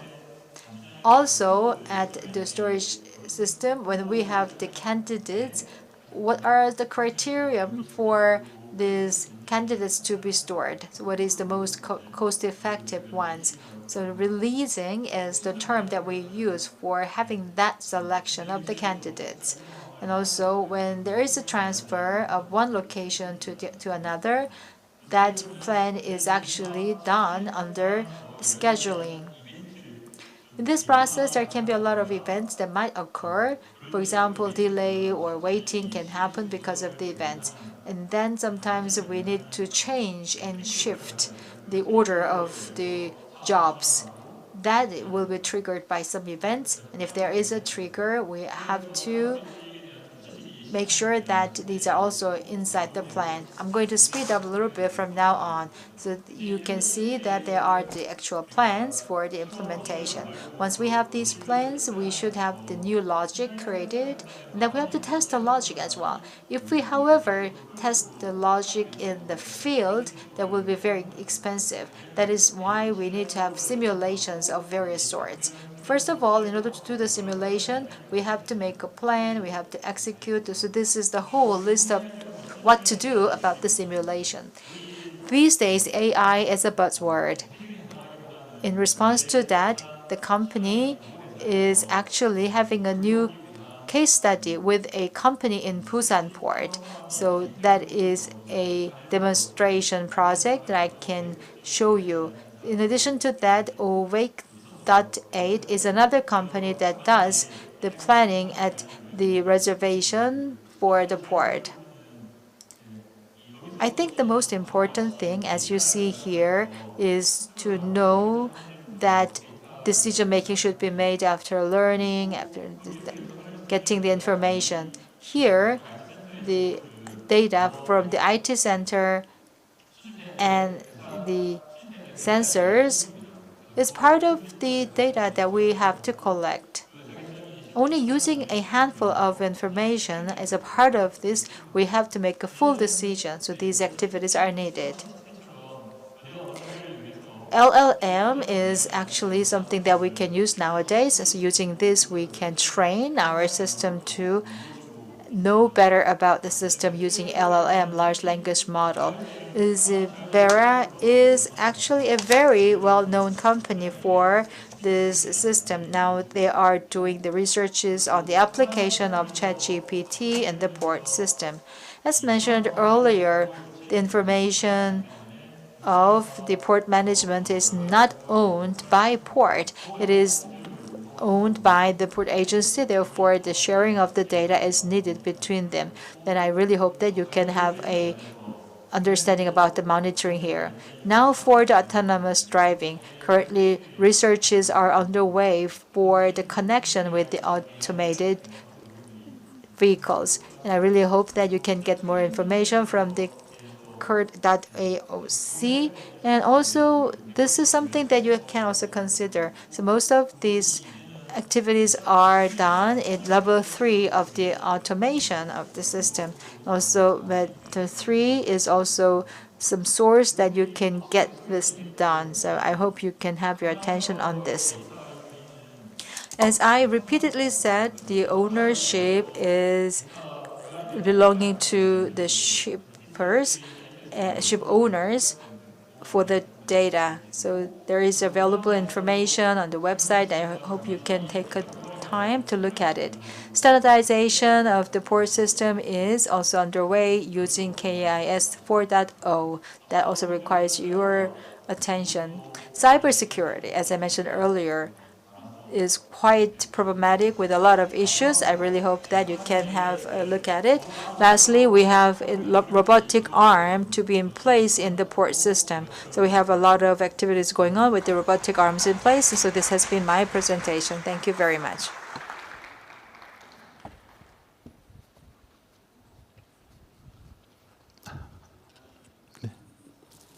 네, 준비된 영상이 있을까요?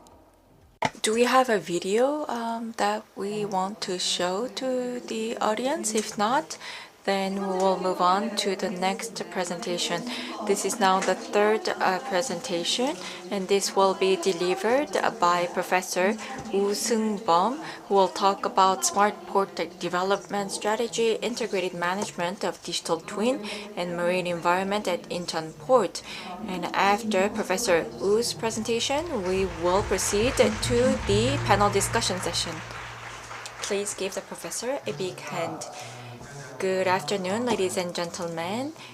I am a professor at Inha University. My name is Seung-bum, and I teach Ocen.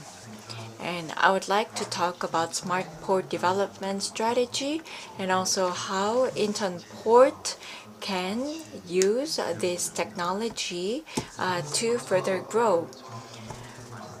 Now, as the previous speakers mentioned, I will give you the overview of digital twin and smart port, and I will talk about how MEDT is now evolving at ports, and then I will talk about the development potential of Incheon Port. Then what is the definition of smart port? You want to make profit by making it efficient. This requires it to become intelligent, you have to make it digital, and you have to connect all the dots, and everything needs to be green. So when it comes to smart port, you need data on the environment, about the port, and about the asset, AI, big data, and IoT, blockchain, and 5G. Technologies are in need to connect all these elements, and you cannot actually use this overnight. Actually, we traveled back to the 1960s where we started to begin the journey for the evolution of smart ports. Now, below you see the automation rate of smart ports or ports in general, and as you can see here, the number is increasing rapidly. Then, are smart ports smart enough. Of course, some ports are moving into that direction, but most of the ports are at the level of automation, which is level 2. They use robots as well as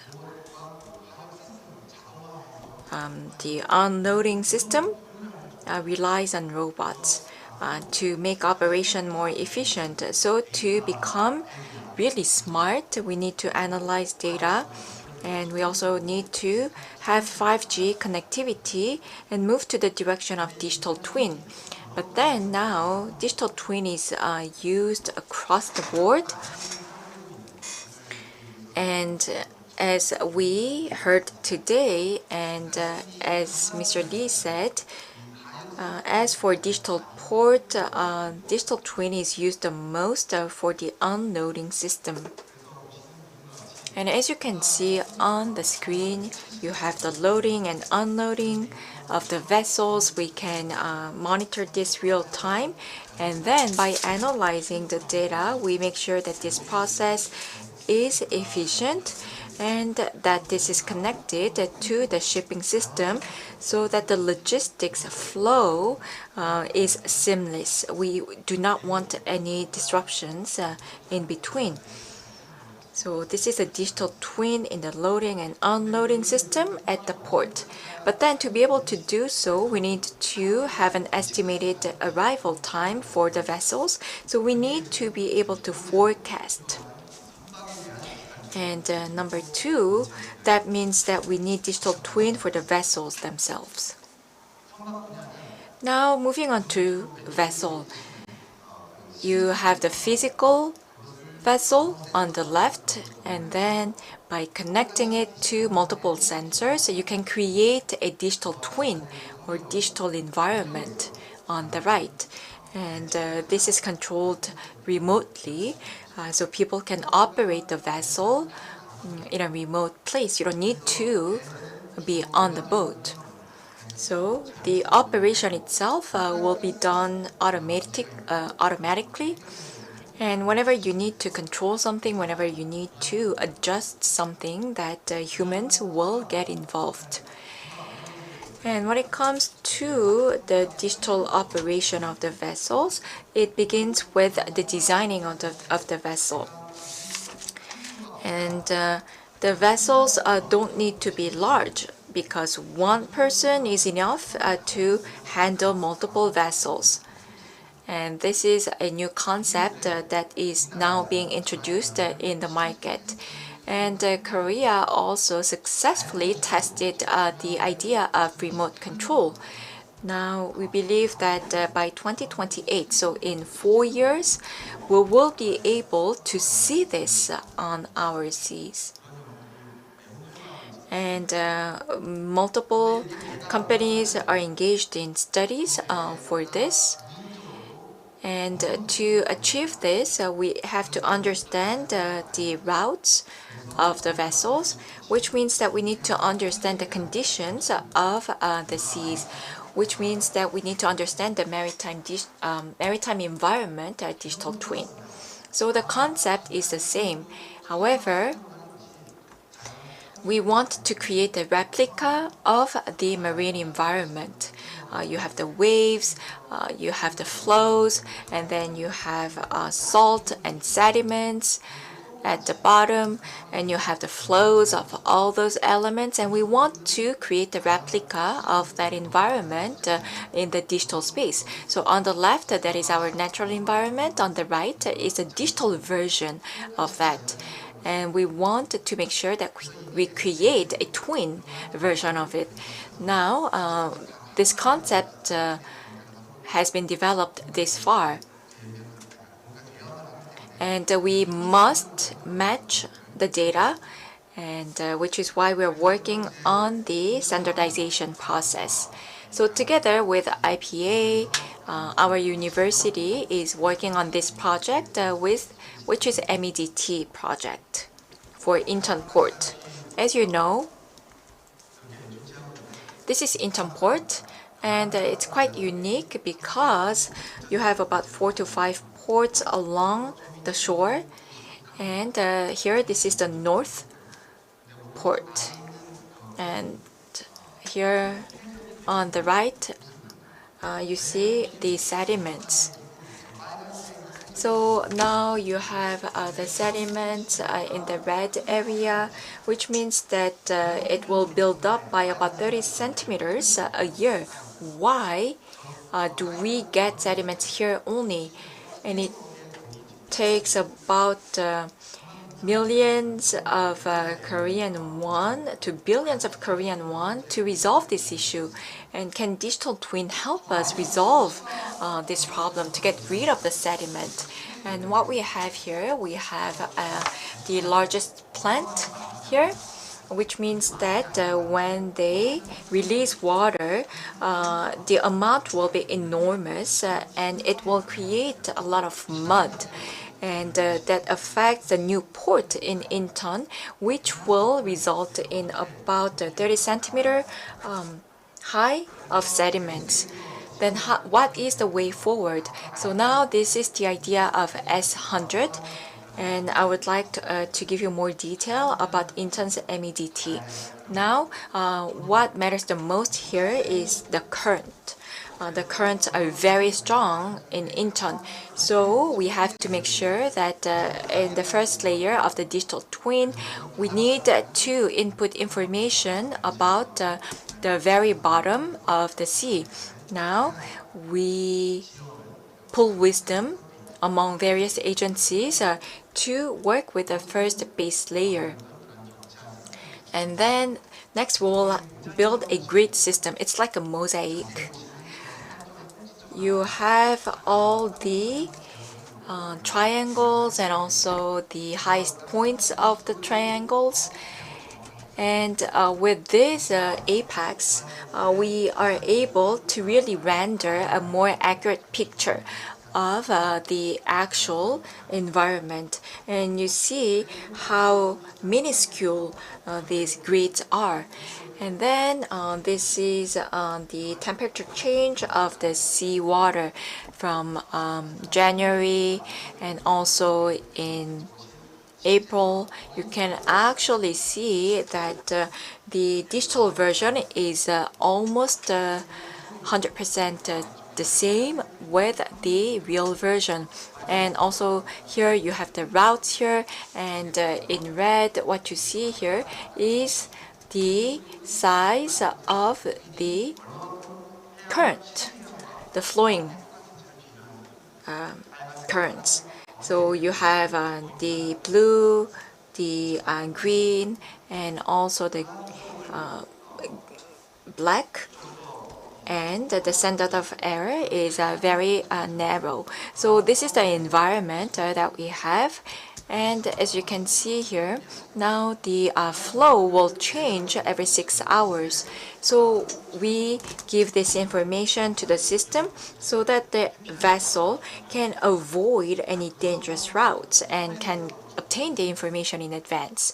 Now, number two, what we need is we need more information about sediment.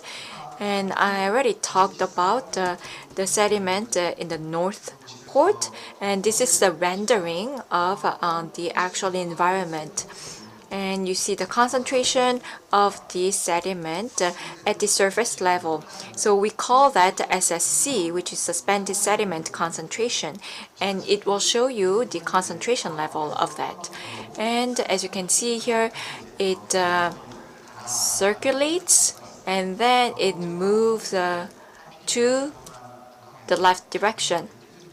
And because of this flow, it leads to the North Port and build up as sediment.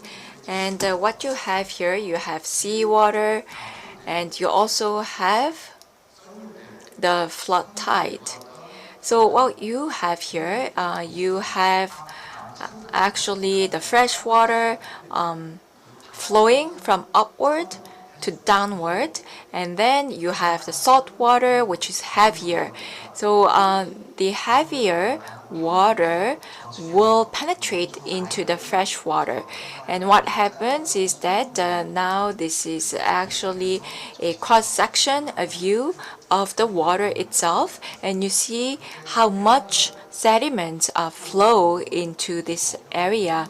So what we do, we use 4D to analyze salinity as well as sediment level and so on and so forth.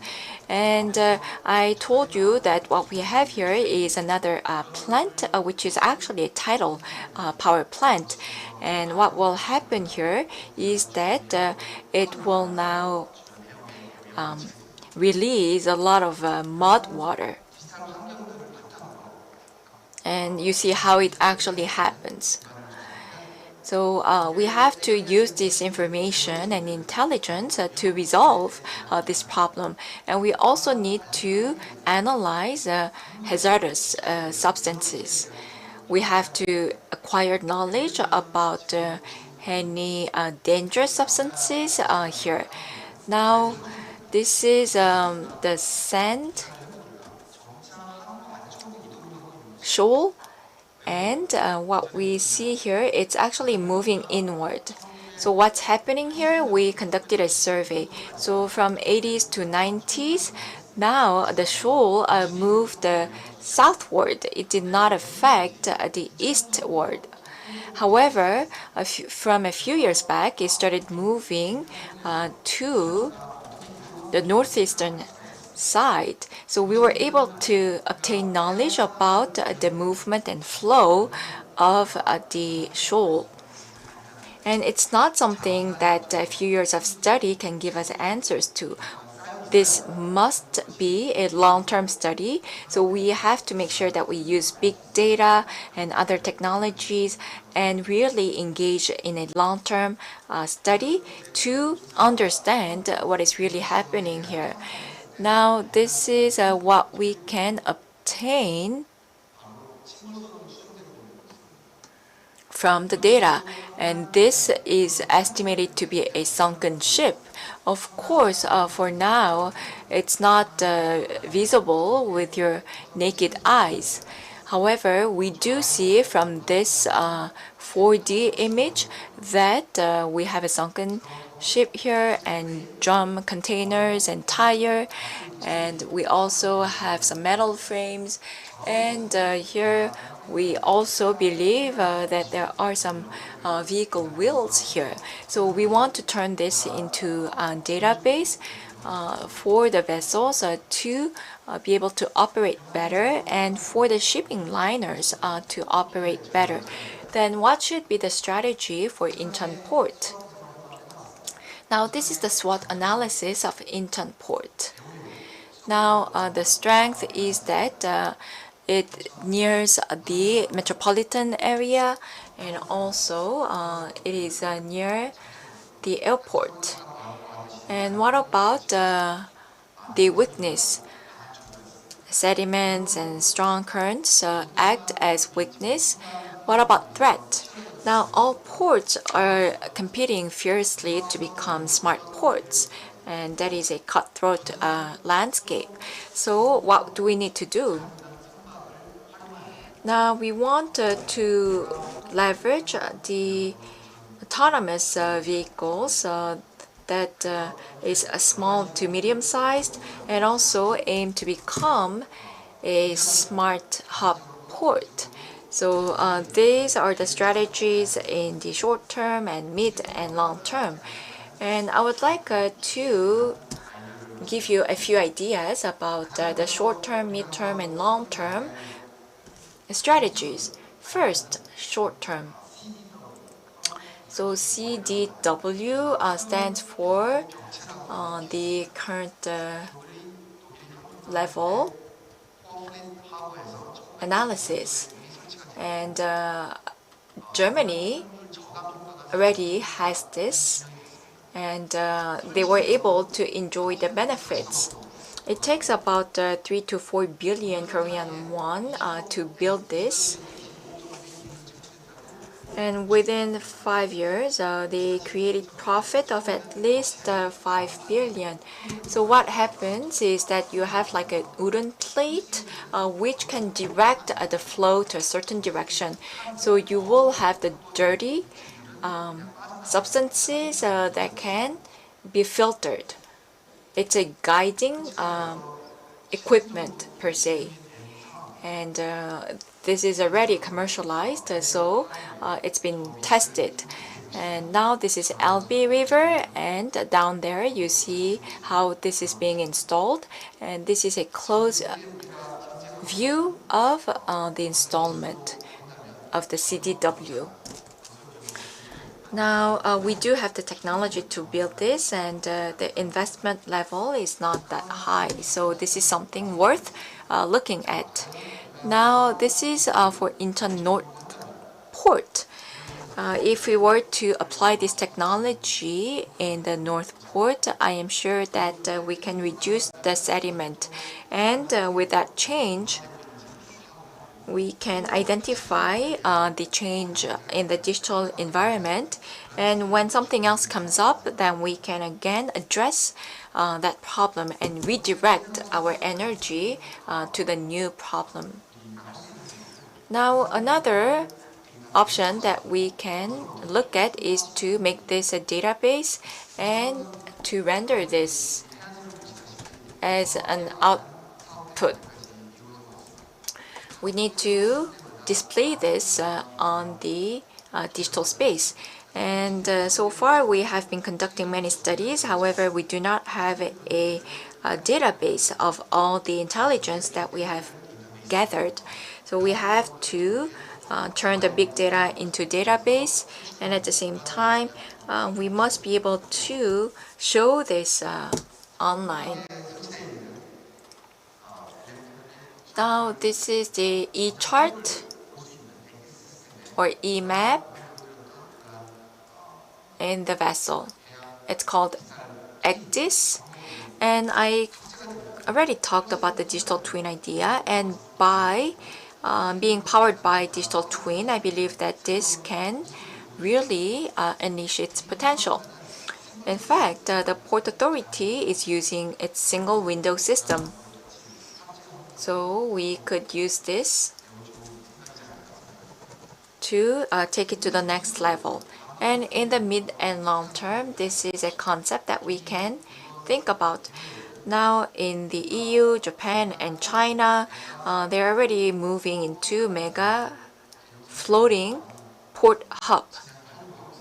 This is a concept they're looking at.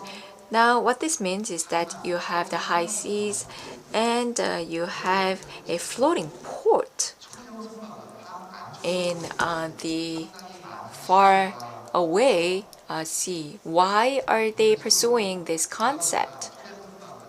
Because if you were to think about the mega vessels, they will come here to unload, and then they will come to the seaports here, and then what happens is that you have the mid-sized to low-sized vessels, and using that they will go the extra mile or the remaining mile to the inland port.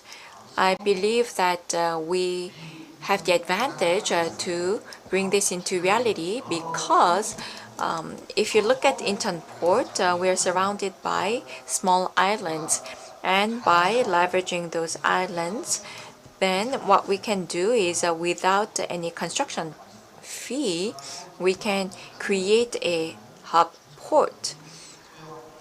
And by operating unmanned small and medium-sized vessels, we can address so many challenges. Lastly, I would like to talk about the case of Port Excel in the Netherlands. This is a cluster, and it's a consortium of the industry and academy, and this is where people will come together to pull wisdom and to create jobs. And I think that we can learn from Port Excel. Hamburg, Singapore, and China have also launched similar consortiums. And the similarity is that all these cases, the projects were led by their local port authority. So lastly, what I want to tell you is that we can create our own version of Port XL. But when pursuing this idea, we have to keep in mind that offshore wind is something that we should look at, because given the geographic location, Incheon is well located because it has a lot of demand for electricity and it can be well connected. And well, we do need a complex that can drive this. And to be able to bring this idea into reality, we do need islands, because inland will not be enough to build the offshore farm, because it takes more than 30 trillion Korean won to do so. Now, as I keep saying, the Incheon port keeps suffering from sediments. So by using offshore wind and also autonomous transportation and so on and so forth, I believe that Incheon port can be taken to the next level. Thank you very much for your attention. Yes, thank you very much, Professor Woo, for the presentation. Professor Woo was the last speaker of session 2, and he talked about how the port can further develop. Maybe we can entertain one question. Do we have any questions? 네, 잠시 저희가 마이크를 We will deliver you the mic. The interpreter cannot hear the speaker. You have to use the mic.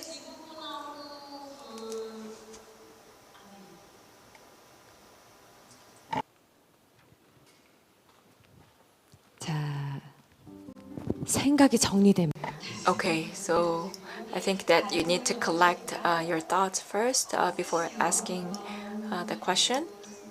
So if we don't have any questions, then maybe we can close the presentation. Yeah, I cannot really see from here. Okay, thank you very much, Professor Woo, for the presentation. We will now move on to the panel discussion. Thank you very much. 네, 고맙습니다. Thank you very much. We are here at the Smart Port session. Smart AI, digital are some of the buzzwords, and it was a great opportunity to incorporate those concepts into ports. So we will now set the stage for the panel discussion session.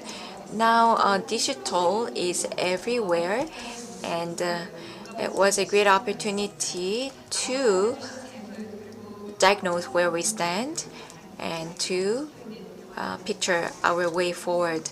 Now, let us invite the panelists on stage together with the moderator for the panel discussion session. We are here to discuss about our way forward for the maritime industry. We are now at the Smart Port session, and thank you very much for staying with us. I know that it's very late, so thank you very much for not leaving and staying with us. Now I would like to introduce the panelists and the participants. So we are joined by the 3 speakers, and at the same time we are joined by Professor Lee Ho-in of Busan National University, and also Senior Managing Director Lee Ki-jung of Smart Chain. And the session will be moderated by Professor Lee-cheol-ung of Korea University. Once we set the stage, I would like to invite the moderator and the speakers on stage. We have many people who have joined us virtually, so thank you very much for your participation. And they're also noting many questions, so thank you very much for your interest. and we will be showing you a QR code later on. Please make sure that you participate in the survey so that we can improve next time. Please give us your invaluable feedback, and we'll make sure that we create a better version of the forum next year. I think that the stage is all set, so I would like to invite the moderator, the speakers, and the panelists on stage for the panel discussion session.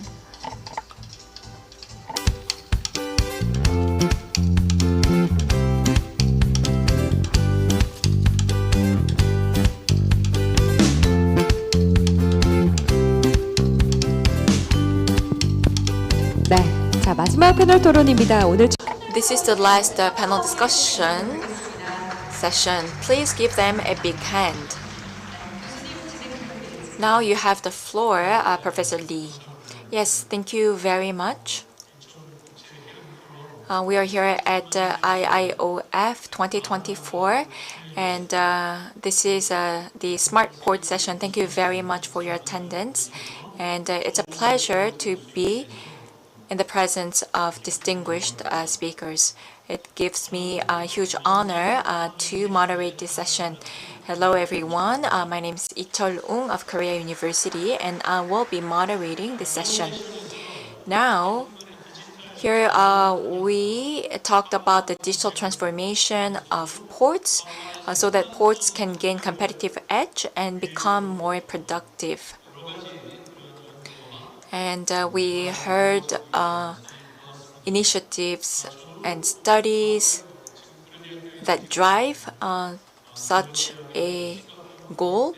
And before, well, now I am teaching at Korea University, but I almost went to a university in Rotterdam, and I also taught at the university in Singapore for a while. So I was very glad to hear the stories of Singapore and Rotterdam. It was a pleasure to see how they transformed themselves to become smarter. And I also engaged in these studies, but as other speakers mentioned, IoT has advanced so much, and data analytics and also AI and blockchain are some of the state-of-the-art technologies that power the digital transformation of the ports. And we're joined by three speakers who represent the industry, academia, and a research center. And since we have a diverse panel, we would like to discuss in depth about this topic of smart port. Now, competition is getting fiercer in the market, and ports are really racing to adopt smart technologies, and we already heard about those cases.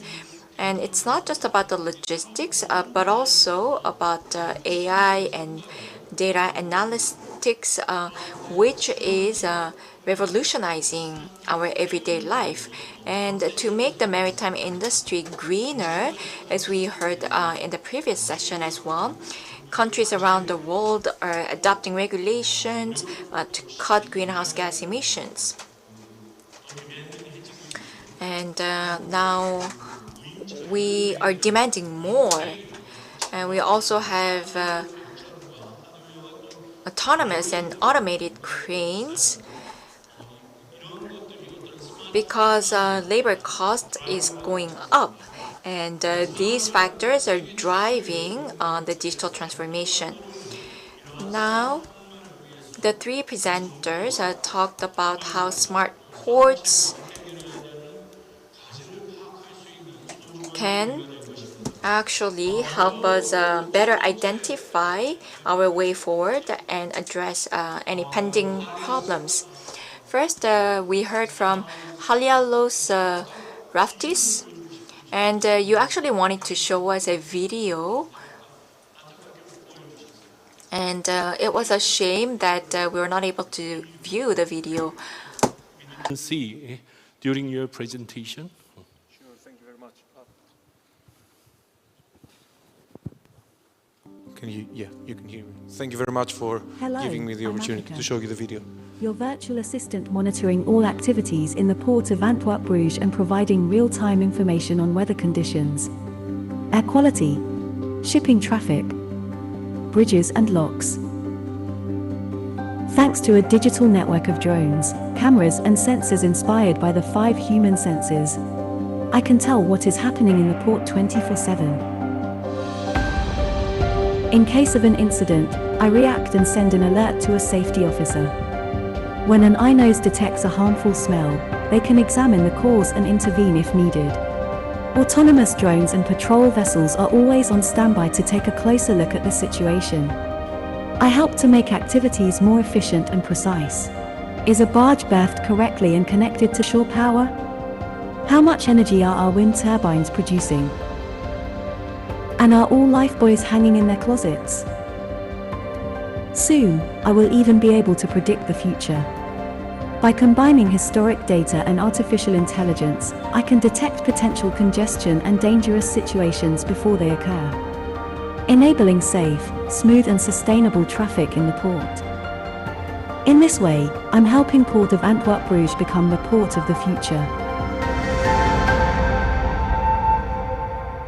So just a few words about this video. I was just referring to it because I think it's a great example of combining different smart port technologies.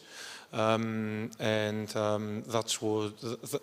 actually, they're referring to it, APICA, as a virtual AI assistant, but actually it's a digital twin because it combines all these different aspects and also is giving predictions about the traffic flow and several other aspects of the operations of the port. And the other video which I wanted to share with you,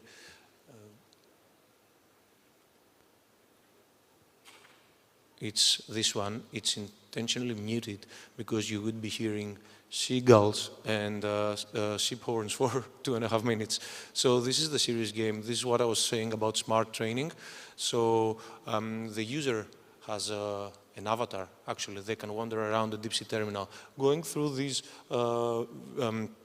illuminated portals. They can get information about technical specification of various equipment and machinery used in deep sea port operations.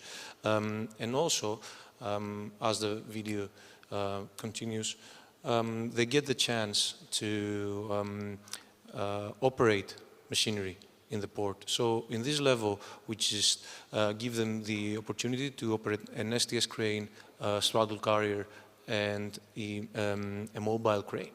So by following the instructions, the purpose is actually to unload the container from the vessel to the quay, pick it up with the straddle carrier, move it into the yard, and pick it up with the mobile crane to stack it up in the pile of containers.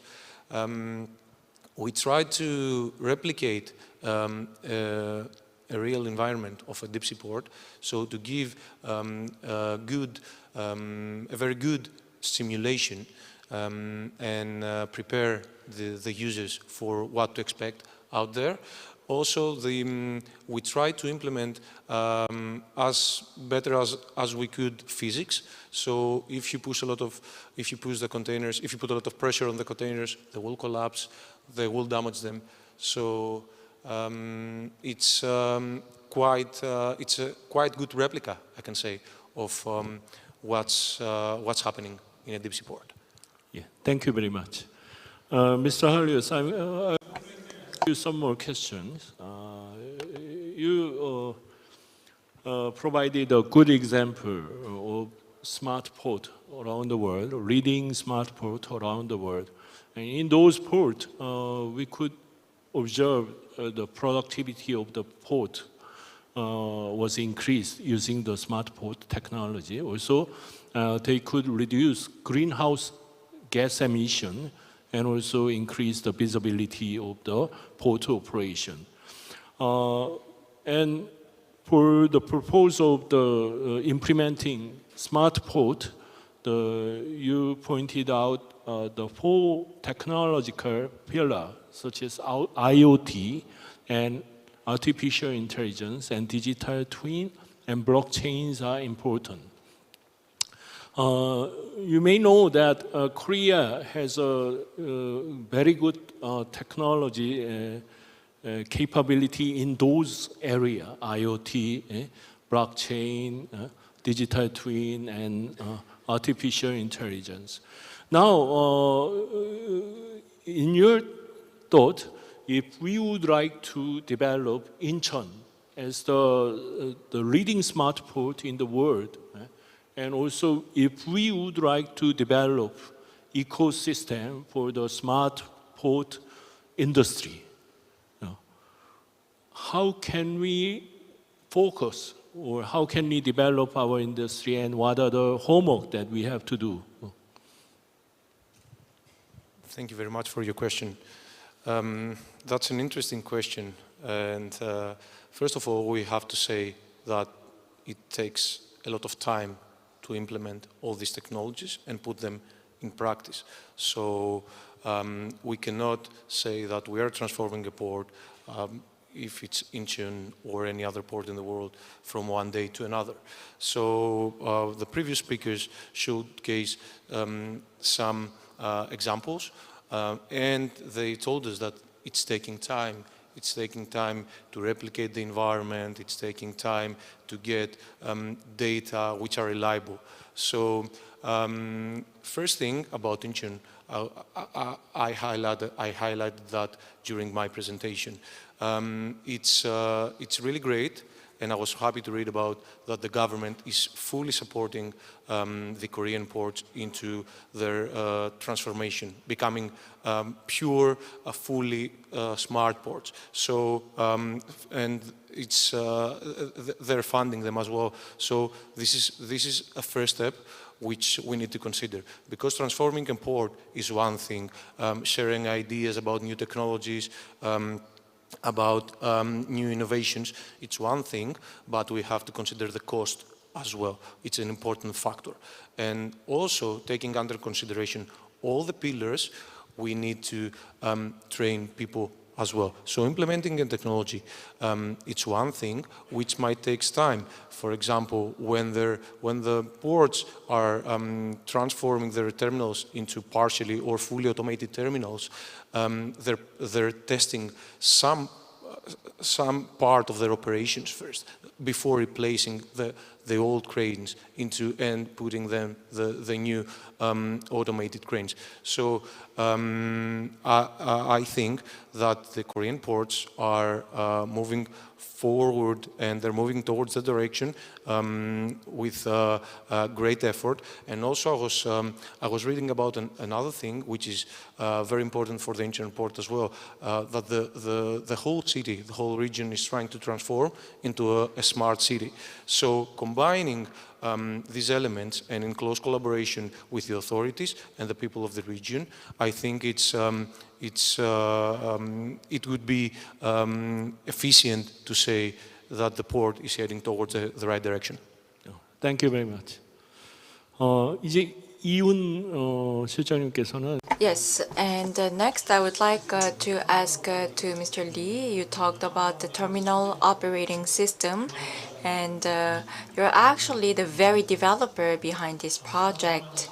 And Mr. Lee Hoon, while you gave us this idea of this smart technology and the project, and with the advent of AI and the growth of AI, well, now the adoption of TOS that can actually boost the productivity at port. And I actually engaged in a similar study. So let's say that we use AI to forecast the ETA of the vessels. Well, it was a study about that. So at the end of the day, AI is all about prediction. So let's say the berthing schedule and the craning schedule, we could actually predict all of that, especially the berthing productivity or throughput can actually go up. And this is one of the studies that I conducted. Now, for AI to be used in this system, what infrastructure will we need? So in what infrastructure would ports need to invest in? And to be able to do so, of course, we need to maximize the strength. But at the same time, when adopting AI, you need to be cautious because when powered by AI, the system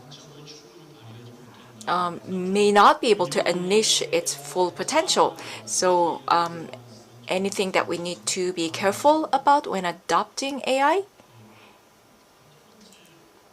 Well, first and foremost,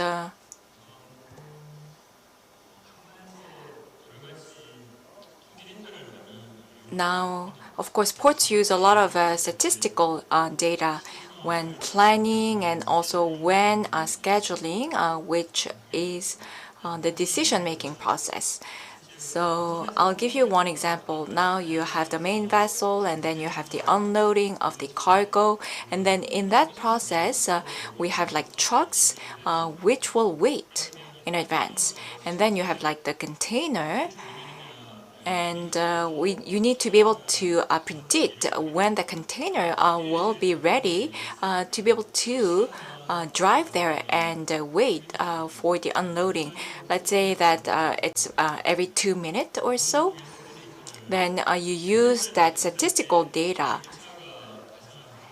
and that will actually cause some SD, standard deviation. And now what needs to do at the main vessel, you need to be able to release the latch, and it's a manual work, and that will become one factor. And whether or not we can control that is something that we will need to look at. So, and the result will be different depending on whether or not the command system recognizes the surroundings or what's happening. So now you have like thousands of data, and then based on that data, you make prediction, and then you come up with the output. And if you wanted to predict better, then you also need to be aware of the exceptions. And IoT sensors can actually help us do that. And that will improve productivity. However, it's not that we have to have an infrastructure first to be able to bring this into reality. Of course, if you look at the traditional ports, we do have a workforce doing that work, but if you have agreement with the crew, with everybody there, of course you have to take care of the management of the workforce as well. So you need to manage the process, and the ultimate goal is to boost productivity. And you want to use the prediction values to better predict, and also to take the sensors to the next level. So that's something that we can do. And at the same time, rather than starting big, maybe, as I mentioned, we can build on the existing data that we have. This is all about inference. So let's say you use machine learning, which relies on learning and making inferences. And using machine learning, we can also take a step further. And another area that I would like to bring your attention to is that rather than adopting the sensors itself, I think that we need to focus more about how to maintaining and repairing the sensors, because this is not an easy task. So whether or not the investment is a must or not is something that you will need to think about. So my suggestion is that you start small, and then you take it from there. 네, 감사합니다. Thank you very much. Professor Ocen from Incheon University has been talking about the monitoring of the hydraulic system, and also Mr. Lee has been talking about the ways to improve the visibility in the port system. Adopting artificial intelligence to optimize the system to improve the productivity is one way of doing this. On the other hand, Professor Wu has been also talking about the hydraulic system to be in place to know what kind of trends are there on the ocean. And then the hydraulic model can be created in order to make a decision and make prediction for the future navigation system. So the passage of the ships can be more guaranteed for the stability in this way. Data collection and gathering will be guaranteeing not just the safe passage of the ships, but also the improvement of the productivity. As we have discussed just now, the time taken for the ships to pass the strait can be accurately predicted. Also, we've been talking about the ways to make the improvement of the Incheon port, making the floating system, and also the offshore wind system. Now that we have all these ideas in place in realizing digital twin, I believe that Mr. Lee Hoon has been also saying the same thing in the same vein. So digital twin should be realized in order to have the TOS system in full use at port as expected. That way, they can also improve the productivity in the port system. Now, Professor Wu, as an expert in the digital system, what are the elements for the success and failure of realizing the digital twin system? What are the do's and don'ts for this digital twin system, please? Yes, thank you very much for the question. Now, you talked about the success factors. I did not say that we succeeded. The important keyword is sustainability. We need to be sustainable with our system and with the prediction, the forecast, and making sure that we become sustainable across the board. Because if you look at the natural environment, it keeps changing, not just because about the climate change, but the sediments also keep changing because it's all about the water flow. So to build a digital environment, it's just like, your health checkup. You have to do regular checkup, and we need to do the same for the digital replica. Now, in terms of technologies, we have advanced a lot. So I believe that consistency and sustainability will be key to the success of this idea. And the biggest threat would be any elements that threaten sustainability. And I briefly mentioned about the need for a good team. Of course, this is a human job.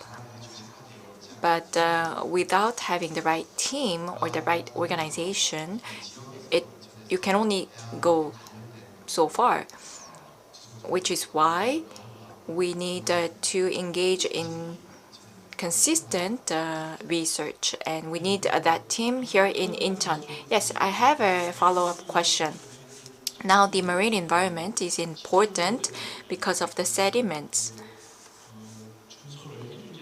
Now we need to dredge, because otherwise now we have large size vessels and they will have trouble berthing.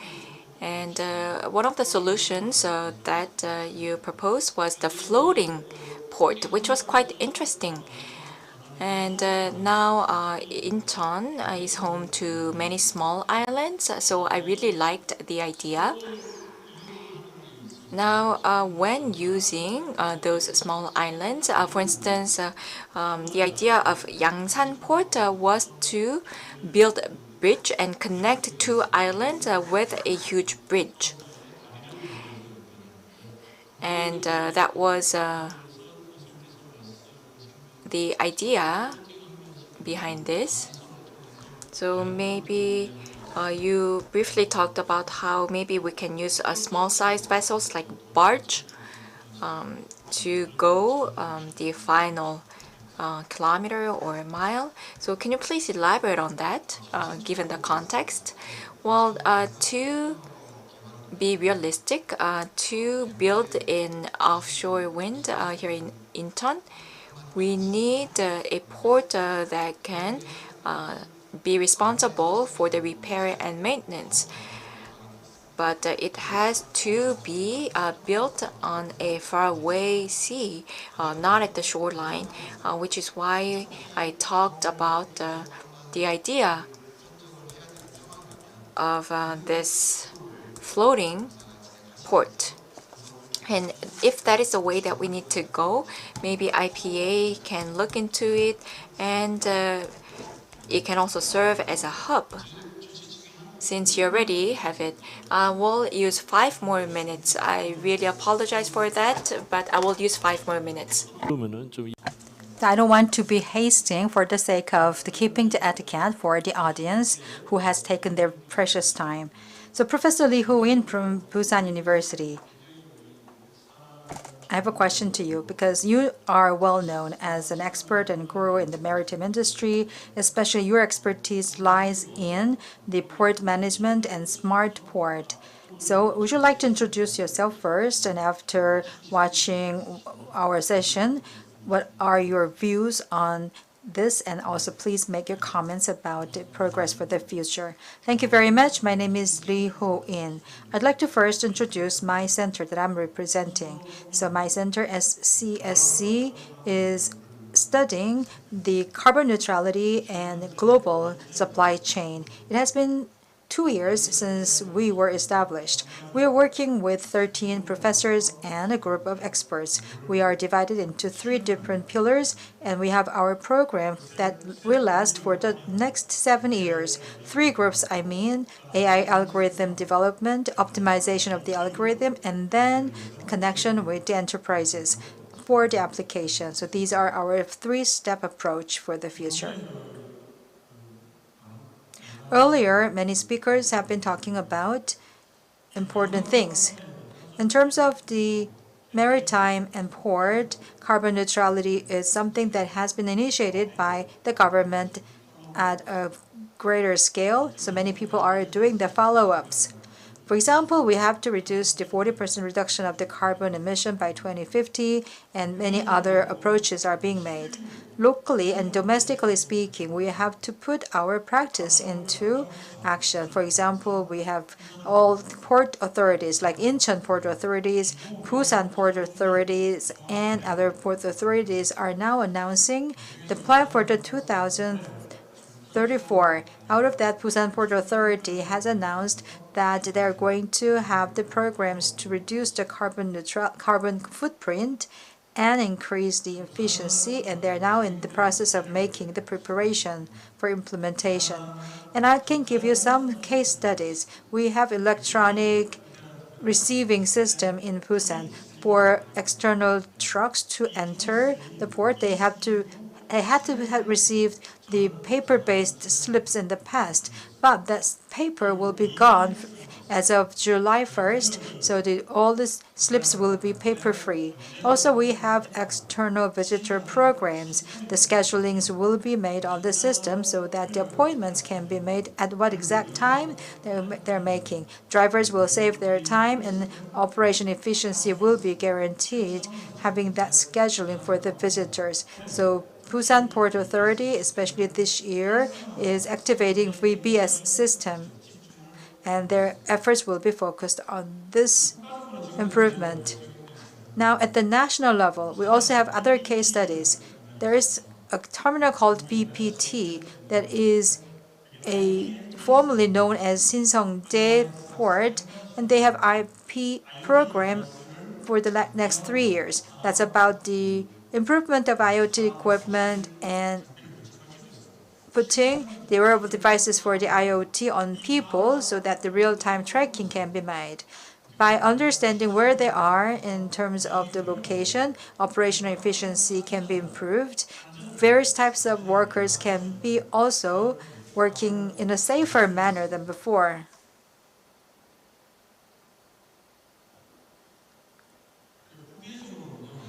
And then internationally, as mentioned by many speakers today, in Europe or in other Asian countries like Singapore and the US, the leadership is being made.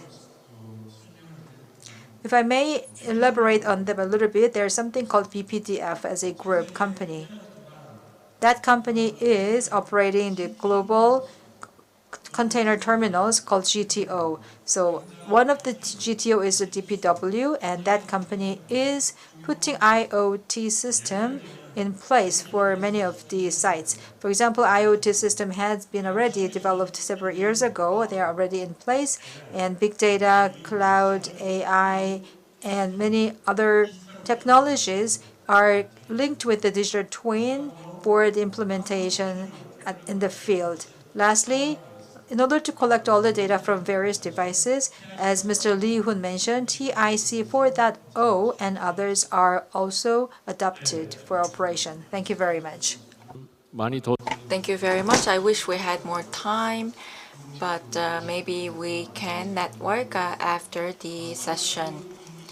Now, we are also joined by Senior Managing Director Lee Ki-jung of Smart Chain, and you're an expert of blockchain. So how can blockchain contribute to smart ports and smart port operation? Especially, how can blockchain be applied to smart ports so that we can enjoy more benefits? And to be able to enjoy that benefit, what kind of efforts and system will we need to have in place? And you can also share your impression with us since you're here listening to the presentations as well. Yes, hello everyone. My name is Lee Ki-jung from Smart Chain. You told me that I'm a blockchain expert, but actually I am not an expert of blockchain, but for 28 years, I focused on the intelligence part of port and port operation. So thank you very much for telling me that I'm an expert. Anyways, now I believe that smart ports have many opportunities. And now this is the projects are led by the Ministry of Ocean and Fisheries, and from 2019 to this date, we are seeing many projects led by the government, and of course we do have areas of improvement. But before pursuing the projects at the planning phase, we should have done better, and listening to the presentations brought me a lot of memories.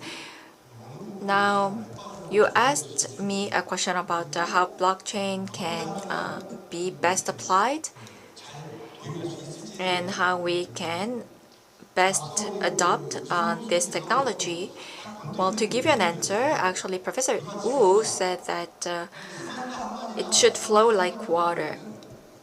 So smart ports and smart logistics or maritime industry should flow like water. Now, if you look at ports, you know that it serves as a bridge between the sea and the land. Now we heard from the terminal operators and the shipping liners and so forth, and there are so many entities involved in ports. So it's a teamwork. Everybody needs to do their job for the process to work well. So from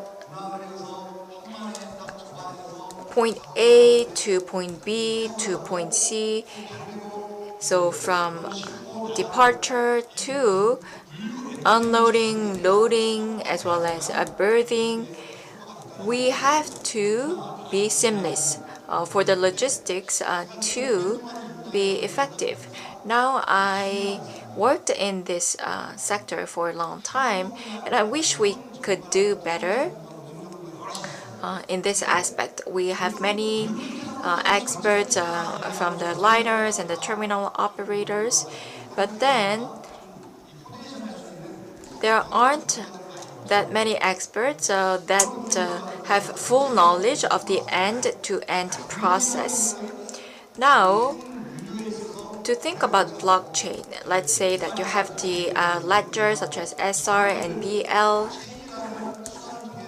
Now, blockchain uses chain to connect data and to use data.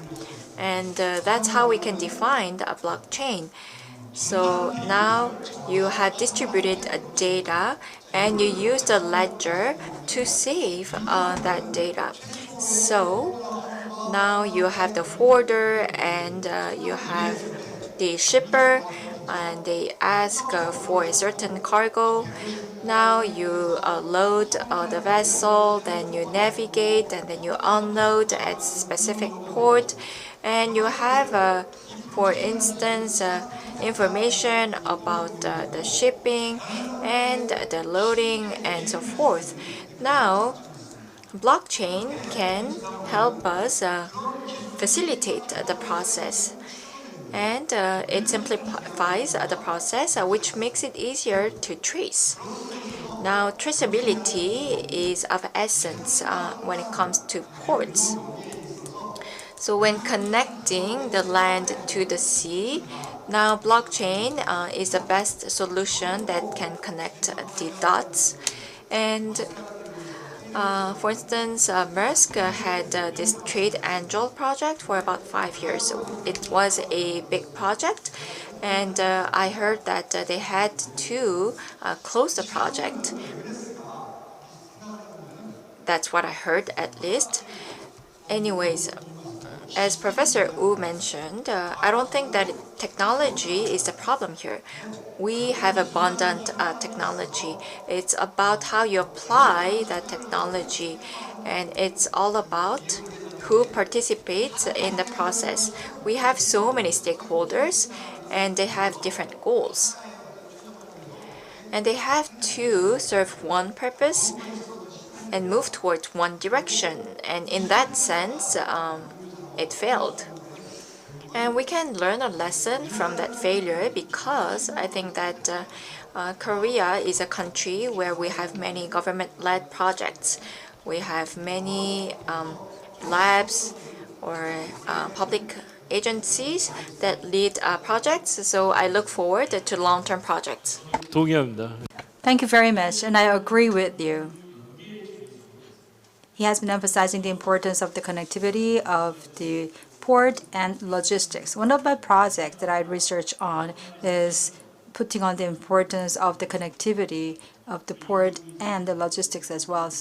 And also Mr. Lee has been talking about the VBS, which is also a part of the tools and programs to connect the port with the logistics systems. And they are all very excellent ideas. And what we are having to do is to put our homework onto the actual practices along with the authorities. I'm sure that we can talk about these issues that we are interested in over and over again throughout all day, but the time is limited, so we have to wrap up very soon. I know that the speakers have a lot of time staying here, so why don't you just mingle together after the presentations are over with other people so that you can get a lot of lessons. So far, we have been listening to our speakers as well as discussants to talk about the industrial trend of the technologies and smart port. In various aspects of the next generation smart port, we have been discussing what we have to do. The so-called smart port is not a nice thing to have, but a must thing to have. Because all other countries are making the projects of the smart ports all across the world. Without doing it, we will be lagging behind our other counterparts. So this is a choice that we have to accept without any questions. So referencing other cases in other countries, we are very much committed to making Incheon as the most representative smart port case. I'm sure that the smart port can be in place for Incheon, and also as Professor Wu has mentioned, to talk about the smart system, the industrial ecology and ecosystem should be created in connection with the industrial complex in Incheon area. By building the total complex, we can grow into an international level of the port, not just the domestic port of Korea. I encourage Incheon to do better in order to achieve the goal. This has been our session 2 general discussion. Thank you very much. Thank you so much. This has been the session 2 for the smart port. We have also finished our general discussion. Thank you very much for the hard work with the discussants as well as moderators. So it was an excellent moderation. He said that he can stay up all night and day after many hours, and they have been many discussions in various sorts so that they can be talking on and on. So this has to wrap up now. So we are finishing day 1 of the 5th IIOF. We have been discussing various core issues of the maritime industry, and we are wrapping up the day 1. Starting from the opening ceremony early in the morning, we now were divided into 2 different tracks. So we were discussing smart ports, and also in the room next door, they have been discussing other technological aspects of the maritime policies. We will be gathering again tomorrow. So from 8:30, we're going to have new session for the maritime tourism. So I really hope that you can keep your attention on this. For all the guests of honor who have been advised of the dinner place, please arrive the venue at 6:30 sharp, please. See you again tomorrow morning. We'll be discussing tourism in maritime industries. Thank you very much.